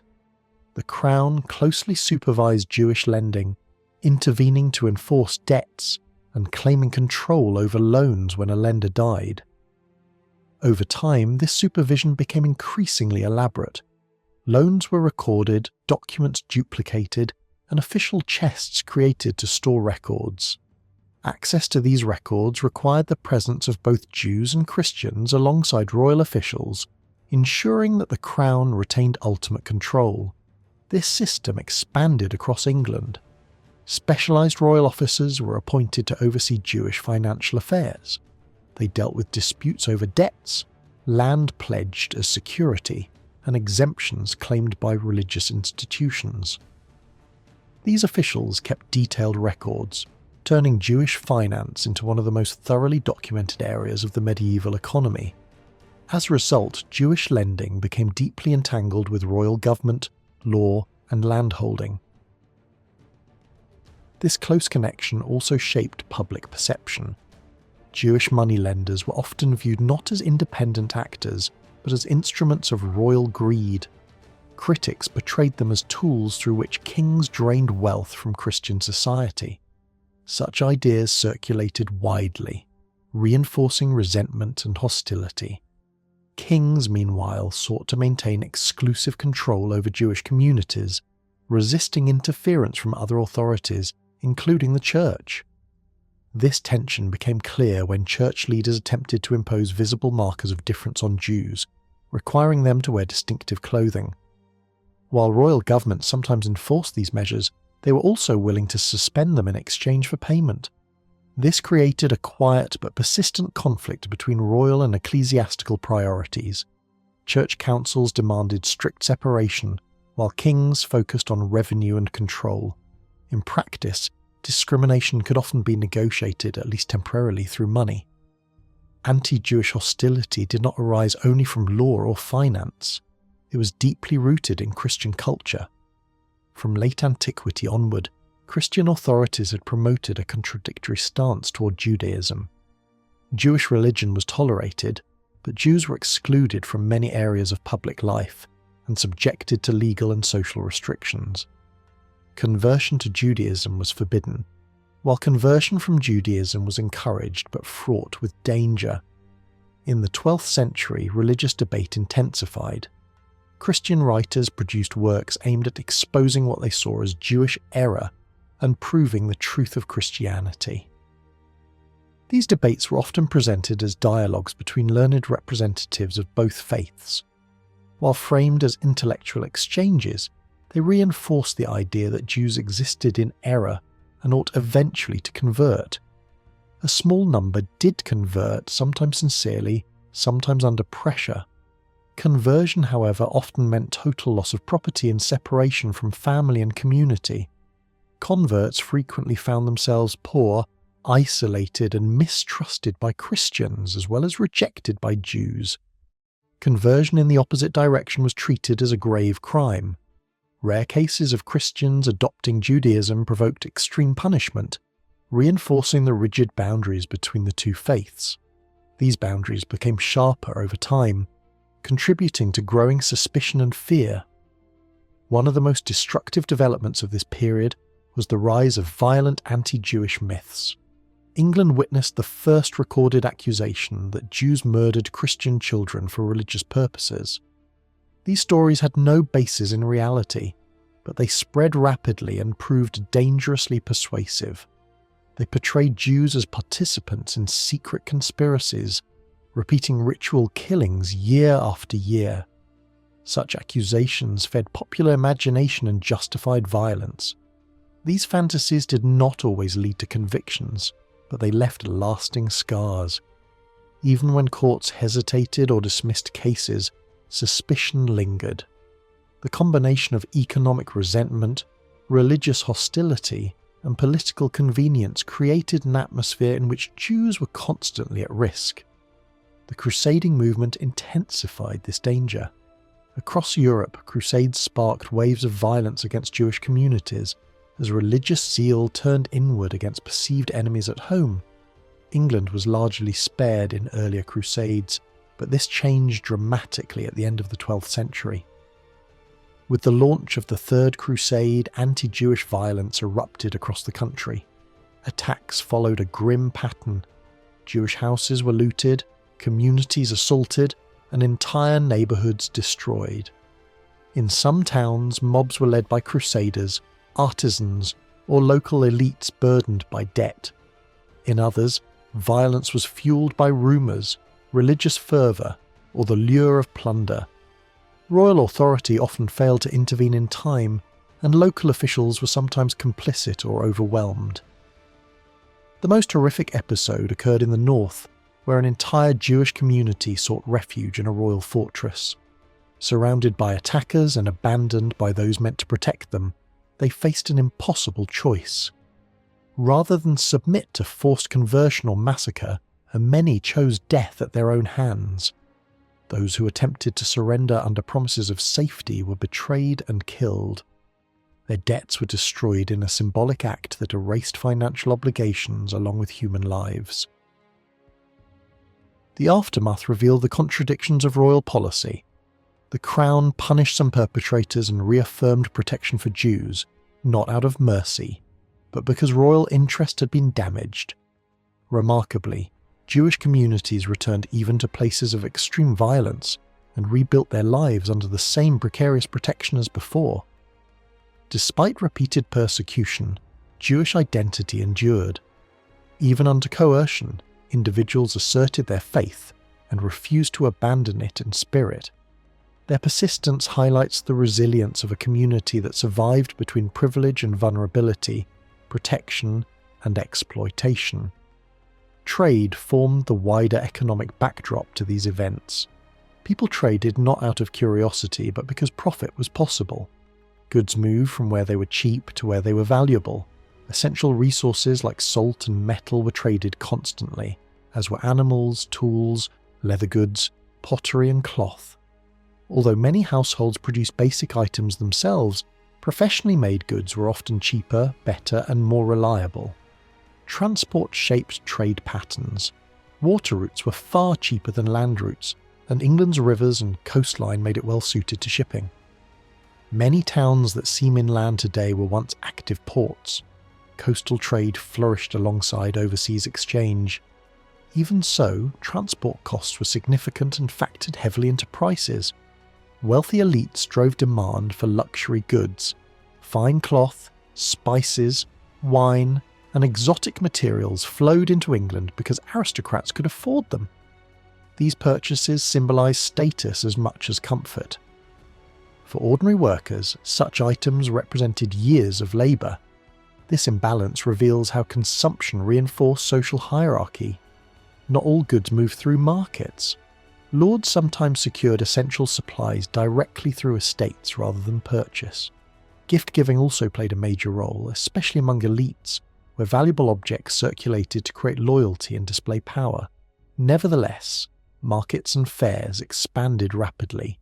Permanent markets multiplied, placing most rural populations within walking distance of trade centres. Larger annual fairs attracted international merchants and generated enormous income. These events operated under special legal rules, recognising the risks and opportunities of large gatherings of strangers and wealth. Roads, bridges and waterways formed the skeleton of this commercial world. Ancient highways were protected by royal authority, while countless smaller paths connected villages and towns. Travel was slow but reliable. Messages could cross the country in days, goods in weeks. Bridge building transformed landscapes, linking markets and encouraging growth. Monumental projects like stone bridges reshaped cities and became lasting symbols of economic life. By the early 13th century, overseas trade had grown dramatically. Wool exports tied England to continental manufacturing centres, while imports brought wine, cloth and luxury goods. Ports along the east coast dominated this exchange, though regional networks remained vital. Food was valued above all else when it had the power to prevent hunger. In years of poor harvests, grain became a matter of survival and had to be purchased rather than grown. Contemporary observers noted that London, flooded with foreign merchants, could secure food more cheaply than almost anywhere else, even during difficult years. This was because the city stood at the centre of import and export networks that rarely stopped moving. In a world where scarcity and uncertainty were constant threats, the trade in grain became a matter of policy as much as profit. England was usually spared from catastrophic famine. Grain was sometimes imported, but far more often it was exported. This export trade was closely controlled by royal authority. No one could legally send grain abroad without the king's permission, and that permission had to be paid for. Merchants who ignored this rule were fined heavily, and those who traded with regions declared hostile to the crown faced even harsher punishment. Despite the risks, the export of grain from eastern England to Scandinavia and the Low Countries was significant enough to tempt merchants to defy restrictions. Fish formed another essential pillar of the medieval diet. Herring was abundant along England's east coast and could be caught in enormous quantities. Once salted and transported, it provided a cheap and reliable source of protein. For rural labourers and the urban poor, herring filled the same role that later centuries would assign to the potato. Religious communities depended especially on fish, since their rules forbade meat on many days of the year. Large-scale journeys were undertaken simply to secure steady supplies of salted fish for monastic tables. Salt itself was indispensable. Without refrigeration, it was the primary means of preserving food. Coastal salt production therefore held enormous importance, and England's shores were dotted with salt works. Inland centres also existed, serving regions far from the sea. Salt was not a luxury, but a foundation of everyday survival. Wine, by contrast, was a luxury shaped by culture and power. Although vineyards existed in England, they could not meet demand in either quantity or quality. Wine flowed in from the continent, especially from France, where English kings also ruled vast territories for much of this period. Political connections shaped trade routes, and shifts in royal power redirected the flow of wine imports over time. By the early 13th century, wine from southwestern France had become dominant, establishing patterns that would last for centuries. Metal was another essential commodity. Tools, weapons, and construction depended on reliable supplies of iron, lead, and tin. England possessed workable deposits, though not evenly distributed. Certain regions became known for their production, supplying not only local needs but royal armies and large building projects. Iron tools were produced in vast quantities, while lead travelled long distances to roof churches and monasteries across Europe. Mining booms could transform regions, only to collapse when yields declined or costs rose. Tin stood apart as one of England's most important exports. Mined almost entirely in the southwest, it was heavy, valuable, and increasingly demanded. Production rose dramatically over a few decades, and tin became a crucial return cargo for wine merchants. It supported a specialised regional economy that endured far beyond the Middle Ages. Sheep dominated the English countryside. They provided food, dairy products, and above all wool. The rapid expansion of textile manufacturing across the Channel created an insatiable demand for English wool. Merchants arrived with large quantities of silver to purchase it, transporting bullion into England and raw materials back to the looms of northern Europe. England became a supplier of food and resources for one of the most industrialised regions of the medieval world. Not all wool left the country. Textile production also flourished within England. Fine embroidery, dyed cloth, and various grades of woolen fabric were produced for domestic use and export. Different types of cloth served different markets, from coarse fabrics used to clothe armies to expensive dyed textiles sold abroad. Some English cloth became internationally sought after. Textile production was complex and highly organised. Spinning was done almost entirely by women, often in domestic settings. Once spun, the yarn passed into male hands, where weaving required looms and workshops. After weaving came fulling, a heavy and physically demanding process that cleaned and thickened the cloth. This stage was among the first to be mechanised, as water-powered mills replaced human labour. Dyeing followed, requiring imported materials and significant capital. Those who controlled dyes often dominated the entire industry. This system displayed features recognisable from later industrial economies. Production was divided into stages, carried out by specialised workers in different locations. Mechanisation increased output. Conflicts arose between capital-owning entrepreneurs and manual labourers. Although England remained largely rural, it had developed a manufacturing sector of real scale, one that would shape its economy for centuries. Money underpinned all of this activity. English coinage was renowned for its high silver content and stability. The silver penny became the backbone of daily exchange, while larger sums existed only as accounting units. Royal authority tightly controlled minting, reinforcing both economic order and political power. Coins bore the king's image, projecting authority into every market and household. The crown enforced strict standards. Counterfeiting or debased coinage was punished with extreme severity. Recoinages periodically withdrew old money and replaced it with new designs, generating profit for the king and reinforcing control. Over time, these reforms created one of the most trusted currencies in Europe. Silver flowed into England through trade, increasing the amount of money in circulation. By the early 13th century, tens of millions of pennies were in use. Transporting such quantities posed serious challenges. Officials, merchants, and tenants alike faced the practical problem of moving heavy sums of silver across long distances, often twice a year. Bags, chests, guards, and escorts became essential elements of economic life. Prices rose sharply around the year 1200. Grain, livestock, and other essentials became far more expensive. This inflation reflected both increased demand and a growing supply of silver. More money chased limited resources, while international trade and warfare accelerated monetization. Rents shifted from labour and produce toward cash. Credit expanded. Debt became widespread. Land itself was increasingly measured in monetary terms. Properties were described not only by size but by the income they generated. This reflected a new way of thinking, in which land was valued as a financial asset rather than simply a source of subsistence. Not everyone welcomed this transformation. Many viewed commerce with suspicion. seeing profit as something gained at another's expense. Aristocratic culture often expressed disdain for trade, even while benefiting from it. Yet resistance could not halt change. England was becoming a monetized and commercial society, bound together by silver, markets, and long-distance exchange.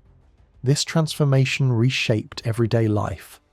People traded more, travelled further, borrowed and lent money, and depended increasingly on markets rather than self-sufficiency. By the early 13th century, commercialization was no longer an innovation.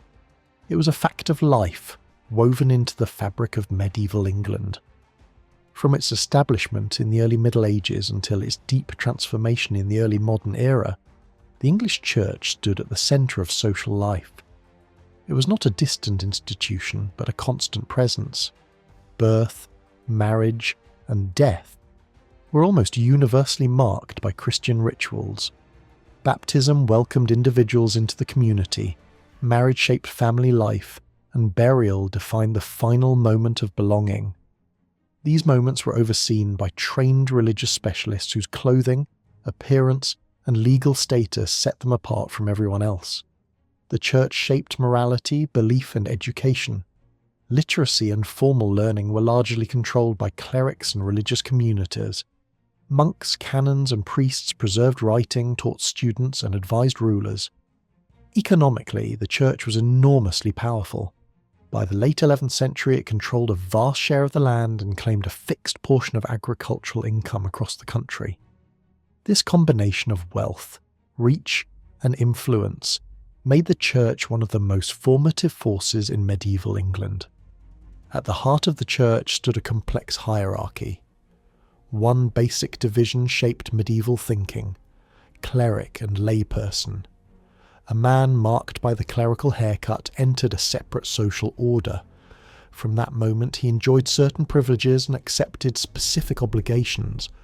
Clerics were a minority, but they were everywhere.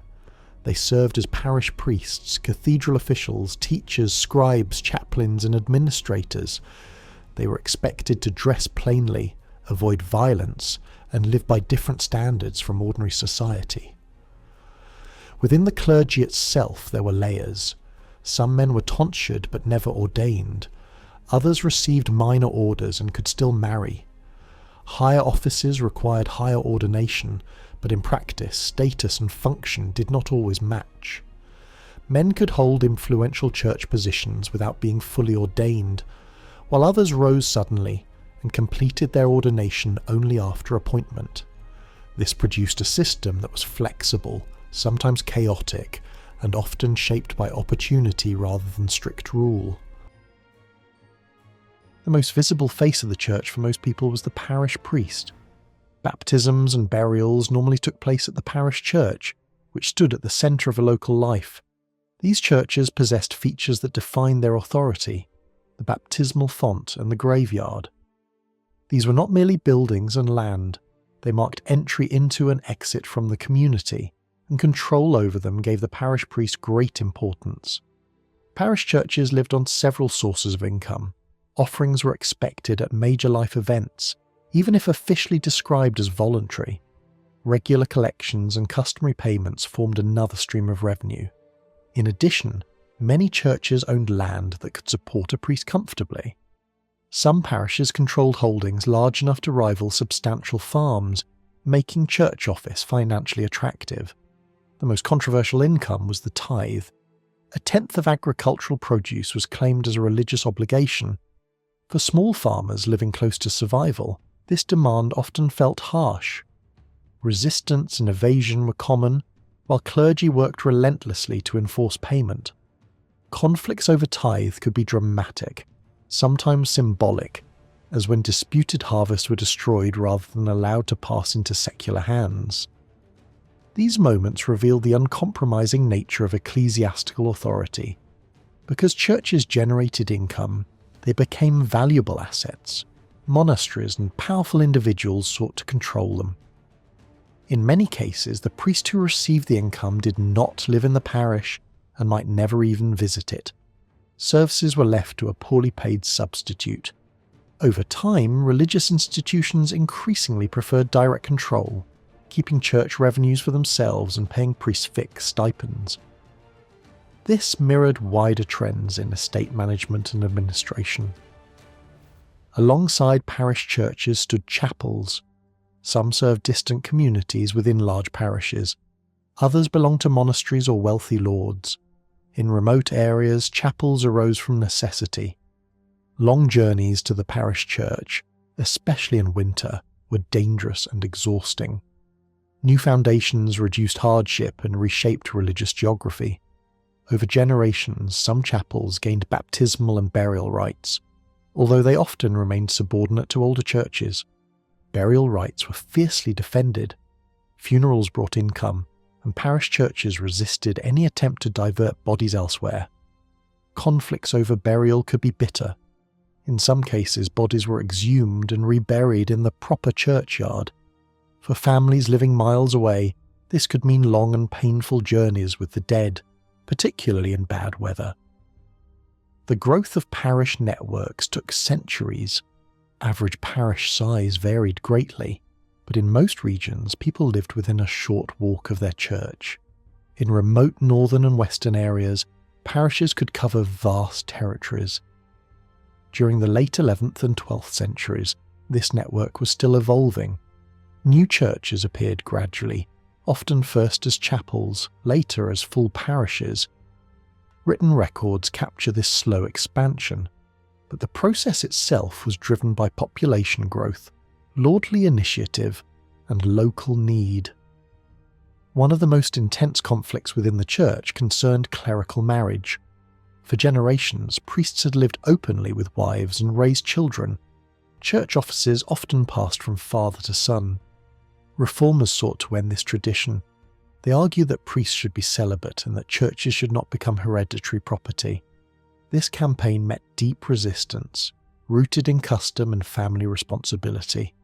Despite repeated bans, married clergy did not disappear overnight. Some priests continued to live with women and raise families. Others sought to secure church offices for their sons as a form of inheritance. Reformers persisted, backed by church councils and papal authority. Over time, the higher clergy largely conformed to the new ideals, but at parish level the reality remained messy and human. Secular law reinforced reform.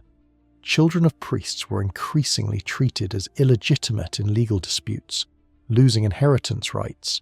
This undercut clerical dynasties and weakened the transmission of church offices through family lines.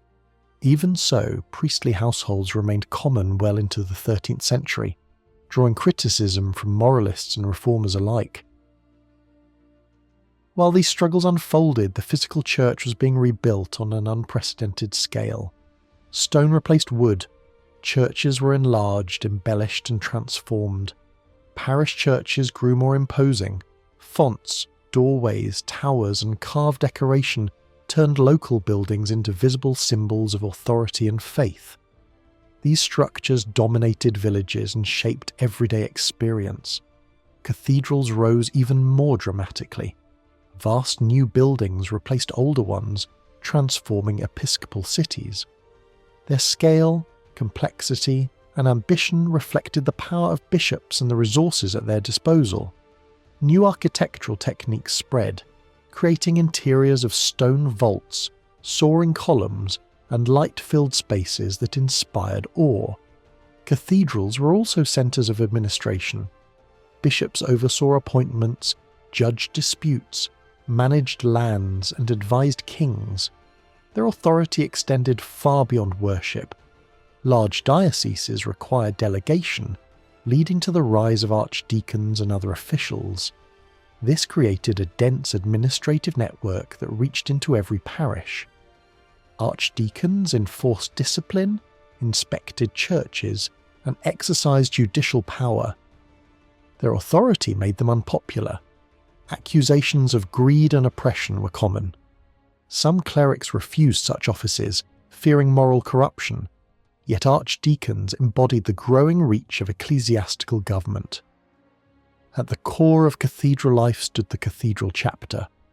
These bodies of canons controlled wealth, education, and influence. Over time, cathedral property was divided into individual incomes, creating a clerical elite deeply embedded in politics and royal administration. Many canons were frequently absent, employing deputies to perform religious duties while they served elsewhere. Cathedral chapters became networks of power. Family ties, patronage, and education shaped appointments. These men wrote histories, served kings, administered dioceses, and accumulated property. Their world combined spiritual authority with political ambition. Above all, bishops stood the two archbishops. Their rivalry shaped English church politics for generations. Disputes over precedence, authority, and status consumed councils and poisoned relations. Arguments over seating arrangements symbolised deeper conflicts over supremacy. These tensions never fully disappeared, even when papal rulings failed to resolve them. Appointments to bishoprics were rare and highly political. A bishop became a spiritual leader, landlord, judge, and royal advisor. Many ruled their sees for decades. Official ideals described bishops as wise, humble, learned, and pure.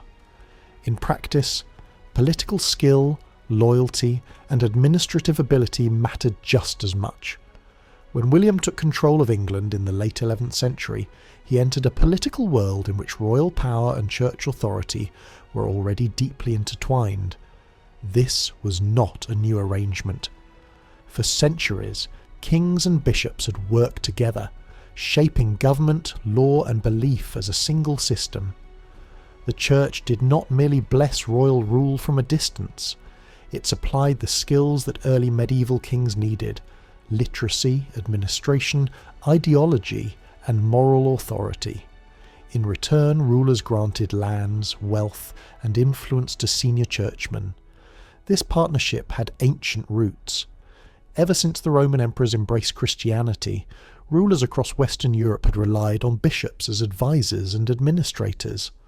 As new kingdoms emerged from the ruins of Rome, Christian leaders provided continuity, structure, and knowledge. Over time, clerics became indispensable to government. They drafted documents, kept records, managed finances, and organised recruitment for war. By the time of the Norman Conquest, England's church was already organised in a way that resembled a modern state more closely than the monarchy itself. It had a clear hierarchies, defined territories, formal offices, elections, procedures, and a strong attachment to written record. This is why so many of the great institutions of Norman and Angevin government were shaped by churchmen. Systems of taxation, justice, and record-keeping all bore the imprint of bishops and senior clerks. The boundary between sacred and secular administration was thin. Those trained within the church were perfectly suited to run a kingdom.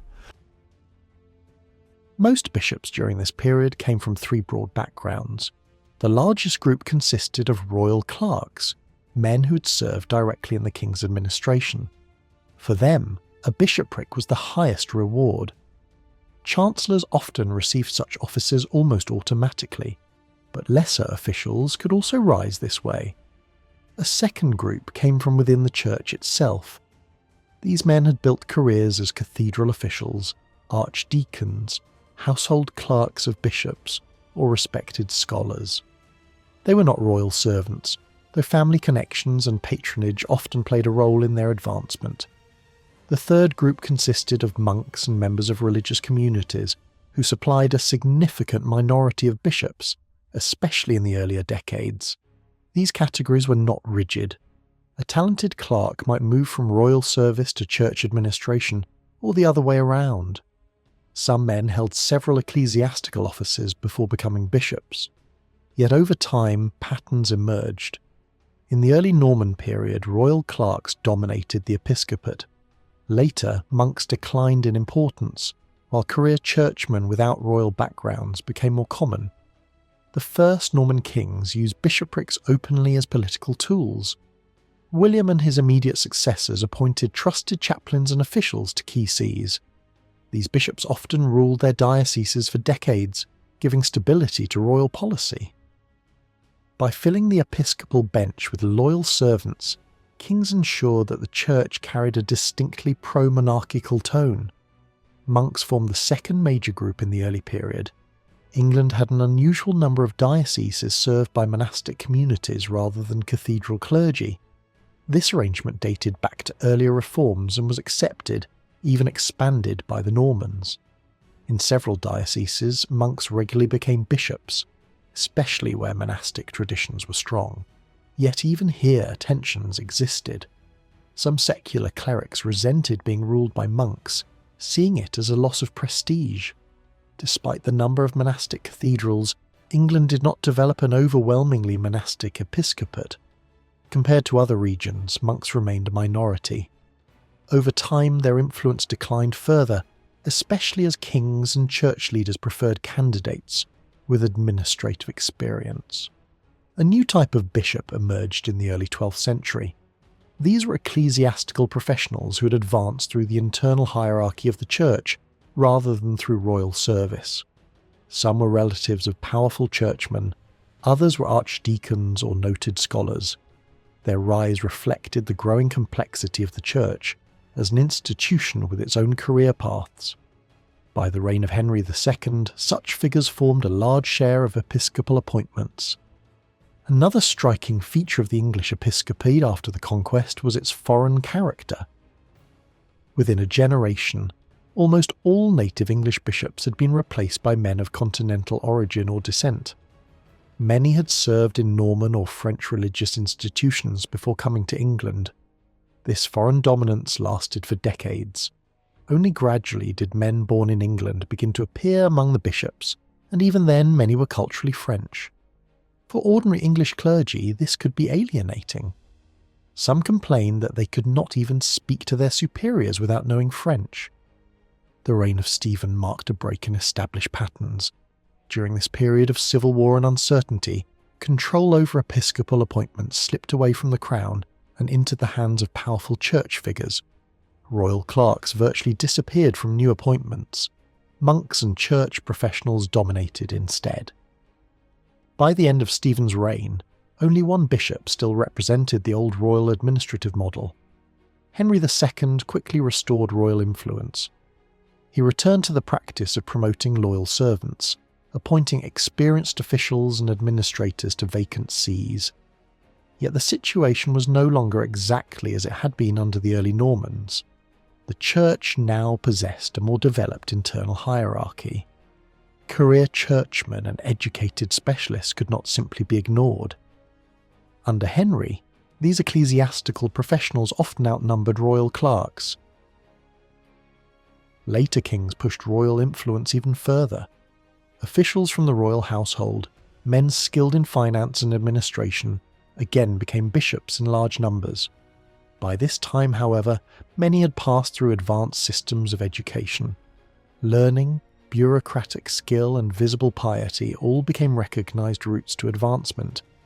The episcopate remained one of the few institutions that allowed significant social mobility. Despite this cooperation, tensions between royal and priestly authority never disappeared.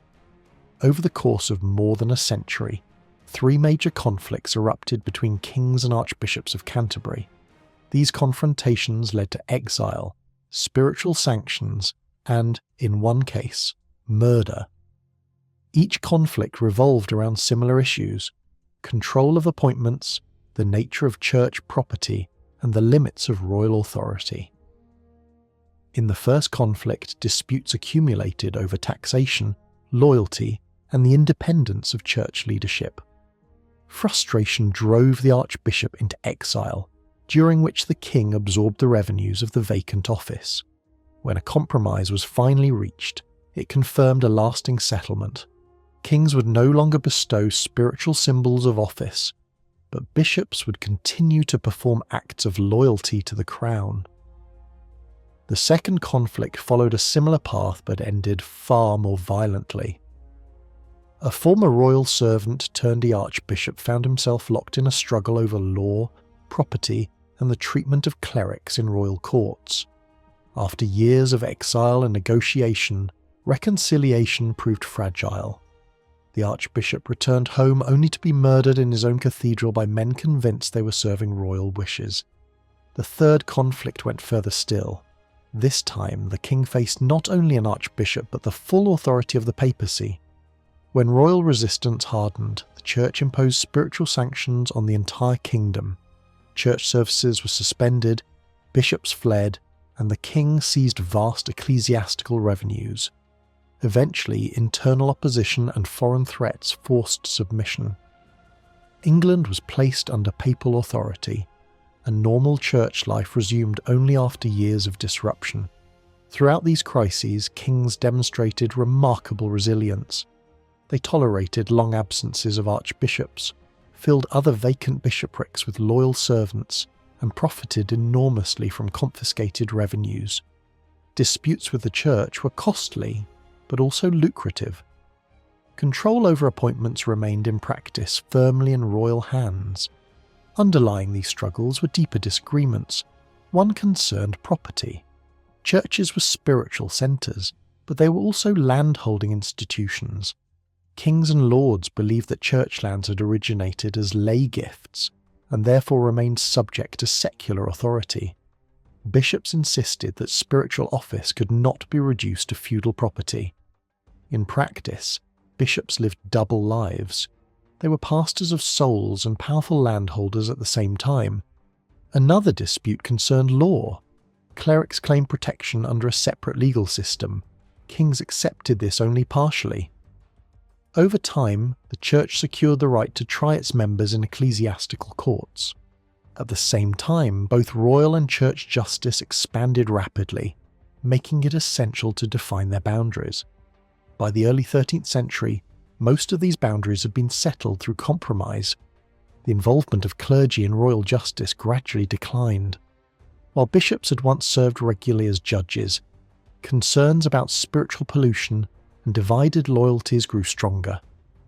Over time, lay officials took over most judicial roles, leaving churchmen to their own courts. Relations with the papacy also intensified. Appeals to Rome multiplied. English churchmen travelled frequently to seek rulings. Papal representatives exercised authority within England. Over time, the Pope became deeply involved in English ecclesiastical life, influencing appointments, law, and finance. Kings adjusted to this reality.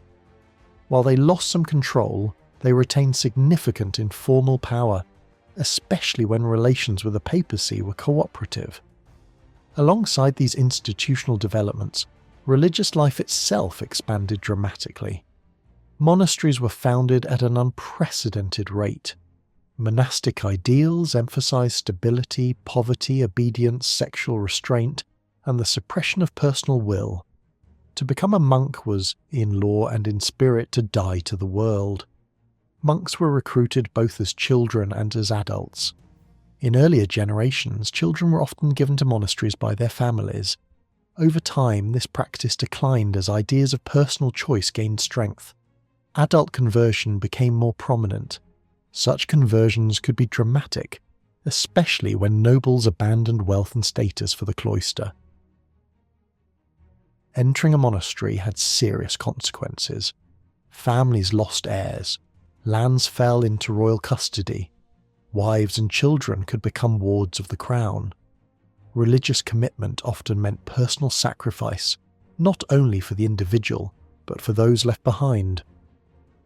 Despite strict ideals, monastic life was not free from tension.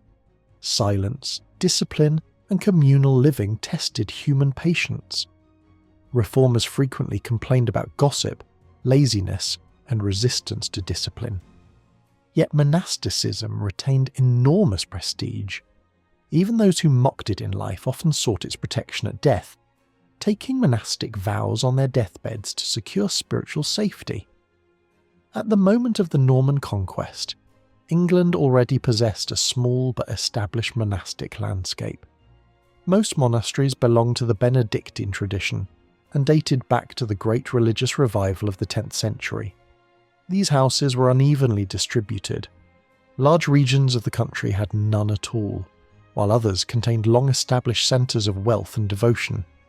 Their resources varied enormously. Some were among the richest institutions in the land, while others struggled to survive. Communities of nuns were far fewer and generally much poorer, forming only a small minority of religious houses. After the conquest, this limited monastic world changed rapidly. New religious movements began to arrive from the continent, particularly from France, bringing new styles of communal life, discipline, and organisation. Some orders were variations on older traditions, while others introduced entirely new structures.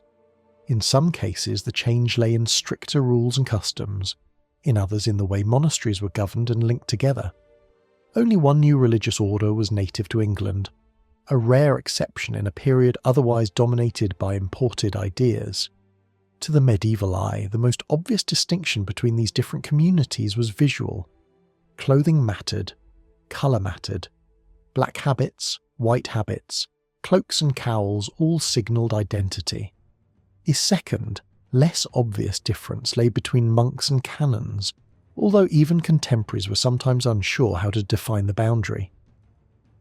To many observers, the growing complexity of religious life could be reduced to a simple contrast. Black and white, monk and canon, male and female. The spread of monasticism can be clearly seen at local level. In regions such as Devon, early medieval England had possessed only a handful of ancient Benedictine houses. These were modest foundations by national standards and controlled relatively limited estates. In the years after the conquest, they were joined by a wave of smaller dependent priories, many of them linked to great monasteries in Normandy or northern France.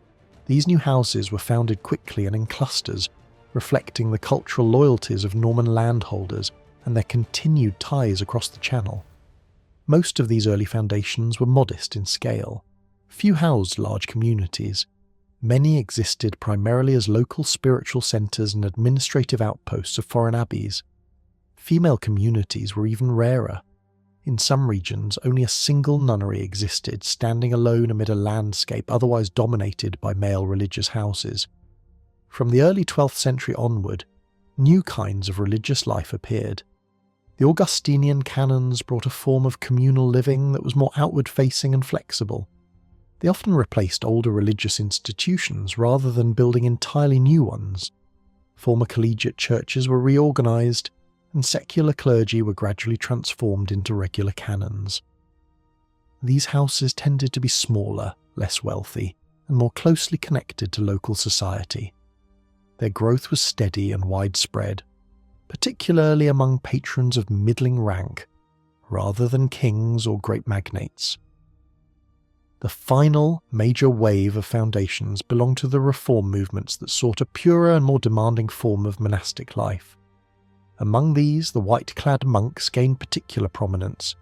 Their communities emphasized simplicity, austerity, and strict obedience. They avoided elaborate decoration and rejected the rich ceremonial traditions of older monasteries. Their churches were plain, their lives disciplined, and their reputation formidable. These reformed houses were not isolated experiments. They formed tightly organised networks that stretched across Europe. Each monastery belonged to a chain of responsibility linking it to a mother house and ultimately to a single spiritual centre abroad. Annual gatherings reinforced unity and discipline. This structure gave the order an internal cohesion, unlike anything previously seen in the monastic world. Their ideals attracted large numbers of recruits. Men from noble households, royal service, and even other religious communities abandoned comfortable lives to join what they saw as a more authentic path. Conversion stories circulated widely, describing the emotional power of first encounters with these monks and the overwhelming attraction of their way of life. Yet the discipline was severe. Food was plain, labour was hard, and the rhythm of prayer relentless. Some new members struggled deeply with regret before either leaving or learning to endure. To sustain their strict ideals, these communities reshaped economic practice. They avoided reliance on peasant rents and instead worked their lands directly. This led to the creation of a new class within the monastery, the lay brothers. These men took vows and lived under monastic discipline, but were excluded from full participation in the spiritual life. They laboured in fields, workshops and barns while the choir monks devoted themselves to prayer. Though essential to monastic success, their subordinate status created deep social divisions. Tensions sometimes erupted violently. In at least one religious order, resentment among lay brothers grew into open rebellion. Complaints range from harsh discipline to accusations of moral corruption among their superiors. At heart, these conflicts reflected a clash between educated clerics and illiterate labourers forced into a life of obedience without authority or dignity. The monastery, intended as a place of harmony, could become a stage for class conflict. Not all religious orders sought expansion or large numbers. One small and demanding community aimed to combine solitude with communal discipline. Its members lived mostly alone, meeting only for worship. Their houses were tiny, their rules severe, and their reputation formidable. They rejected worldly involvement almost entirely. Admirers praised their purity, while critics accused them of spiritual selfishness and pointless isolation. Their arrival in England was limited to a single foundation, but its influence far exceeded its size. Religious life for women followed a different path. Opportunities were far fewer, and female communities were always greatly outnumbered by male ones. Women could not perform priestly functions and were excluded from certain kinds of labour, making complete self-sufficiency impossible. Most nuns entered religious life through family decision rather than personal vocation. For many families, placing a daughter in a nunnery was a respectable and sometimes cheaper alternative to marriage. Some nunneries were wealthy and aristocratic, supported by royal and episcopal patronage, and filled with high-born women. Others were small, local institutions serving the gentry. Nunneries could function as safe havens for widows, unmarried women, or those unable to secure a place in secular society. Yet their security depended heavily on reputation. Chastity was central to their survival, and any threat to it could provoke extreme reactions. Stories survive of severe punishments imposed within female communities when sexual scandal arose. These episodes, though rare, reveal how fragile monastic prestige could be. For women living enclosed lives under public scrutiny, moral failure threatened not just individuals but the existence of the community itself. Violence and cruelty in such cases expressed both fear and desperation. By the early 13th century, England possessed hundreds of religious houses of many different types. The pace of foundation slowed, but the institutional landscape had been transformed. Monasteries and nunneries shaped land use, education, spirituality, and local economies. They offered refuge, discipline, ambition, and conflict. Far from being isolated from society, they were deeply embedded within it. This monastic world was not uniform or peaceful. It was layered with hierarchy, divided by class and gender, shaped by ideals but constrained by human weakness.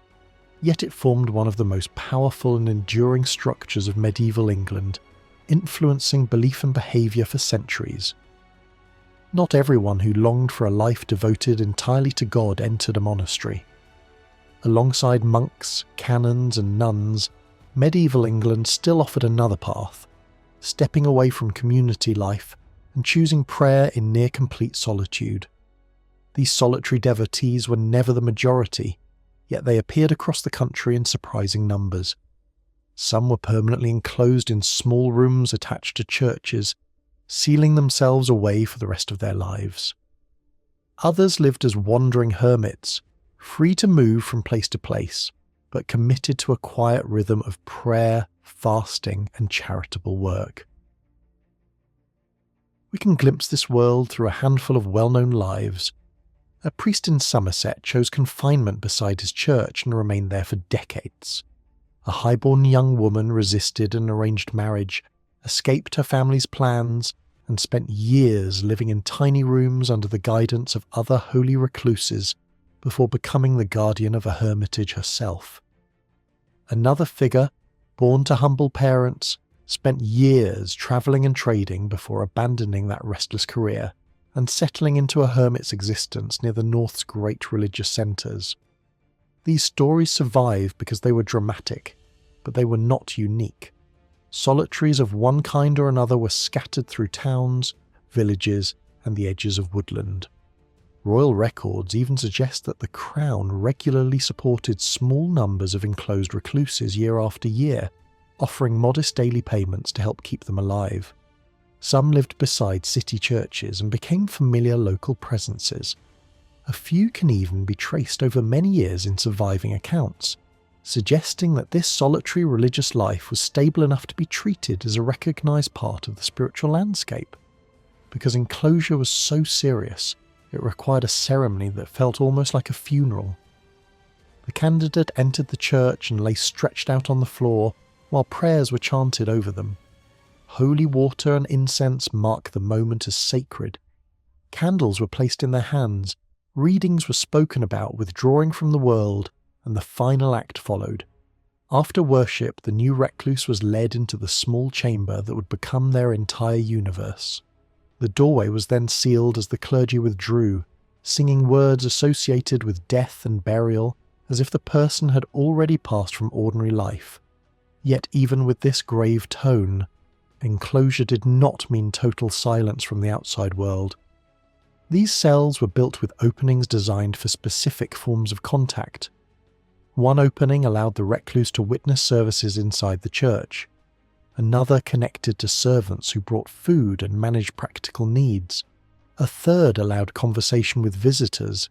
This meant that many recluses, despite their isolation, remained closely connected to the communities around them. People came seeking counsel, prayers, blessings, and sometimes healing. The cell could become a spiritual crossroads, a place where fear, hope, gossip, and devotion met. And that last word matters: gossip. Religious advisors repeatedly warned that too much conversation could poison the solitary life. If the window became a stage for rumours and endless talk, then the cell was no longer a refuge from the world, but simply another corner of it. Some writers painted sharp portraits of idle chatter gathering at the window, turning devotion into a steady stream of scandal and noise. Solitaries could also be difficult neighbours. They depended on local networks for food, and disputes over supplies could quickly become tense. Stories circulated of holy recluses who reacted strongly when denied support, and tales of sudden misfortune falling upon those who refused them help. Whether we treat these as moral warnings, legends, or remembered events, the message is clear. These isolated holy figures were not invisible. They had influence, and sometimes that influence unsettled the people living closest to them. Then, near the end of the period we are following, a new movement arrived that reshaped everything again. In the early 13th century, England was introduced to a striking new kind of religious life: the friars.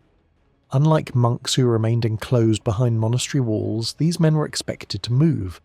They travelled, preached, and worked in the growing towns. They aimed to live from charity rather than large landed estates, and they focused on teaching, mission, and public preaching.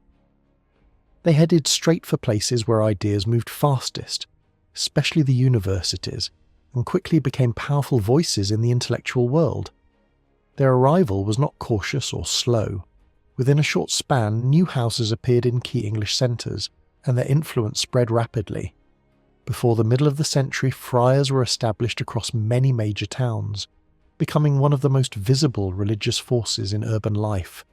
They changed how people heard sermons, how students learned theology, and how the church presented itself to ordinary men and women. Their story became one of the defining developments of medieval religion, opening a chapter that belongs to the next stage of England's spiritual history. Medieval Christianity, like many religions, treated certain people, places, objects, and moments as set apart from ordinary life. These things were not meant to be handled like everyday reality. They were approached with special respect, and the church used many public rituals to mark them as sacred.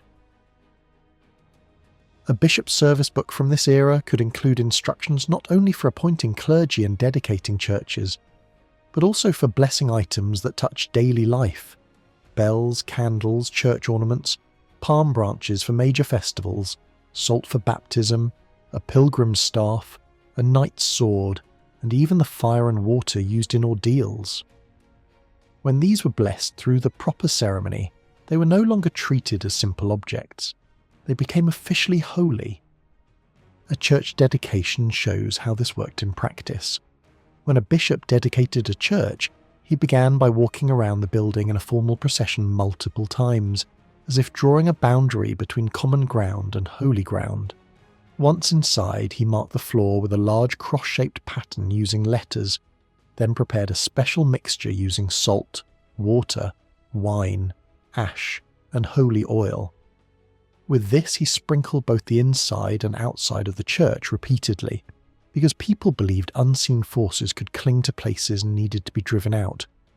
After that, he marked crosses on the walls with holy oil at set points, placed relics into the altar, blessed the altar cloth, changed into clean vestments, and celebrated Mass, ending with preaching that explained the meaning of what had just been done.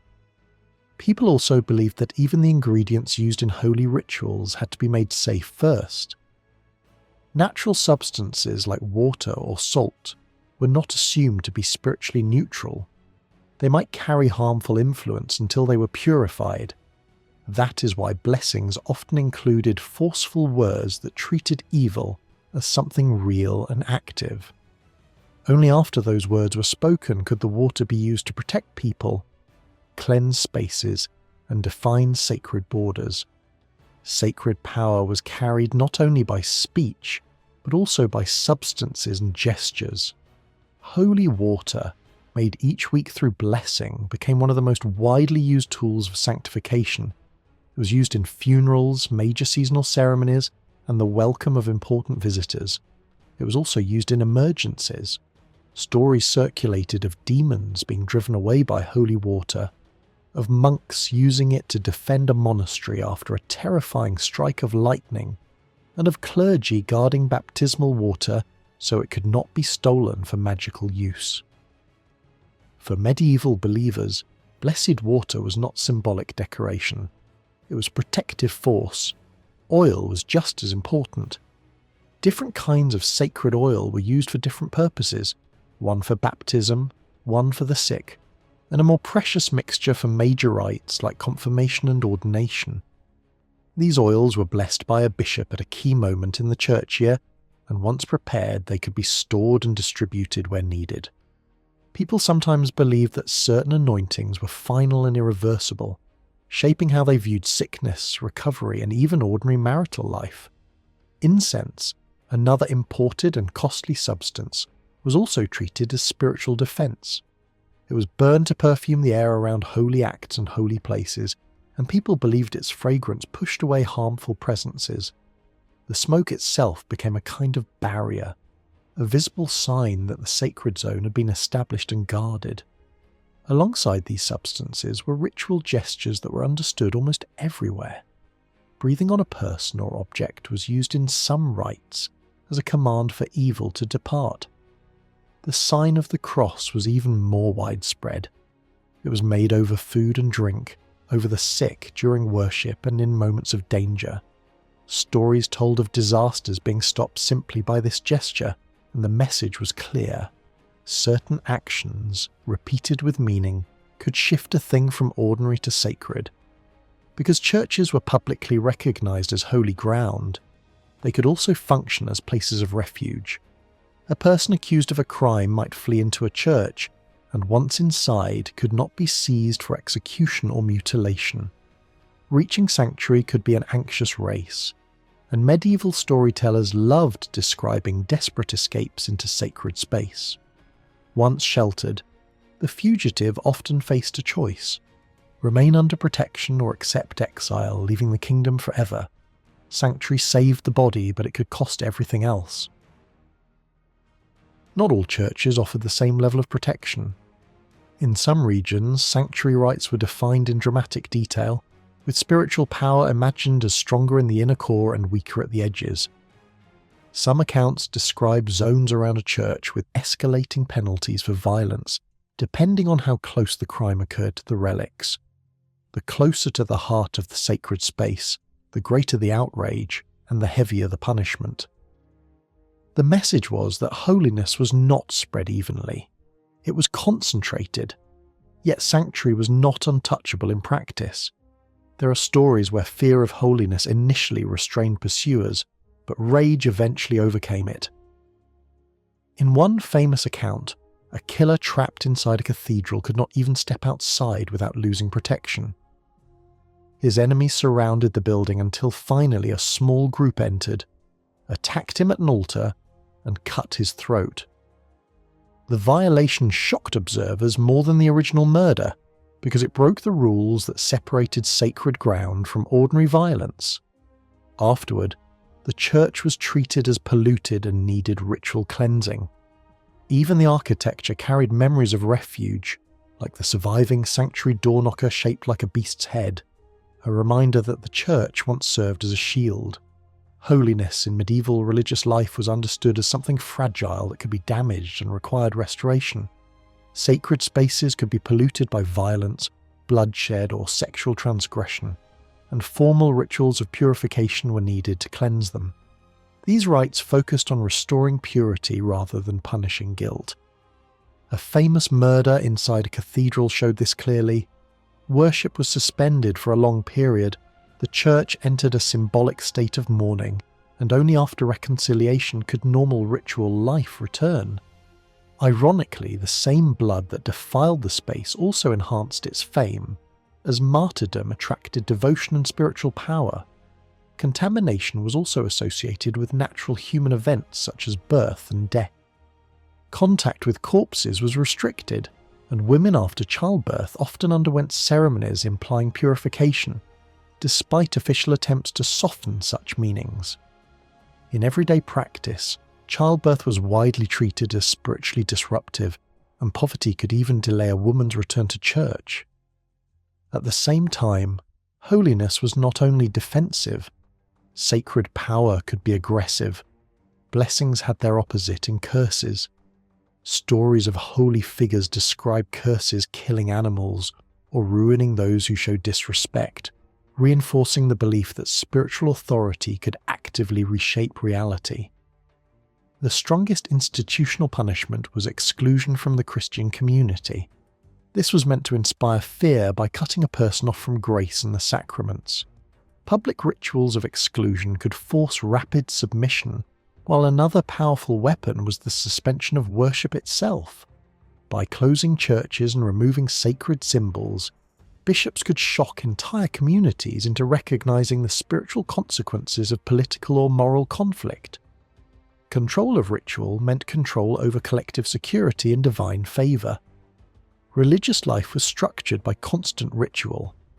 Daily worship followed a strict rhythm, and major life stages were marked by ceremonies.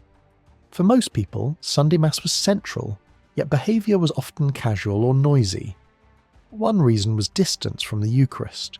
Most lay people rarely received communion, watching rather than participating.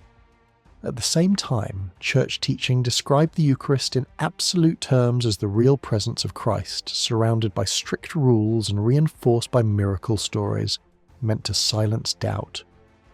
Preaching and confession became increasingly important. Sermons taught basic beliefs, moral duties, and the stark contrast between salvation and damnation, sometimes in the local language. By the early 13th century, confession and penance were systematized. Confession was portrayed as a powerful erasure of guilt, and priests were trained to judge sins carefully, balancing justice with social stability. Penance involved inner sorrow, spoken confession, and an outward remedy, which could range from private act to dramatic public humiliation for major offenders. Alongside confession, good works such as fasting, prayer, and almsgiving were promoted. Extreme asceticism was admired but also warned against when it became destructive. Salvation was framed practically.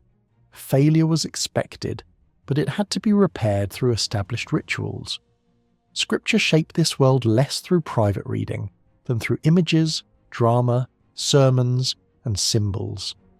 Biblical words were also treated as protective objects, valued for their spiritual power as much as their meaning. Saints occupied a central place as living forces after death. Their relics, tombs, and shrines were believed to heal, protect, punish, and defend. Devotion to saints operated through exchange. Prayer and loyalty were expected to bring assistance, while offerings of candles and money created obligation. Miracle stories often emphasized this reciprocity, sometimes harshly. Shrines became crowded centers of devotion, wealth, and spectacle, displaying physical proof of saintly power through gifts, chains, and votive objects.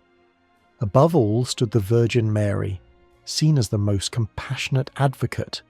Her images, feasts, and prayers spread widely, and devotion to her intensified despite theological debate.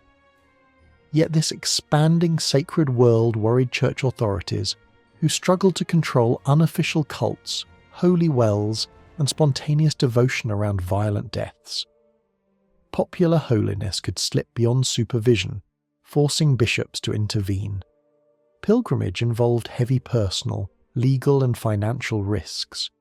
Long absences could leave families vulnerable, especially when property rights, inheritance, and legal authority depended on someone who might never return. Death on the road often led to disputes that surviving relatives had to resolve through the courts. Because of this, authorities sometimes required a spouse's consent before a major pilgrimage. Money was a constant concern, as travellers had to pay for ships, food, lodging, guides, and protection, and even wealthy pilgrims could be forced to borrow large sums during the journey. To make such journeys possible, pilgrims relied on shifting networks of hospitality. In places like Rome, institutions existed to support visitors from specific regions, including English pilgrims. Yet these foundations were not permanent or stable. They could fall into debt, lose their original purpose, or be absorbed into larger charitable systems. The infrastructure of pilgrimage was always changing, shaped by donations, political pressures, and the authority of those who controlled resources along the route. Accounts from early English pilgrims to the Holy Land show how exhausting these journeys were. Travel involved long sea crossings, repeated stops, and dangerous overland marches. After finally reaching Jerusalem, pilgrims often spent months moving through biblical sites. The city and its surroundings were described as a sacred landscape, where every place was tied to the life of Christ and understood as part of a living religious history.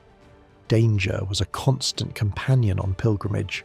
Ships were damaged by storms, passengers drowned, and wrecked vessels left bodies along the coast. On land, travellers faced harsh terrain and the threat of robbery, while at sea they risked attacks from hostile ships. Pilgrim vessels sometimes armed themselves simply to survive. These dangers explain why a journey to Jerusalem was seen as an extraordinary achievement, requiring not only faith, but also endurance, luck, and courage. The text also reveals tensions within medieval religious life. Clergy, as a privileged and educated group, often attracted resentment from workers and rulers alike. They were criticised for enjoying leisure and preaching danger without sharing its risks. Conflicts also existed within the church, especially between secular clergy and monks. Monastic communities were sometimes accused of greed, hypocrisy, and aggressive expansion, displacing local populations to protect monastic isolation and wealth. Doubt and skepticism were present beneath the surface of religious society. Some people questioned core beliefs such as the existence of God, the afterlife, and supernatural beings. Others struggled with central rituals like the Eucharist, despite repeated warnings not to question its meaning. These warnings suggest that uncertainty was widespread enough to concern religious authorities. England at this time combined diversity with remarkable uniformity. Local customs varied widely. Measurements differed from place to place. Dialects could be hard to understand across regions, and regional prejudice was common. Yet politically, England was unusually coherent. The county system helped make this possible, creating a shared structure that connected village life to royal government. Below the county lay smaller units. Hundreds and wapentakes formed the next layer, each with its own court meeting every few weeks. Attendance was expected from local landholders. Twice a year, these courts held larger sessions focused on collective responsibility, ensuring that every free man belonged to a group accountable for its members' behaviour. This system compensated for the lack of a professional police force, making communities responsible for maintaining order. Hundreds were more easily transferred than counties. Kings often granted them to monasteries, bishops or nobles, allowing these lords to collect profits and preside over courts. Over time, many hundreds passed into private hands. Royal authority remained watchful, aware that justice and revenue could slip away if these grants went unchecked. At the lowest level stood the township. This was a corporate body with clear responsibilities. Villagers were required to provide representatives for inquiries, courts, and tax assessments. Crime reporting relied heavily on township participation. Ordinary people were drawn into the machinery of justice and administration, whether they wished it or not. This layered structure made large-scale taxation possible. When the Crown imposed taxes on property or income, the process reached deep into local society. Knights, reeves, villagers, and sworn representatives assessed wealth down to livestock, tools, and grain. Records were written, copied, and stored. Even remote communities were integrated into a national fiscal system. England, by medieval standards, was remarkably well organised. Royal finance rested on several pillars. The king was a vast landowner, drawing income from estates scattered across almost every county. Unlike rulers elsewhere in Europe, the English king possessed land throughout his realm, ensuring a physical presence of royal power everywhere. These estates were usually not managed directly. Instead, they were leased out or included in fixed payments made by sheriffs, providing predictable income with minimal administration. Royal landholding was not static.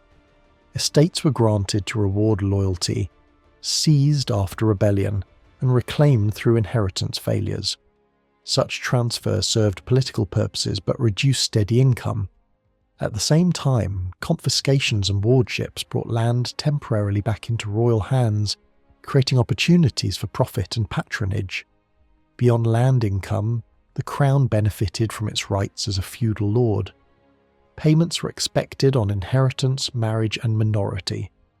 Control over the heirs of landholders could be extremely profitable. These rights were increasingly exploited, leading to growing resentment. Attempts to regulate and limit them became a central political issue. Military obligations were often converted into money payments. What began as a substitute for knight service gradually came to resemble a general land levy. Rates rose and demands became more frequent. Though not universal in theory, this system spread its burden widely in practice. Taxation went further still. England developed a land tax that applied across the kingdom, assessed through long-established fiscal units. Though rates fluctuated and exemptions existed, this tax provided a steady source of income. Later, extraordinary levies on property and income were introduced, sometimes at astonishing rates. These required intrusive assessments, drawing clergy, officials, and local representatives into close cooperation. Church structures were essential in proclaiming, organising, and enforcing these taxes. Such measures brought royal government into everyday life. Assessments recorded the possessions of peasants in minute detail. Oxen, cows, tools, and even small household items were counted and valued. The machinery of state depended on experienced local administrators who combined loyalty to the crown with knowledge of their county. These men formed the backbone of English government for generations.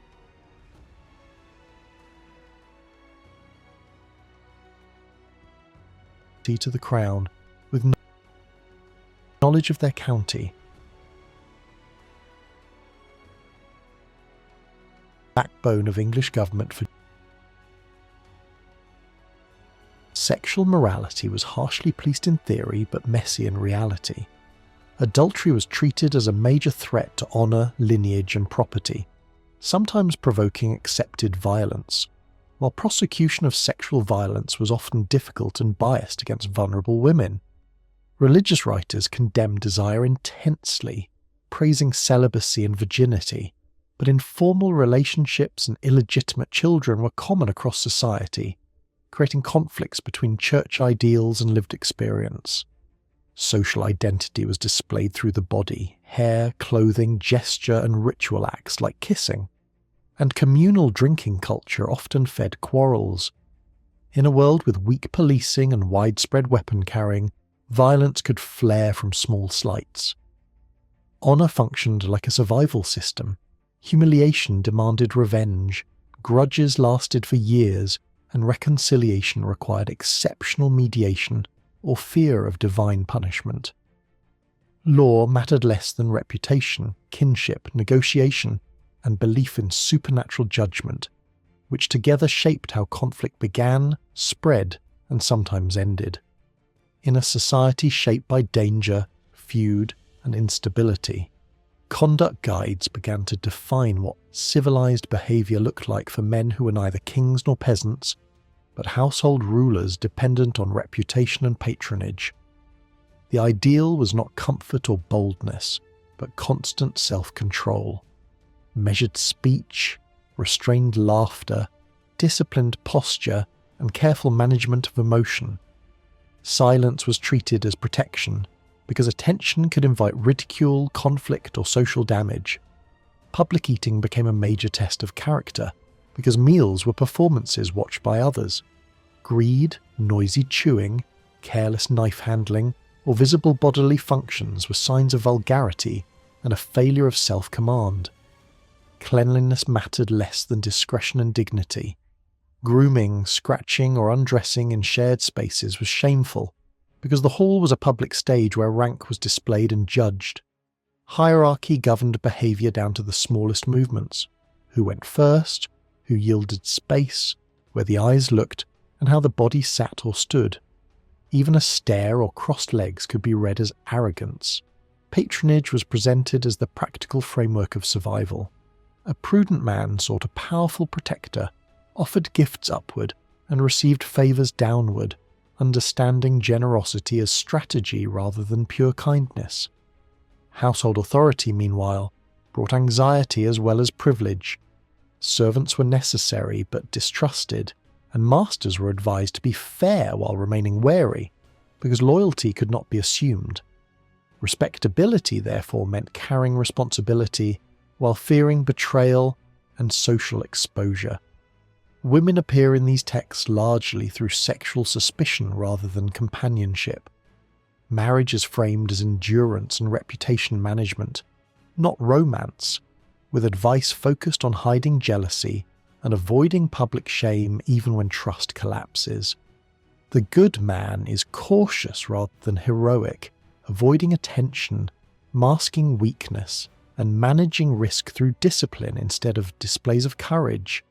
Illness and healing fit the same atmosphere of fear and pragmatism. Ordinary people relied on herbs, charms, and traditional ritual remedies, while learned medicine was more theoretical and could be dangerously aggressive. Yet doctors were still sought by those who could pay. The poor often suffered visibly, left to charity at gates and roadsides. Hospitals expanded, but many offered shelter more than cure, and leper houses were built outside towns to isolate those feared as both contagious and spiritually marked. As death approached, preparation became urgent because sudden death threatened salvation by cutting off confession and repentance. Illness pushed people toward fasting, prayer, restitution, and donations, and clergy pressured the dying to surrender unjust gains. This created a tension between protecting heirs and fearing eternal punishment. A good death followed a script, arranging affairs, gathering family, accepting burial preparations, and ensuring proper rites. Burial location reflected status, most in churchyards, elites inside churches near altars, and while grave goods were discouraged, symbols of absolution and repentance could accompany the body. Bodies might be divided for practical reasons, while hearts were sometimes separated for symbolic loyalty and affection. Justice itself operated through a web of courts. Disputes might be heard at the level of the manor, the hundred, the county, or before royal judges. These courts overlapped rather than forming a clean hierarchy. Cases moved from one forum to another. Local courts handled minor matters and preserved custom. Royal courts intervened in serious disputes, especially those involving land, violence, or high-status individuals. Lords exercised authority over their own followers. This right was widely accepted and recognised by the crown. Powerful churchmen and nobles could hold courts that judged even serious crimes. Some institutions possessed sweeping judicial authority over entire regions. The king stood above them all, able to judge personally or through appointed officials who acted in his name. Legal procedure relied heavily on sworn statements. Oaths played a central role. Accusations, defences, and verdicts were bound to promises made before God. Truth was not simply established by evidence, but by invoking divine witness. Documents and testimony mattered, but spiritual commitment carried enormous weight. When oaths were not enough, cases turned to ordeals. These were tests believed to reveal divine judgment directly. Some involved physical trials, others violent combat. Battle was understood not as brute force, but as a sacred contest in which God would grant victory to the righteous. This belief gave moral meaning to violence within the courtroom. These trials were dangerous and unpredictable. Success depended on strength, skill, and luck as much as innocence. Those who lost faced disgrace, punishment, or death. Clergy and townspeople increasingly sought exemption from such methods, recognizing their cruelty and uncertainty. Alternatives slowly emerged, but ordeals remained central for much of the period. Punishment was harsh and public. Shame, mutilation, exile, and execution were all used to enforce order. Public humiliation reinforced communal norms. Severe crimes could lead to hanging, dismemberment, or burning. Authorities believed that visible suffering deterred others. Mercy was occasionally shown, but terror was an accepted tool of governance. The royal court reserved special anger for crimes that threatened royal authority. Tampering with coinage, rebellion, and treason provoked brutal responses.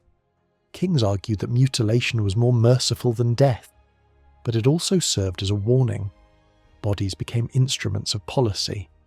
What emerges from this system is a form of justice that was deeply entwined with power, money, belief, and fear. Courts were not neutral spaces. They were arenas where authority was displayed, negotiated, and enforced. Justice was public, physical, and spiritual at once. It shaped behaviour not only through law but through spectacle. Punishment after private accusations in medieval England could be brutal, personal, and deeply public. When a man was defeated in a private appeal, the law often allowed the accuser to carry out the sentence himself. Justice was not only declared in court, it was enacted by the very hands of those who had brought the charge. A striking example comes from the early 13th century. A man named Thomas from a village in western England was defeated in trial by combat after being accused of violent assault. By custom, such a defeat could have led directly to execution. Yet the royal judges chose what they described as mercy. Instead of death, they ordered mutilation. They instructed the victor's relatives to enforce the punishment. What followed was savage.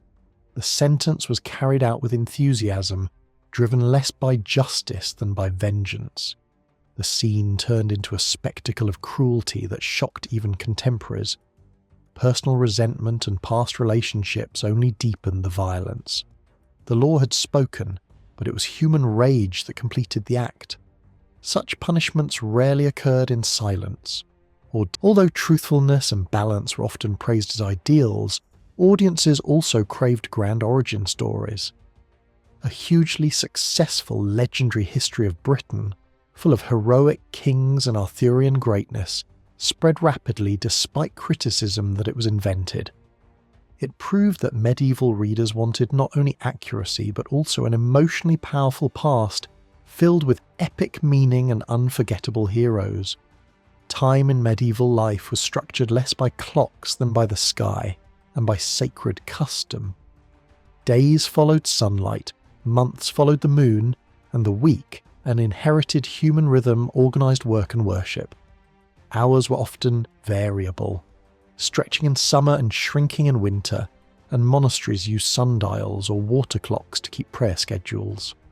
Even the start of the day and the start of the year could vary by tradition, which helps explain why medieval dating can look inconsistent. Meals, rest, and prayer created the basic rhythm of daily life, with the main meal commonly in early to mid-afternoon. The religious week carried strong moral weight: Friday fasting, Saturday Marian devotion, and Sunday as protected sacred time. Church leaders tried to curb Sunday markets and labour, using threats, sermons, and miracle stories about divine punishments, but resistance was strong, especially when royal government defended markets for revenue and control. The struggle over Sunday observance became a long campaign to reshape social time. The year was governed by both agricultural seasons and the Christian feast cycle, with many dates expressed through saints' days rather than numbers. Moving feasts, especially Easter, shifted the entire liturgical calendar, and different conventions for the new year produced conflicting year labels for the same event. Festivals helped people endure hardship and mark abundance, while Lent imposed discipline and Easter brought release.